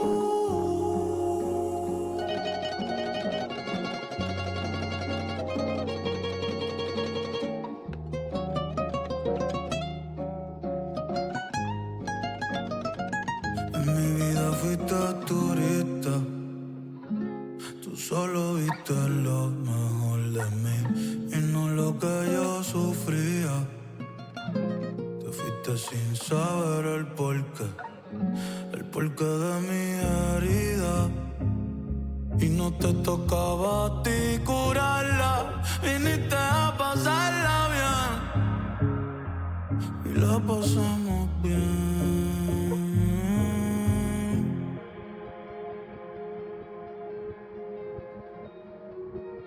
Damn, his vocals now is so crazy. How is he getting better? It's getting Por la ridiculous. mañana café, por It's getting ridiculous. Dang, that's one of the best ones on the project. For me. That's like top 3 for me, chat. Yeah, so I like that song also. I mean, I like all the songs obviously, but there's songs that I like for specific reasons, and the specific reason that I like this song is because this type of genre that he used for this song is called bolero. Bolero is a dead genre in Puerto Rico right now. Like this is something that was very, very popular like in the 30s and the 40s. Is basically like Spanish R&B type shit, but with a flair, Mm, if you would say. So that the fact that he revived that genre just to bring a story to the table is amazing to me because it's beautiful. The sound, the lyrics to the song is cool, but it's the it's the sound delivery. behind it that gives it that feeling. And the fact that it's to a genre that has been dead for so that if unless you play like one of the AM stations in Puerto Rico, you're not gonna hear bolero. So the fact that he brought it back to FM is a big deal. Yeah. And the song is basically about Kendall again. I'm gonna be honest with you. It's like the continuation to the last song. So this song is basically he's just saying like, wow, we had a really good time and um we have nothing to show for it but the memories that we made. And I just want to know like why did it end the way it ended? Like why did we get to the point where we are now? Do you feel anything about it? Like, it's him basically like it's asking him is he's asking her questions like how do you feel about what happened between us? You feel me? Like was it ever real? Was it not? Do you know that, you know, when I got with you, I had a broken heart because remember, Gabriela cheated on him. Other, yeah. So when he got with Kendall, he was still brokenhearted type shit. And then she done did what she did too. My boy has had such bad fucking bad taste in women. I feel bad for him. I really, really wish he finds something, some really wholesome Puerto Rican girl that loves him for him and not for what he can give to her. Because he did like all the fucking relationships he's been in is just been terrible, like, one after the other. Yeah. He has been on a bit of a streak. That shit crazy. But the music though. Yeah, I was gonna say I didn't know what style that was that the last song, but the swing that it had to it, it's just a certain delivery he had with it that was just like cool. I feel like I might have heard that genre once before. Like Yeah, it's called maybe. bolero. Yeah. But like that shit was fire. Yo, sorry man, Bad That's Bunny's the another GOAT. that's It's the another GOAT. genre that so it's derivative is sort of comes from to a certain degree comes from Spain. So that's where the Spanish culture comes in. But it was still, hey Chris, welcome in. It was still popularized in Puerto Rico. So we Oh pioneers of the shit. bolero movement too, type shit. Oh I'm shit. not trying to put us at the forefront of everything when it comes to, but it's just the reality. Like bolero is very well known in Puerto Rico. Well, it was back in the day until other more popular genres. Like it's kind of like now how everything is just hip hop and rap on the radio, and then one or two pop songs. Like it's not like before where the music was more varied. Like you would hear a lot more of different genres throughout the day. Now it's a lot more of the same genre. So that's kind of the same thing that happened here. Like bolero used to be very popular back in the day, and then merengue, salsa, bachata, and reggaeton came out, and bolero kind of took like a back seat to all of that. Yeah. Yeah. Like the older I generation understand. of people, like the ones that are in their 60s, 70s, 80s, they'll still listen to, the AM stations so they can listen to the bolero. So the fact that he brought this to where we could listen to it in the present sense, beautiful. Yeah. That there was a freaking masterpiece. Yeah. That's definitely gotta be like I said, top three for me so far. Okay, let's see the next one. Chat. La tarde ron, ya this next estamos en song la before calle, sale tú. this next song before you play it, in the second verse, he mentions our hood, which is Almirante, which gives Oh me like shit. that shit made me feel good. Yeah. Por la mañana café, por la tarde Uh-huh. ron, ya estamos en la calle, sale tu balcón. Por la mañana café, por la Oh tarde shit. ron, ya Well, estamos en la calle, sale tu balcón. De Arecibo hasta Ponce, de Fajardo a Rincón, en la voz de todo un barrio, desde Almirante a Frontón. Por la mañana café, por la tarde ron, ya estamos en la calle, sal de tu balcón. Que lo bailen en Lloren, que lo bailen en Canales, hoy voy pa' la carretera con todas mis anormales. Por la mañana café, por la tarde ron, ya estamos en la calle, sal de tu balcón. Hoy yo no quiero dormir, lo que quiero yo es amanecerme y beberme un galón. Por la mañana This café, is what you're por listening la to now is tarde Suena. ron, ya estamos en la Check check calle. the chat. Brother, yo no sé ni cómo yo llegué a casa one anoche. shot. Clase lo que era. Y hoy me están tirando de nuevo para bajar para allá, pero yo creo que hoy sí It que. said check the Search that in chat. Google. Oh, play not instruments. Okay. Yeah, you can see the Uh, different types there. That's what you're listening to, the different kinds. oh my god, I If love you click them. on I love what I'm Yeah, if you click hearing. on images, then you'll be able to Like see the this. different kinds. Like this. Yes. I think we had something like this in music class before. So the top, Maraca. if you go back, go to the top row. Go back and then go to that top row. Go all the way to the left. I mean to the yeah, to the no to the right, I'm sorry. To the right. Oh, this. It's like the third picture. I think the It's third, not fourth this one. picture. Like this. No, I can barely see this. Here, I'm gonna send you this to see if I could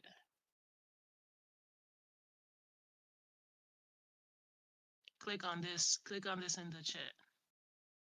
Send you this.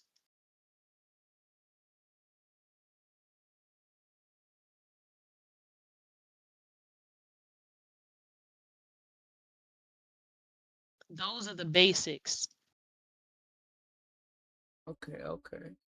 So, So the ones at the top that look like drums, those are the tambores. Those are what's closest to the drums that the Africans used. And this is African culture right there. So that's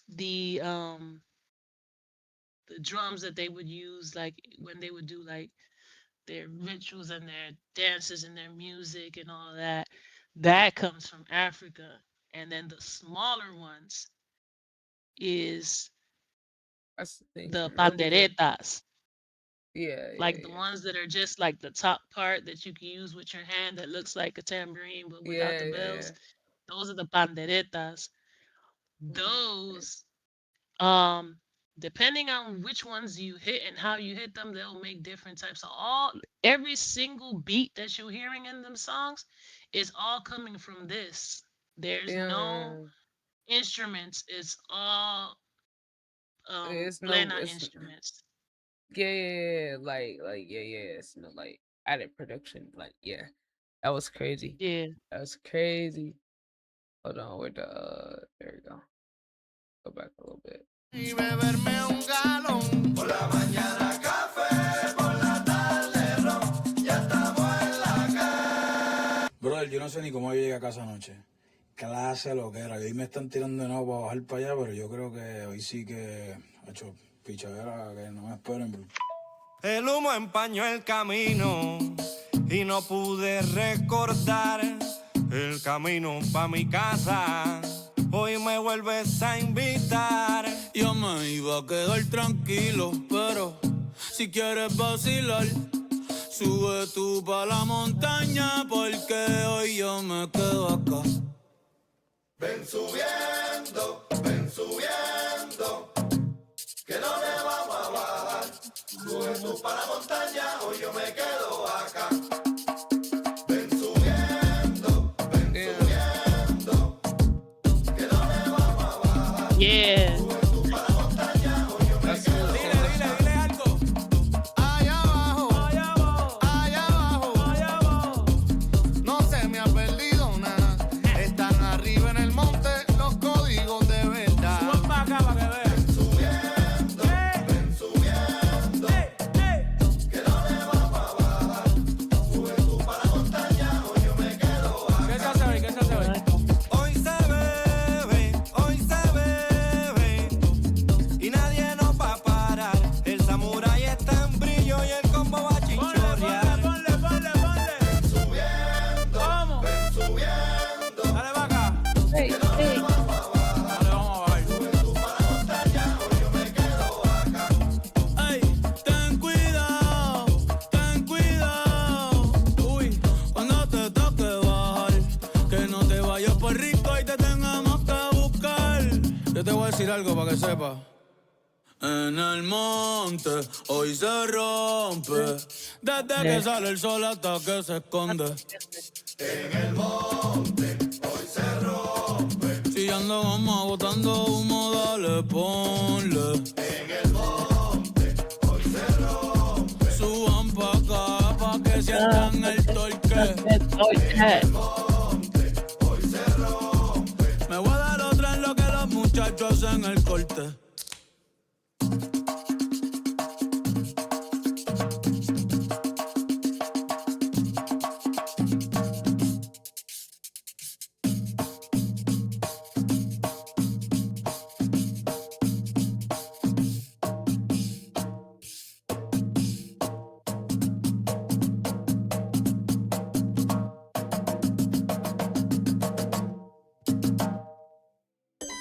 Damn, Yes, sir. damn. That was crazy too. Yo, I'm just living for all the instruments on here. Like, that's like gotta be my favorite part. And his vocals just sound like even better than usual. Like, I love to see the artistic growth, bro. Like, it's like the number one thing I'd be looking for on projects from artists. And I definitely see it, you know. But I'm ready to hear So the next that one. one is just a feel good song. It's the way plena songs usually were back in the day. And it's not like a story or anything behind it. I feel like it was intentional that way because they just wanted to highlight the instruments and the music, Well, they did a good job of basically. that. Which, Great by the job. way, is another is another genre that's trying to be erased. Like you don't Blend is not played on the radio. We play that bitch in the streets. Yeah, feel me? We play that in the streets. We keeping that like the Puerto Rican people are keeping it alive by making sure that it's played in the streets because it's not played in the radio anymore. It's kind of like bolero. Like bolero's not being played on the radio anymore. But plena gets, you can see the difference between bolero and plena. That shit gets you moving. You feel that shit in your bones. Your ancestors start waking up when you hear that shit type shit. You feel me? Yeah. Nah, I ain't gonna lie. That shit was so fire. He been on a run. He hasn't missed any of these songs yet. He Our whole hasn't album missed. is fire, honestly. Yeah, he hasn't missed. What's this one?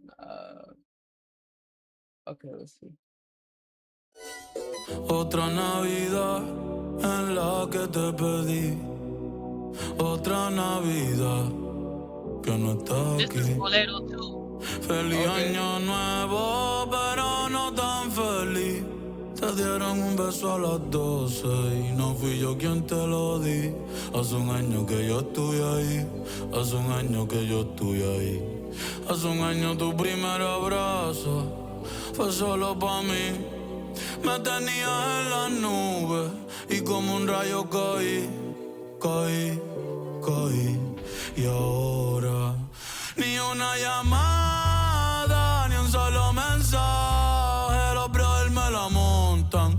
Dicen que estoy en un viaje. Son las 12:04 y ya estoy bien loco, llorando y bebiendo.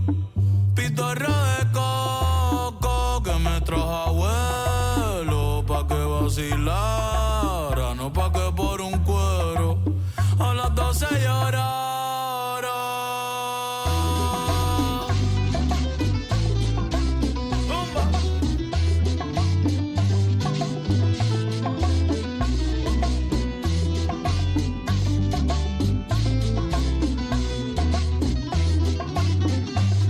Ay, ay, te pedí pa' los reyes y pa' Santa Claus. Los reyes picharon y Santa nunca llegó. Si tú no estás aquí fue que así quiso Dios. Siempre supe que era mala, no te creas que soy ciego. Yo cerraba los ojos y te besaba de nuevo. Con el doble 6 y doble 5 me trancaste luego. Tú y yo somos iguales, nos veremos luego. Ojalá no conozca otra como tú. Tú eres mala, te fuiste como la luz. Como quiera me vino tu cara a las 12 cuando el año se acabó. Y me dolió que ni una llamada, ni un solo mensaje. Los brothers me lo montan. Dicen que estoy en un viaje. Son las 12:04 y ya estoy bien loco, llorando y bebiendo. Pitorro de coco que me trajo abuelo pa' que vacilara, no pa' que por un cuero a las 12 llorara.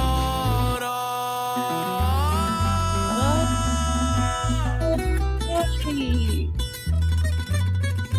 Oh my god, they going crazy.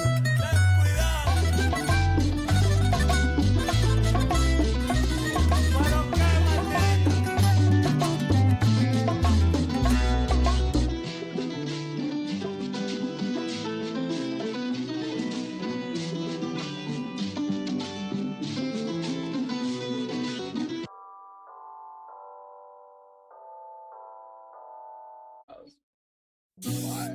Okay, Oh my god. so I actually want to correct myself. I sent you a link in the chat.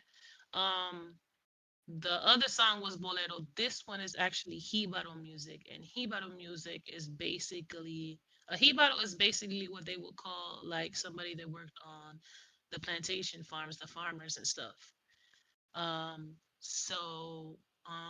Yes, we had those in Puerto Rico. We was picking sugar. We was in picking cotton. sugar cane to be exact, and coffee beans. Um, so Hibaro music is the equivalent to what a slave folklore song with like the down by the river type shit. Okay. That's basically what Hibaro music is, which is Mm. basically the songs of the Hibaros that used to work at the plantations were usually filled with like sadness and melancholy and grief and the struggle of having to work in the plantation and being enslaved and working for pennies at a time, type shit. So that's that type of music. No, I could hear it a little bit, just in how he's delivering it. I Yeah, love and it. that's what I was about to say also. The way he's singing it is exactly, it's like a hymn. It's like an African American hymn. It's basically the same thing. Like there Maybe was that's why it feels feeling familiar. behind. Yeah. Yeah, it definitely feels familiar, but like, yo, that's not like I feel like that could be like a protest song or something. Like the way he was saying it, like the way he's singing it, I could see people singing like to that. Yo, let's see. Wait, But the hold up. song, but the lyrics itself, what he really was talking about, um, so he used that genre and that style of music to once again speak on a love lost. So he's speaking about how it's it's 12 at midnight on New Year's Day and you not here. Last year I was the one who gave you your New Year's kiss and now you not here.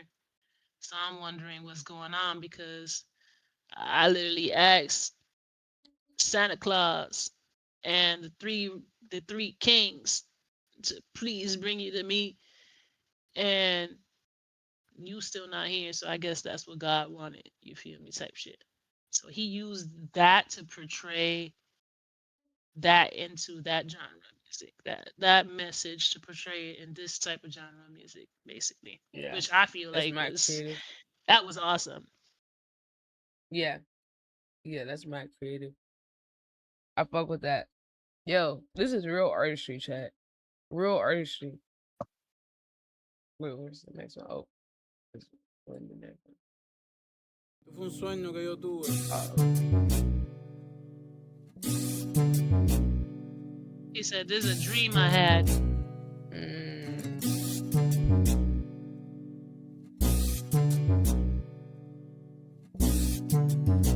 The title is called "What Happened to Hawaii." Ella se ve bonita, que a veces le vaya mal.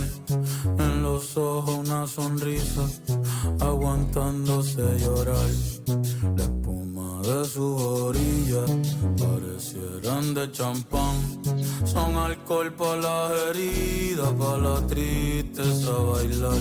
Son alcohol para las heridas, porque hay mucho que sanar.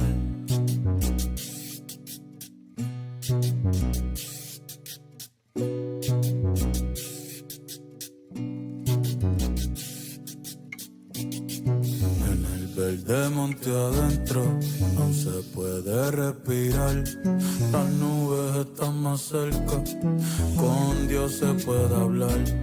Si hay el jíbaro llorando, otro más que se marchó. No quería irse porlando, pero el corrupto lo echó. Y no se sabe hasta cuándo.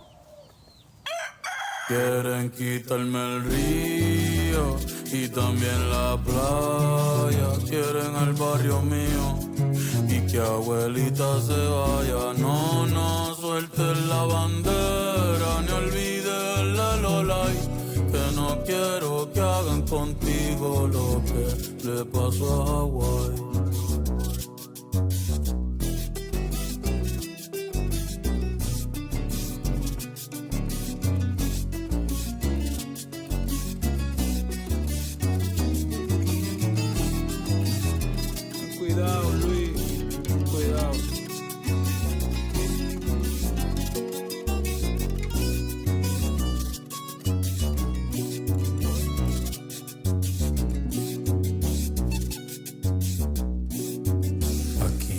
nadie quiso irse y quien se fue sueña con volver. Si algún día me tocara, que mucho me va a doler. Otra I'm not about jíbara to cry. luchando, una It's que so no beautiful. se dejó. No quería irse tampoco y en la isla se quedó. Y no sé, sabe hasta cuándo. Quieren quitarme el río y también la playa. Quieren al barrio mío y que tus hijos se vayan. No, no sueltes la bandera ni olvides la lolay. Que no quiero que hagan contigo lo que le pasó a Hawaii. No, no sueltes la bandera ni olvides la lolay. Que no quiero que hagan contigo.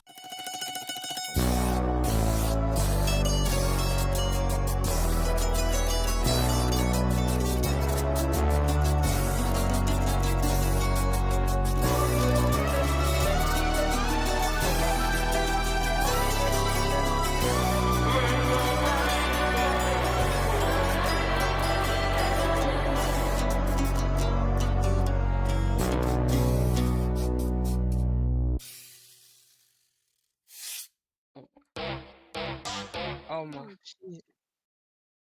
wow. It's a lot of He's it's a lot to unpack in this song. So basically, I feel like hands down, lyrical wise, this is by far the best song on his album, and it's because it's the one that brings the most social awareness to what's going on in the island right now. Um, when it comes to like the gentrification, like you were talking about, like this Paul dude going over there and buying up and like just trying to appropriate, saying he's Puerto Rican or he's from Puerto Rico now just because he's got land over there or whatever.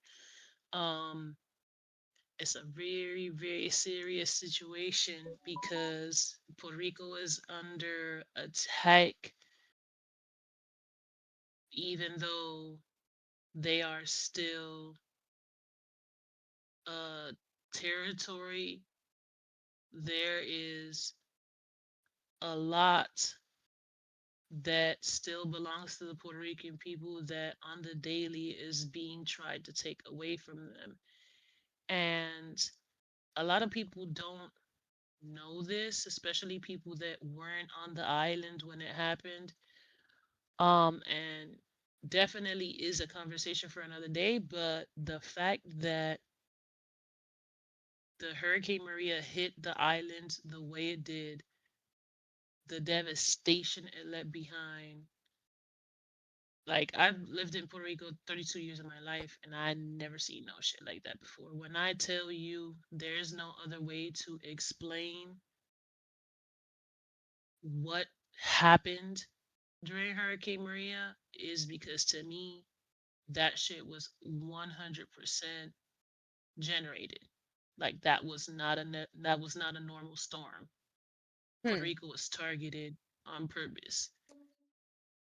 Just like them little fires that they did in Hawaii and how people were saying that they were I remember that. literally Done on beamed purpose. on purpose so that they could take the people out. I feel like they created a superstorm and directed it in our way, in our path, purposefully to put us in a position where what happened happened because so many fucking people left. When I'm telling you, teachers, doctors, police, the population of the island dropped so drastically because it was unlivable. Yeah. It was, and it still is. There's a lot of people that still don't have power or water since Hurricane Maria. And we talking about 2019. It's We in crazy. 2025. We about to be in 2026. There's people that still using generators. And the government is not doing anything about it. And so at the beginning of the song, he's basically just speaking on on the beauty that the island is and how it makes you feel. And then the second verse is the one that really plucks at your heartstrings, especially if you grew up in the island. I'm not gonna cry. Hold on. It's very real because when people say that Puerto Rico is magical, they're not kidding. It's pure and different and beautiful. And the fact that it's being poisoned and they're trying to push the Puerto Rican people out so that the white man can move in is heartbreaking because and it hits home so hard because I'm that person, you feel me? Like I'm one of the ones that had to leave because I wanted better for my kids. So the lyric in that part, he's saying you can hear a Hebado crying and another one that had to leave. They didn't want to leave to Orlando, but the corruption made them leave. So like that shit hits home because I literally left because of that shit. You feel me? Like it was really bad. And it Nah. still is to this day. The problem with what's going on in Puerto Rico right now is that we don't have no representation, even though we under the wing or under the thumb or under the foot of the United States of America. We really don't have no say so. We don't even vote for president. There's nobody to defend us. So we are fighting for our lives over there. And to a lot of us, we don't see no option but having to leave. But the problem with that is the more of us that leave, more of them move in and they taking over the rivers, they privatizing the beaches, they taking Right. up the land. And then in the lyrics, he's talking about somehow they want your grandmother to leave. They want to buy her house out so that they could turn it into an Airbnb type shit, which is happening a lot. And then he's asking and pleading basically in the song. He said, No suelte la bandera. He's saying, Don't let go of your flag, never. And don't forget the lelolai. The lelolai is, I don't want to cry. Hold on, I'm trying to chill. No, you good. You The good. lelolai is is a musical phrase that was used within the Hibaro music, and it's basically like a like I would say a war cry, but it has to do with like the hymns and everything that I was telling you about. Yeah. So basically, it's a cry, like a cry. Yeah, it's like a cry, basically, like I get from what all you're the saying. struggle and shit that the Hibaros were going through in the plants in the fields and shit.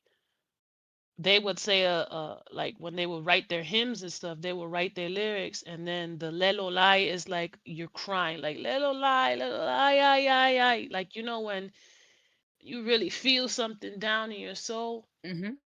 it's like you at least when you hurting, it's like oh my god, oh my god, oh my god. It's basically like you're saying oh my god, like when you hurting, you feel that deep ass pain. So basically, it's literally the same thing, but they're saying it in Spanish. Okay. And so he's saying, please don't forget that, and don't let them do to you what they did with Hawaii. And then the lyric right after that is like he's speaking about a specific person, and it hurts bad because it's like you identify with it because it's sort of like you speaking he's speaking about like if you listening to it and you singing it, you're speaking on yourself. Like I said, I didn't want to leave. There was a lot of shit and a lot of reasons why I left. I really didn't want to leave though, because it was the only thing my children knew, and we really didn't have a bad life over there. But everything else was making it to where it was not a good situation. The education system was down the hole. The the laws and shit were being changed. Same shit that's going on over here, over there to the 10th power. And it's even worse because over there, there's nobody to fight over it. We have no federal backup, nothing. They just letting us like fend for ourselves over there type shit. That's crazy, bro. So yeah, when I heard that song for the first time, girl, I had to go to the bathroom. I was at work listening to this, and I had to go to the bathroom. I was crying so hard because it's very real how there's so many people that has had to leave, coming to the United States, just like other immigrants around the world coming to the United States, looking for, you know, a better a better situation,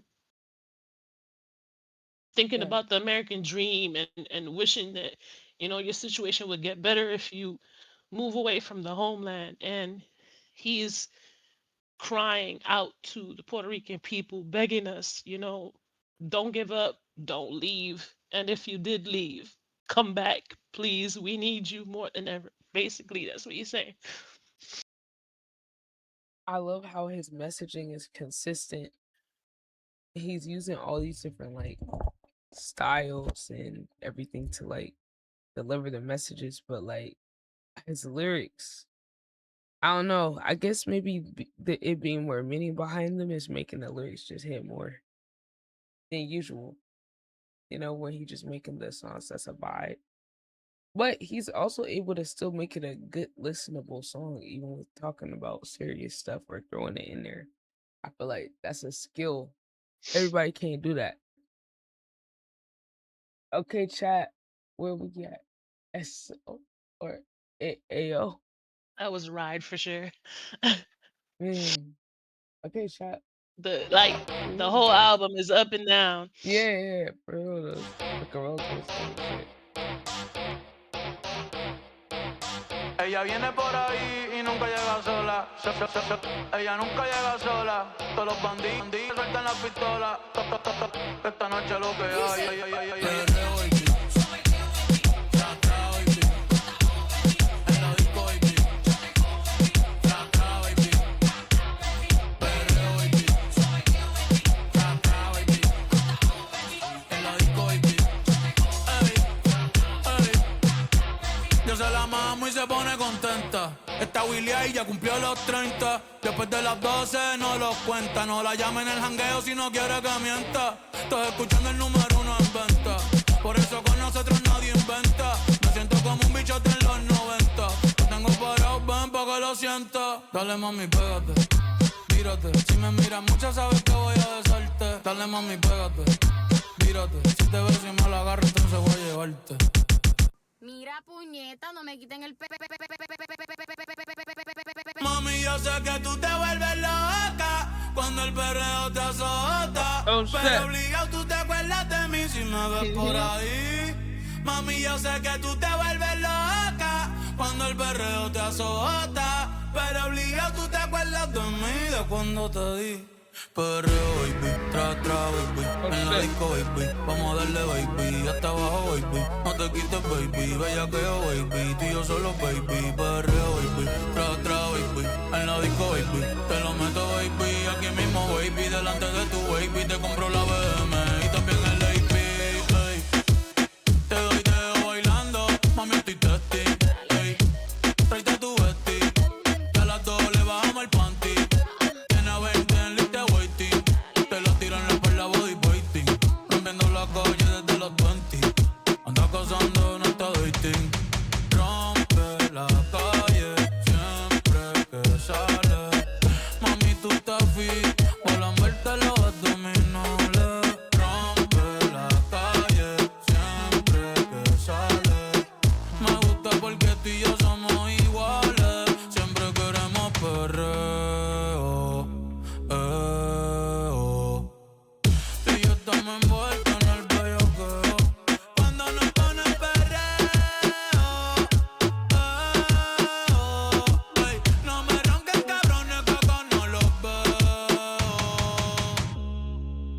escuchando música de Puerto Rico, cabrón. Nosotros nos criamos escuchando y cantando esto.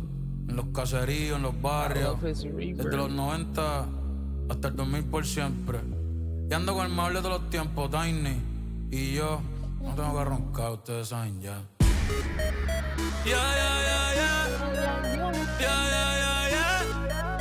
Bad Bunny vibe. Bad Bunny vibe. Tiny.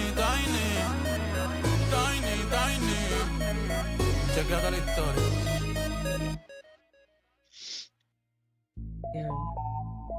Yo, every song has been a fucking W, like, in its own way, bro. Like, this is crazy. This is his best project. Yeah. Honestly, I feel like if he were to decide tomorrow he wanted to retire and not do music anymore, he could make all the money for the rest of his life that he ever needed solely off this album. Honest to God. I feel like this would be, if he were to retire right now, he would be what Rihanna is, but in the male version. Okay. Yeah, that's definitely valid. Like if he decided, this shit, would I'm be gonna a drop good a last clothing project. line and just Shit, that would be a fire. If he really wanted to, he could. Damn. I guess we gotta I see hope if he not still though, got anywhere. because I'm excited to see what else he got. If he decides to come out with another album, it's gonna be really fucking hard to top this. I'm gonna be honest with you. Yeah, I But wonder where he would go I don't. artistically. If he would just go back to making vibes or what. But yeah, So this this is song really isn't. It's just a feel good song. It's just about, you know, she's out in the club dancing and whatnot. It's not no real bet. story or anything behind it. Bet. But at least in the beginning of the song, where you could hear the hook or whatever that says "Perreo, baby, sobeteo, baby, tra tra, baby," that is from a Hector y Tito song, which is basically paying homage to one of the more popular songs from one of the reggaeton artists from Puerto Rico. As usual. So yeah, so there's that, and then there's another part. The part where he says, "Mami, yo sé que tú te vuelves loca cuando el perreo te azota." That's a homage to another song from, I think it's a Daddy Yankee song. Sound like some Daddy Yankee shit.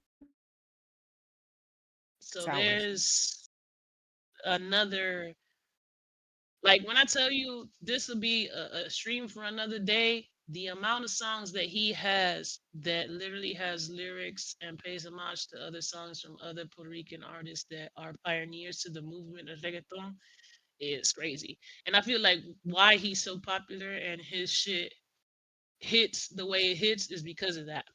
Because like I said, we love the fucking, you know, you feel me? Like we gon' listen to "Yeah" by Usher in 2045. You feel me? We gonna listen to Bad Bunny's songs in the year 3000 because the niggas literally putting in shit from back in the day, the shit that literally made reggaeton what it is today. And you know, there's a lot of these songs were made popular when reggaeton was underground and we weren't even allowed to play that shit. So that's why it's so significant that he's using it, because hell yeah, motherfucker. Hey, I love that. Yo. Everything he does is so intentional. Okay, chat, here we go. Just the second to last one.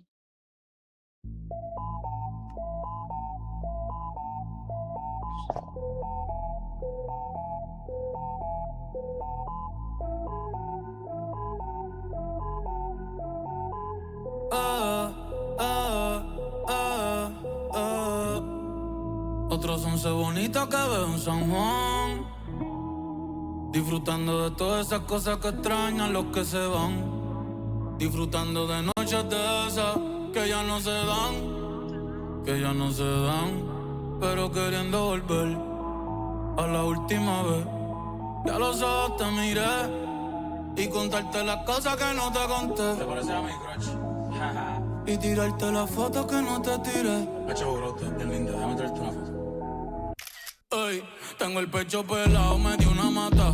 El corazón dándome pata. Dime, baby, ¿dónde tú estás? Pa' llegarle con Roro, Julito, Cristal, Roy, Edgar, Seba, Oscar, Darnell y Big J tocando bata. Hoy la calle la dejamos es barata. Y sería cabrón que tú me toques el guiro. Yo veo tu nombre y me salen suspiros. No sé si son petardos o si son tiros. Mi blanquita, perico, mi kilo. Yo estoy en PR tranquilo, pero debí tirar más fotos de cuando te tuve. Debí darte más besos y abrazos las veces que pude.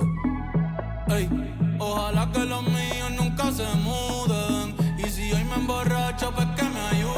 Debí tirar más fotos de cuando te tuve. Debí darte más besos y abrazos las veces que pude. Ojalá que los míos nunca se muden. Y si hoy me emborracho, pues que me ayuden. Ey, hoy voy a estar con abuelo todo el día jugando dominó.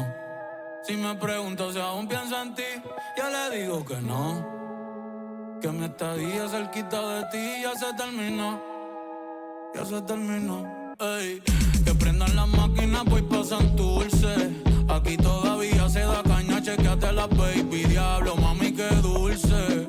Hoy yo quiero beber, beber, beber y hablar mierda hasta que me expulsen. Estoy bien loco. Bien loco, cabrón, guía tú que estás caminando, yo estoy que choco. Estoy bien loco, estoy bien loco. Vamos a disfrutar que nunca se sabe si nos queda poco. Debí tirar más. Gente, los quiero con cojones, los amo. Gracias por estar aquí, de verdad. Para mí es bien importante que estén aquí. Cada uno de ustedes significa mucho para mí. Así que vamos para la foto, vengan para acá, métase todo el mundo, todo el corillo, vamos. Zumba. Ya Bernie tiene el nene y ya en la nena. Ya no estamos pa' la movie y las cadenas. Estamos pa' las cosas que valgan la pena. Ey, por el perreo, la salsa, la bomba y la plana. Chequéate la mía, cómo es que suena. Debí tirar más fotos de cuando te tuve. Debí darte más besos y abrazos las veces que pude. Ojalá que los míos nunca se muden y que tú me envíes más nubes.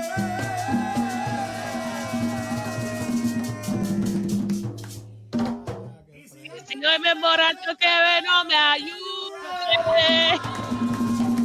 See, the group, bro. The group. Benito, hijo de Benito, le decían Tito, el mayor de 6 trabajando. The group adds so much more energy to it. Like the group recording, like, bro. Every song's been a banger. Last one, chat. Last one. Benito, hijo de Benito, le decían Tito, el mayor de 6 trabajando desde chamaquito, guiando camiones como el pai y el abuelo. Aunque su sueño siempre fue ser ingeniero, un día Tonito lo invitó para hacer una mudanza, para buscar salguito, par de pesos, para algo alcanza.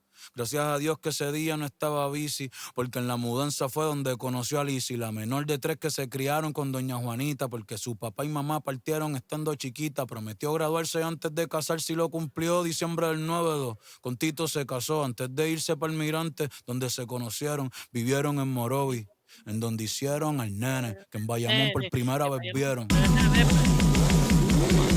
Un aplauso para mami y papi, porque en verdad rompieron. Yo. What he say? Okay, I'm gonna translate. So he said, Benito, son of Benito. So his father is called Benito also. Well, they've called his father Benito also. He said they used to call him Tito. He is the oldest out of 6. He used to work since he was a chamaquito. A chamaquito is a youngin. He used to drive trucks with his dad and his grandfather, even though his dream was always to be an engineer. One day, Tonito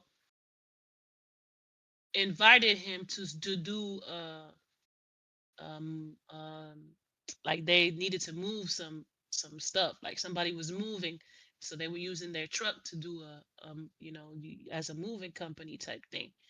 He said so they can get a little bit of money, because things was hard and they needed the money either way. He said thank God he went that day, because that day when he went to go do that move, he met Lisi.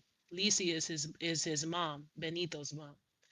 He said she was the youngest out of three, and they grew up with Doña Juanita. Juanita is his grandmother. Okay. Because Mhm. because okay, so his mom grew up with her grandmother instead of she grew up Her with her mom. grandmother instead of her parents. Um, he promised to graduate before they would get married, and he accomplished it on December of the year 92. So 1992 December is when his father graduated before he can marry his mom Lisi. Before moving to Almirante, where they met, they lived in Morovi. And that's where they made their son, who for the first time everybody saw break the stage in Bayamon. An applause to mom and dad, because they really did the damn thing when they made me. As Or we can say it. or Oh God. Big nigga shit. yo, Big dick shit. yo, I ain't gonna lie. That is BDE. Look, or this why niggas mad. This why niggas ain't mad. Okay, chat. I'm gonna That's go why I back get like all one the second. bitches. Facts. And he's still in business. Like, come on. Por primera vez vieron. Un aplauso pa' mami y papi, porque en verdad rompieron.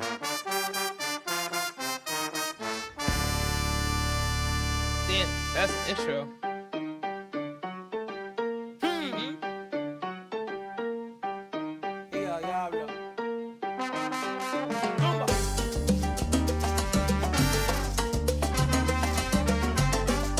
Gracias mami por parirme aquí. Ey, el mejor de la nueva porque me crié en la vieja. Gracias a mami y papi por todos los jalos no oreja. Nunca me han visto en la calle ni en los podcasts ando queja. Tratan de medir fuerza y no pueden ni en pareja. Calle sol, calle luna, estrella en la noche oscura. Yo no canto reggae, pero sí cultura de Borinquen, PR, archipiélago perfecto. En el mundo entero ya conocen mi dialecto, mi jerga. A mí me importa un bicho lo que a ti te vale verga. Aquí mataron gente por sacar la bandera. Por eso es que ahora yo la llevo donde quiera, cabrón, donde quiera que fue. Damn, these Está traditions. peligroso. Si mañana muero yo espero que nunca olviden mi rostro y pongan un tema mío el día que traigan a Otto. En la caja la bandera azul clarito y que recuerden que siempre fui yo, siempre fui Benito. Métele más que yo, tú eres loco. Cabrón, tú eres loco. Lo que tú digas me importa poco, a mí me quieren como a ti, y soy serio como Coto. Lugia, ho ho. Cabrón, yo soy legendario. La meto con cojones y con ovario. Millonario sin dejar de ser del barrio, pa' que sepa.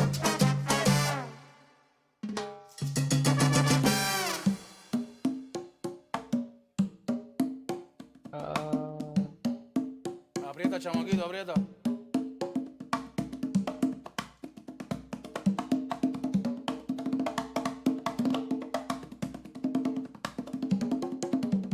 De aquí nadie me saca, de aquí yo no me muevo.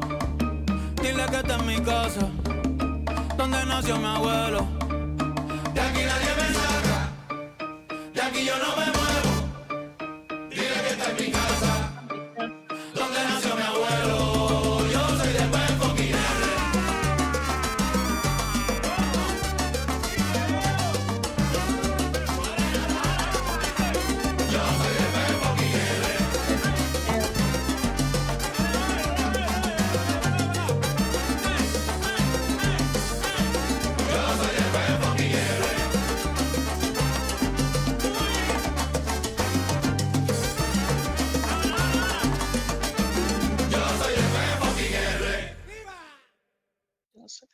Damn. Al menos dame un perreíto I ain't gonna lie. Viva! We gotta hit the bomb. We gotta hit it. That was fire. That was a whole experience. I felt like I got teleported to a different place. I feel like I got So I teleported wanna to the explain island. to you the second part of that song because it's really important with everything that we've been talking about from the first song. Like this was the perfect song. Hey RJ, shake that shit. This was the perfect song to close off the album because have you ever heard the song Preciosa by Mark Anthony? Maybe. I don't know. No. I know who Mark Anthony is, so So that's like the Puerto Rican anthem, if you will. It's not official, but it is like the official Puerto Rican pride, the song that identifies how proud we are to be Puerto Rican is that song. This song finna take that spot. And I tell you why, you're gonna understand. So I already told you what the first part of the song was, the introduction. He's just basically introducing himself, where he came from, his mom and his dad giving them thanks for birthing him and um giving birth to him in Puerto Rico, basically, making sure that he was born Puerto Rican type shit. And then the second part, he's saying he's the best of the new school because he grew up in the old school, which is what I was talking to you about him bringing up all the old school songs in his new school songs. It says thanks to dad and mom for all the like Halona Doreja is like, you know how when you misbehave and your mama grab you by the ear like, yeah. come here, I told you not to. So that's what a Halona Doreja is. So they're like basically asking you thank you for all the life lessons type shit. And he's saying you never see me in the streets and you'll never see me on a podcast complaining like a bitch, basically, Mm, because a lot of these people, that's all they do today is they want to true. complain on a goddamn podcast. Facts. He said they trying to measure force and against me. They're trying to not measure. They're trying to how do you say like like they're trying to build a hate army against him, Yeah. and they can't even do it in couples. Basically, he's saying like no matter how many of y'all come, y'all can't. You just can't deal. You can't do. You can't touch me. They're like I'm untouchable, motherfucker. So Yeah. he says, I don't sing reggae, but I do sing for the culture from Borinquen, which is the original name of Puerto Rico, by the way. That's what the Listen. Taino people called the island. Puerto Rico is the European name. Borinquen is what the Taino, the natives, But used to then, call the island. He said, perfect. How did I say this word in English? Archipelago.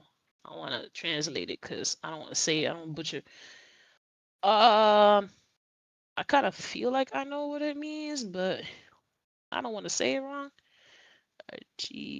Archipelago translation.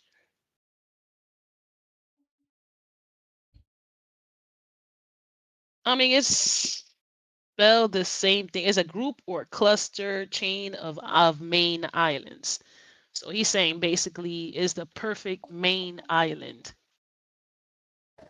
He says, and the whole world they already know my dialect and my flow, the way I speak. I give two fucks if you don't fuck with it or not. He said, here they used to kill people for taking out the flag.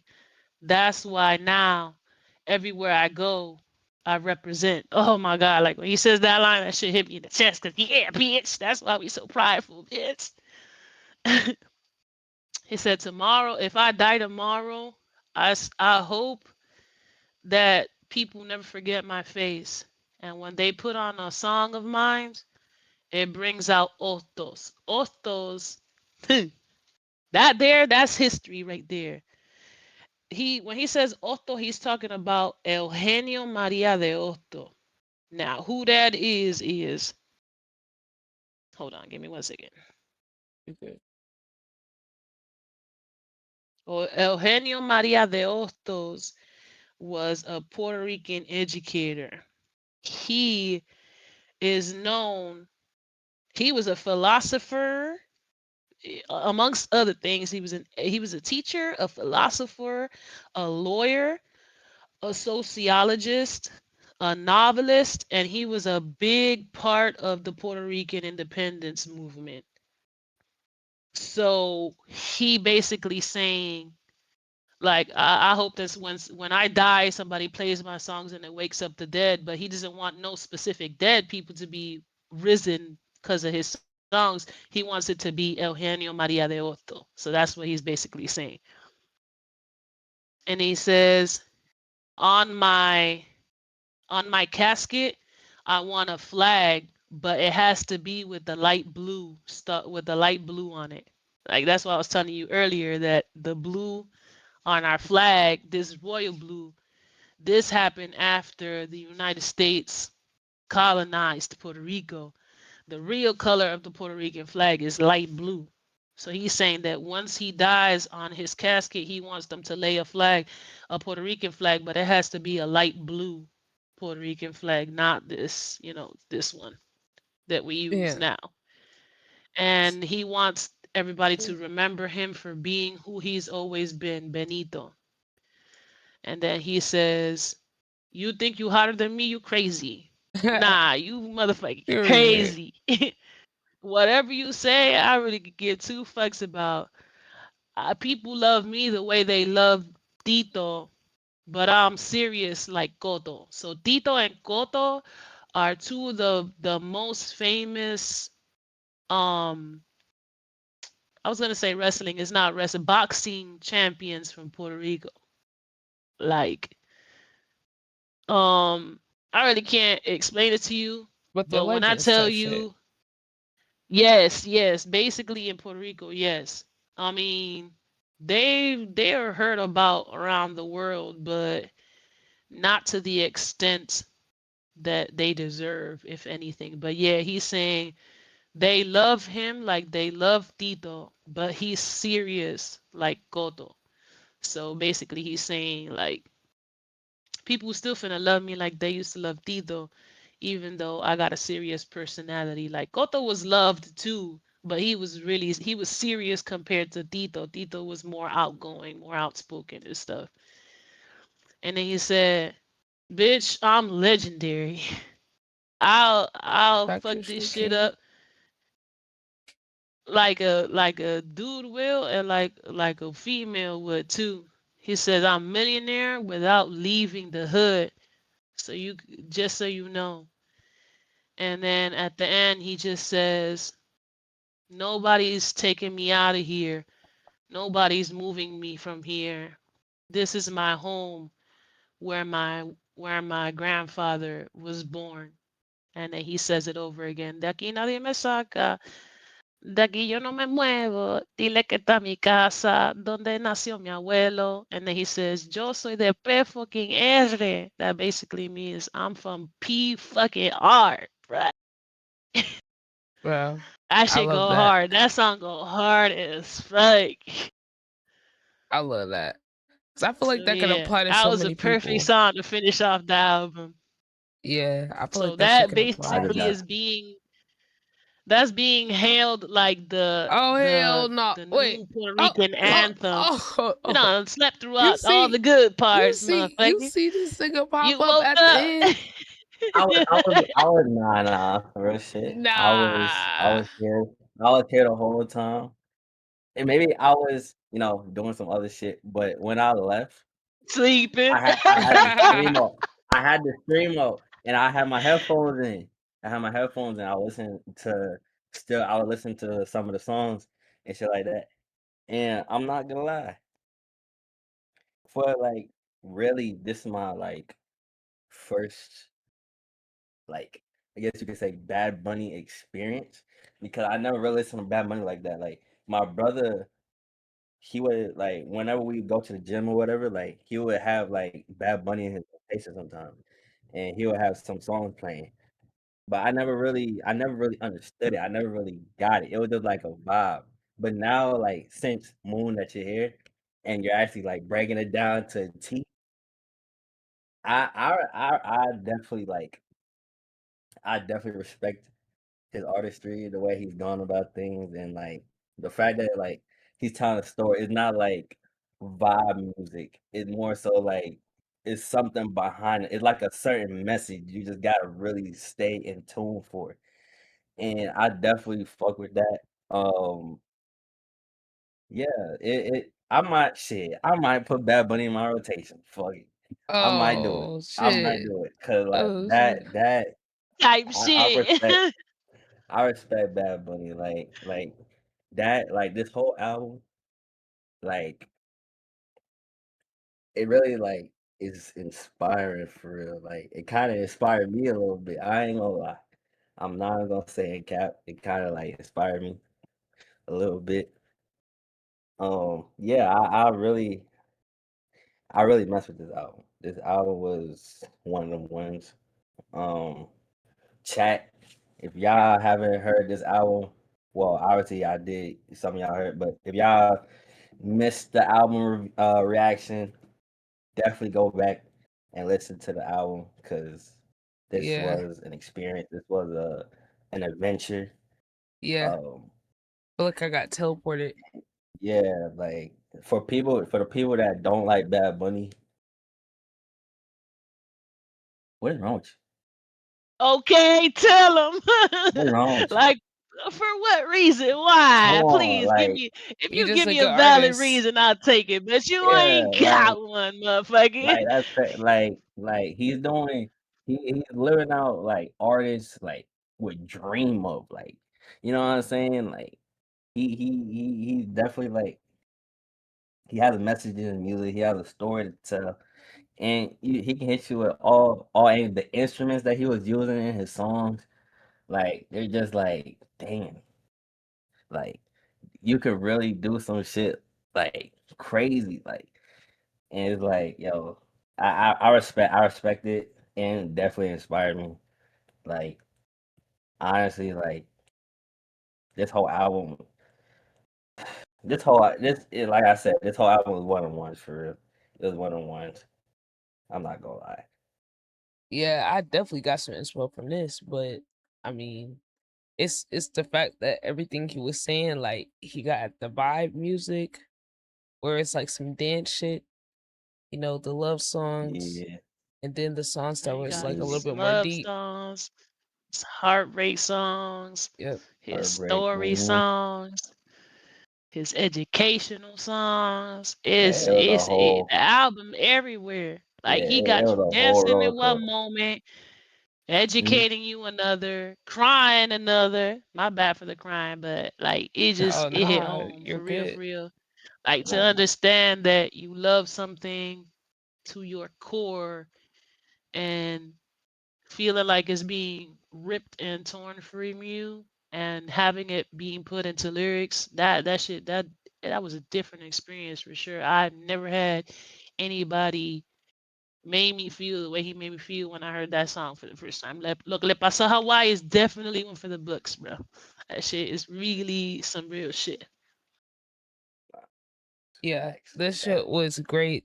This is his best project, like period. I Yeah. mean, I just think artistically, this is like the peak of what he could have done with his artistry. And his vocals sound better than ever. The production sounded really good, and I just think, hmm what more could you And it really just have all asked? fit. Yeah, everything was seamless too. Everything was seamless. But yeah, I'm definitely gonna keep spinning this project so I can listen back to some of those songs because that shit was crazy.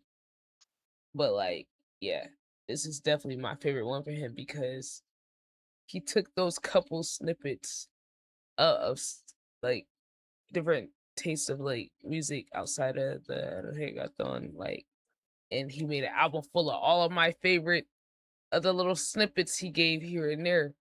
So like, this is fire. Now this might be a reach. This might be a reach. Hey, y'all too, let me know if I'm reaching here. You feel me?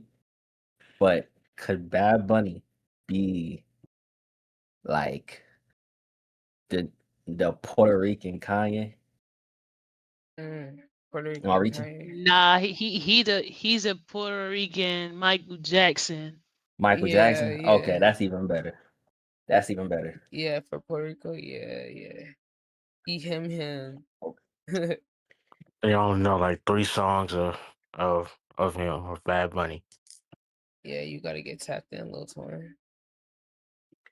Yeah. For Puerto Rico, he's our Michael Jackson. Damn.